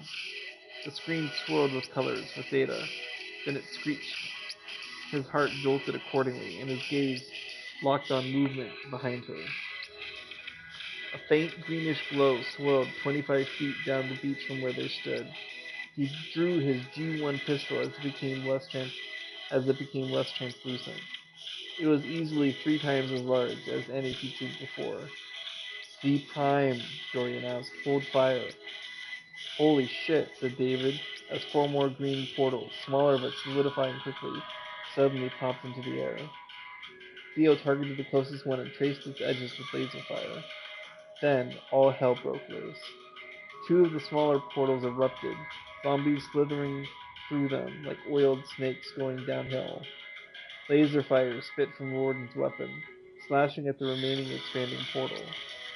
David leveled his assault rifle and hit an emerging zombie with 3 quick, clean shots to the eyes. But that only blinded it. It didn't stop it. Zeke fired as razor-edged arms raked too close to David's head. Get its heart under the chin. Theo dropped to one knee for a better angle and punched out 3 bursts. But the zombie, damn, the thing had to be more than 15 feet tall, took that moment to lunge sideways towards Warden. Theo fired again at the creature's jawline. You owe me one, he silently told Warden as the zombie dissolved into a roiling cloud of green gas. Warden darted a narrow-eyed glance at Theo, as if he'd heard. There was no time for a quick comeback or kudos. Two other zombies moved into the glare of the vehicle's headlights, lunging toward Theo, yet staying close to the C-Prime. The C-Prime was fully through the portal, huge, almost bloated looking, the worm-like creatures on its surface writhing so frantically that they flung themselves off in spinning clumps. Theo saw Jory nimbly sidestep a squirming clump and Christos suddenly realized how too goddamn close she was to the C-Prime. Even though he knew better than to distract her, he couldn't help himself. Fear and possessiveness warred with practicality. He shouted her name, but she didn't turn, didn't even glance his way. Warden did, but only for a second. Then the Guardian commander was keeping pace with Jory, covering her back for a prearranged plan. Both moved too dangerously close to the biggest zombie he'd ever seen. The sharp, rapid crack of David's assault rifle brought Theo back to his own problems. 4 large zombies. The one he'd killed had been replaced while he was watching Jory. He advanced across the sand toward Zeke. An upper arm lashed out, lengthening as if by magic before Theo's eyes. He fired at an arm joint as Zeke hit the sand, rolling to safety by a margin of inches. "Extenders!" he called out to David and Zeke as he jogged toward them, his boots sinking in the soft sand. "The arms grow. Watch it." Another slash by a different zombie sent the tops of several medium-sized palm trees flying.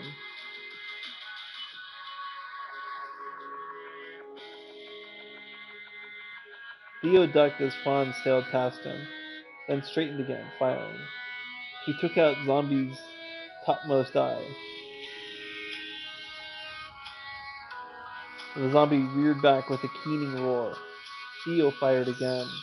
The laser's energy smashed into the creature's white heart, and in an almost blinding green flash, it disappeared.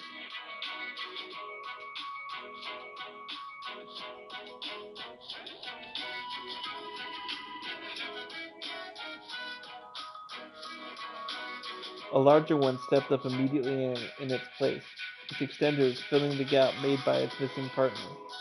Behind it, Theo saw 2 more portals form. He swore harshly in Greek. He had to function for Jory as Tamlin had, destroying the portals before they could become zombies. David and Zeke would just have to handle the ones that got through. He bounded for the pavement, trying to keep clear of the zombies as he headed for the forming portals. He heard David shout out a warning, followed immediately by the harsh sound of gunfire. He dropped to his knees behind a palm tree, cursing at the pain as stones cut through his jeans. A whining sound told him a razored claw had passed inches from his head. "Clear!" Zeke called out. Theo sprang to his feet and ran. 3 portals now glowed a sickly green, and claws or not, he had to take out at least 2 of them, or Jory wouldn't be able to get a clear shot to fire the dart. These zombies were not like the juveniles he'd fought in the park. These were full-grown, nasty-ass pieces of shit, and they were deadly as hell. He sighted the largest portal and ringed it with laser fire from his G1, barely waiting to see what happened before moving on to the next one. That odd fooshing noise a suddenly collapsing portal made was the only way he knew if he'd succeeded, or not. 1 down, but the next 2, god damn it, weren't so cooperative. For every one he fooshed, another appeared. He felt as if he were inside a giant pinball machine with the damn things popping up left and right. Fire, jog left. Fire, jog right. Duck, drop, roll, because the zombie noticed him again. Sweat ran down his face in spite of the cooling night air and the breeze off the bay. Cafe Chill. Just coming out of the sounds of artist Volo, the song Wild Mind, title track to the 2020 EP. This song in particular drew me back into Volo so quickly. It's not like I ever had anything against Volo. It's just when you start following so many artists for a very long time, and you keep getting new artists, some of them kind of hit the back burner for a little bit. Sometimes they stop making music for a while. And I saw this release from Volo pop up the day that it came out, and I listened to the title track first, and oh my gosh, it's just such a beautiful sound. It's very pretty, but also dives into a little bit of that driving energy behind it. I don't mean driving as in vroom vroom. I mean it's just really pushing forward. Two songs back, a bit of an old one, all the way back to 2006. That was Mux Mool with the remix of the song From Home, originally by Tycho. Original song is found on the Past Is Prologue album. I don't know if this remix was released on another edition later on, or because I found this on a Ghostly International compilation many years ago. This is one of those tracks that I dug up off an old hard drive, and luckily I still have all my WAV files laying around from all the CDs that I was burning back in the day. Oh gosh, that was over 13 years ago. Had some chemtrails in there with Elapse off of the album Taking Things Lightly from 2019. Some very upbeat sounds from Bureaucratic, a single titled Wrapped Up. That comes to you from the single titled Wrapped Up / Falling to Pieces from 2021. Then we open that one up with some Emancipator, the track Pancakes off of the album Baralku. Now, I don't know about you, I have a hard time eating pancakes. Don't get me wrong, they're delicious. They just like hurt the roof of my mouth for some reason, but I still find the idea of pancakes to be quite comforting. And also, Emancipator is always stellar with his sounds. Alright, gonna keep this moving along. Got a little bit of Lone coming your way. Echo Paths. I'm your host, Seth, and you're hanging out at Cafe Chill. He darted another glance at Jory. Warden was doing a good job of keeping the zombies away from her and hitting the few portals that formed nearby, but Jory hadn't been able to get into position. Several times he saw her drop to one knee and prepare to fire, only to have to bolt out of the way of a clawed arm or worm-covered leg. 7 zombies now guarded the C-Prime, with 3 directly in front of it. Jory and Warden hit them with a barrage. Zeke and David took on the other 4, with David now using the Tresh laser rifles to very neatly drop 2 with nice shots under their chins. Theo laced 2 growing portals, going back and forth from one to the other, but he failed to see the third off to his left until his zombie was already halfway out of it. He spun, fired, and missed. When he turned back, claws were reaching through the 2 portals in front of him. One closed with a hard poosh. A glance to his left showed Zeke taking on that zombie, yellow goo flying as bullets plowed into its face. Zeke wasn't going to eat for a week after this. Theo peppered the remaining portal with laser fire, slicing across the zombie's extended arm. It fell to the sand, spasming as the portal snapped closed. A harsh shout in Warden's voice made him turn quickly. The spate of Alar's words meant nothing, but they didn't have to. David's excellent marksmanship had eradicated all but 2 zombies, and one was reeling from Zeke's fire. Jory surged between them, heading straight for the C-Prime. Theo's heart stopped, but his brain and feet didn't. He bolted towards her, watching her focus on the towering monster, as it seemed to focus on her, upper extenders uncoiling with an almost sinuous grace. She was too close. In the dark, cut by swaths of light from the car's headlights, there was no way she'd see those upper arms bearing down on her. The only reason he didn't shout her name was it would have required an expenditure of energy, and he needed every ounce if he was to reach her in time. Warden was too far away. She must have slipped past him as he had through Theo's grasp days ago. She dropped to her knees a few yards from the C-Prime's feet, then shouldered her rifle. Theo heard Warden's angry shouts to his left. He slowed, Glock out now, G1 in his other hand, his gaze locked on that descending arm. He had to let her fire first. If he fired, and the zombie jerked away, her shot would go wild, and they didn't have a second dart. I got your 6, babe. He shoved the G1 into his waistband. The Glock was firmly in his right hand. Hit him! Somewhere in the distance there was a high whine underscored by gunfire. David's laser rifle. Zeke's Glock. Warden's G1 flashing through it all. But Theo couldn't let his attention waver. There was the C Prime. There was Jory. The first threatened his world. The second was his whole world. Nothing else mattered. The hazer jerked, a barely visible white-hot trail spinning upward, not at the C Prime's heart, but at another vulnerable spot under its jaw. A miss of inches would hit the white heart, killing it and the chance to infect the herd. Teeth clenched, Theo waited for the flare of the laser against the zombie's charged skin. He fired the Glock at the arm, so close now he could see the worms twisting and turning. 3 shots in rapid succession. Down! He screamed at Jory. Get down! He lunged towards her, firing one last time as yellow goo exploded, splattering around him like pus-filled rain. Should be 2 S's on pus. Ooh! Ooh! What do you call when you... not edit. Is it edit?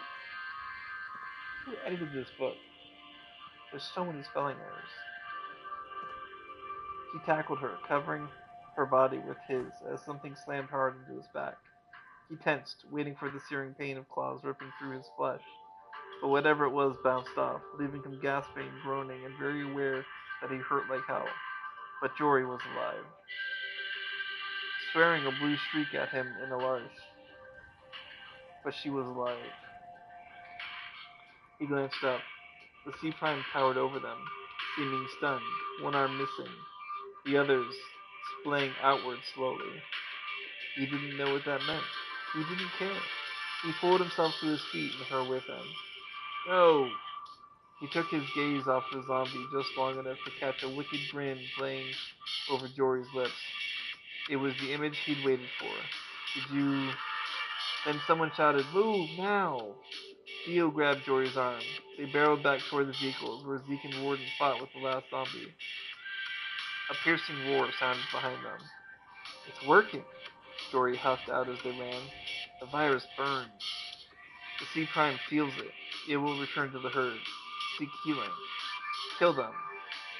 Theo saw it as she did, her voice halting abruptly. His boots dug into the sand. She raised her G1 at the translucent, milky square jutting out of the night darkness and shouted something in a large. Her words needed no translation. The Trek had arrived.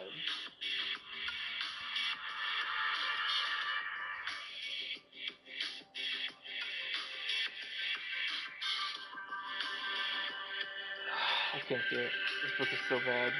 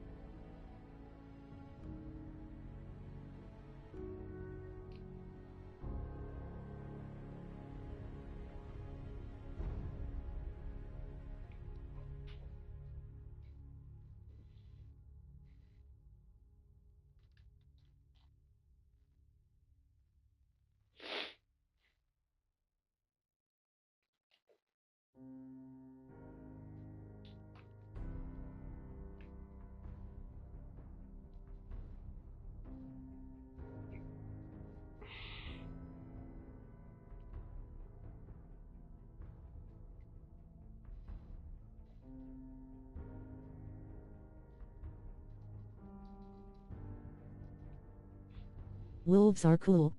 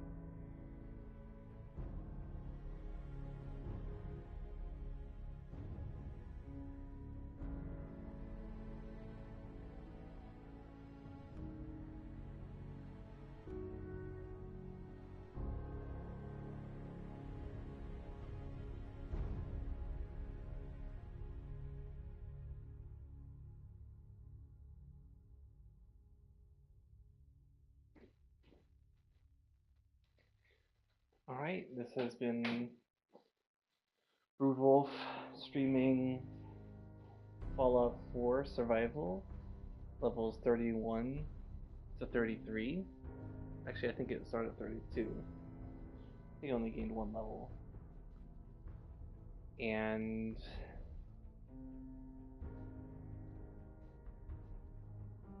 I hope you enjoyed the stream. If you made it this far, feel free to leave some feedback. Maybe you thought it was boring, maybe you thought it sucked. That's still useful feedback.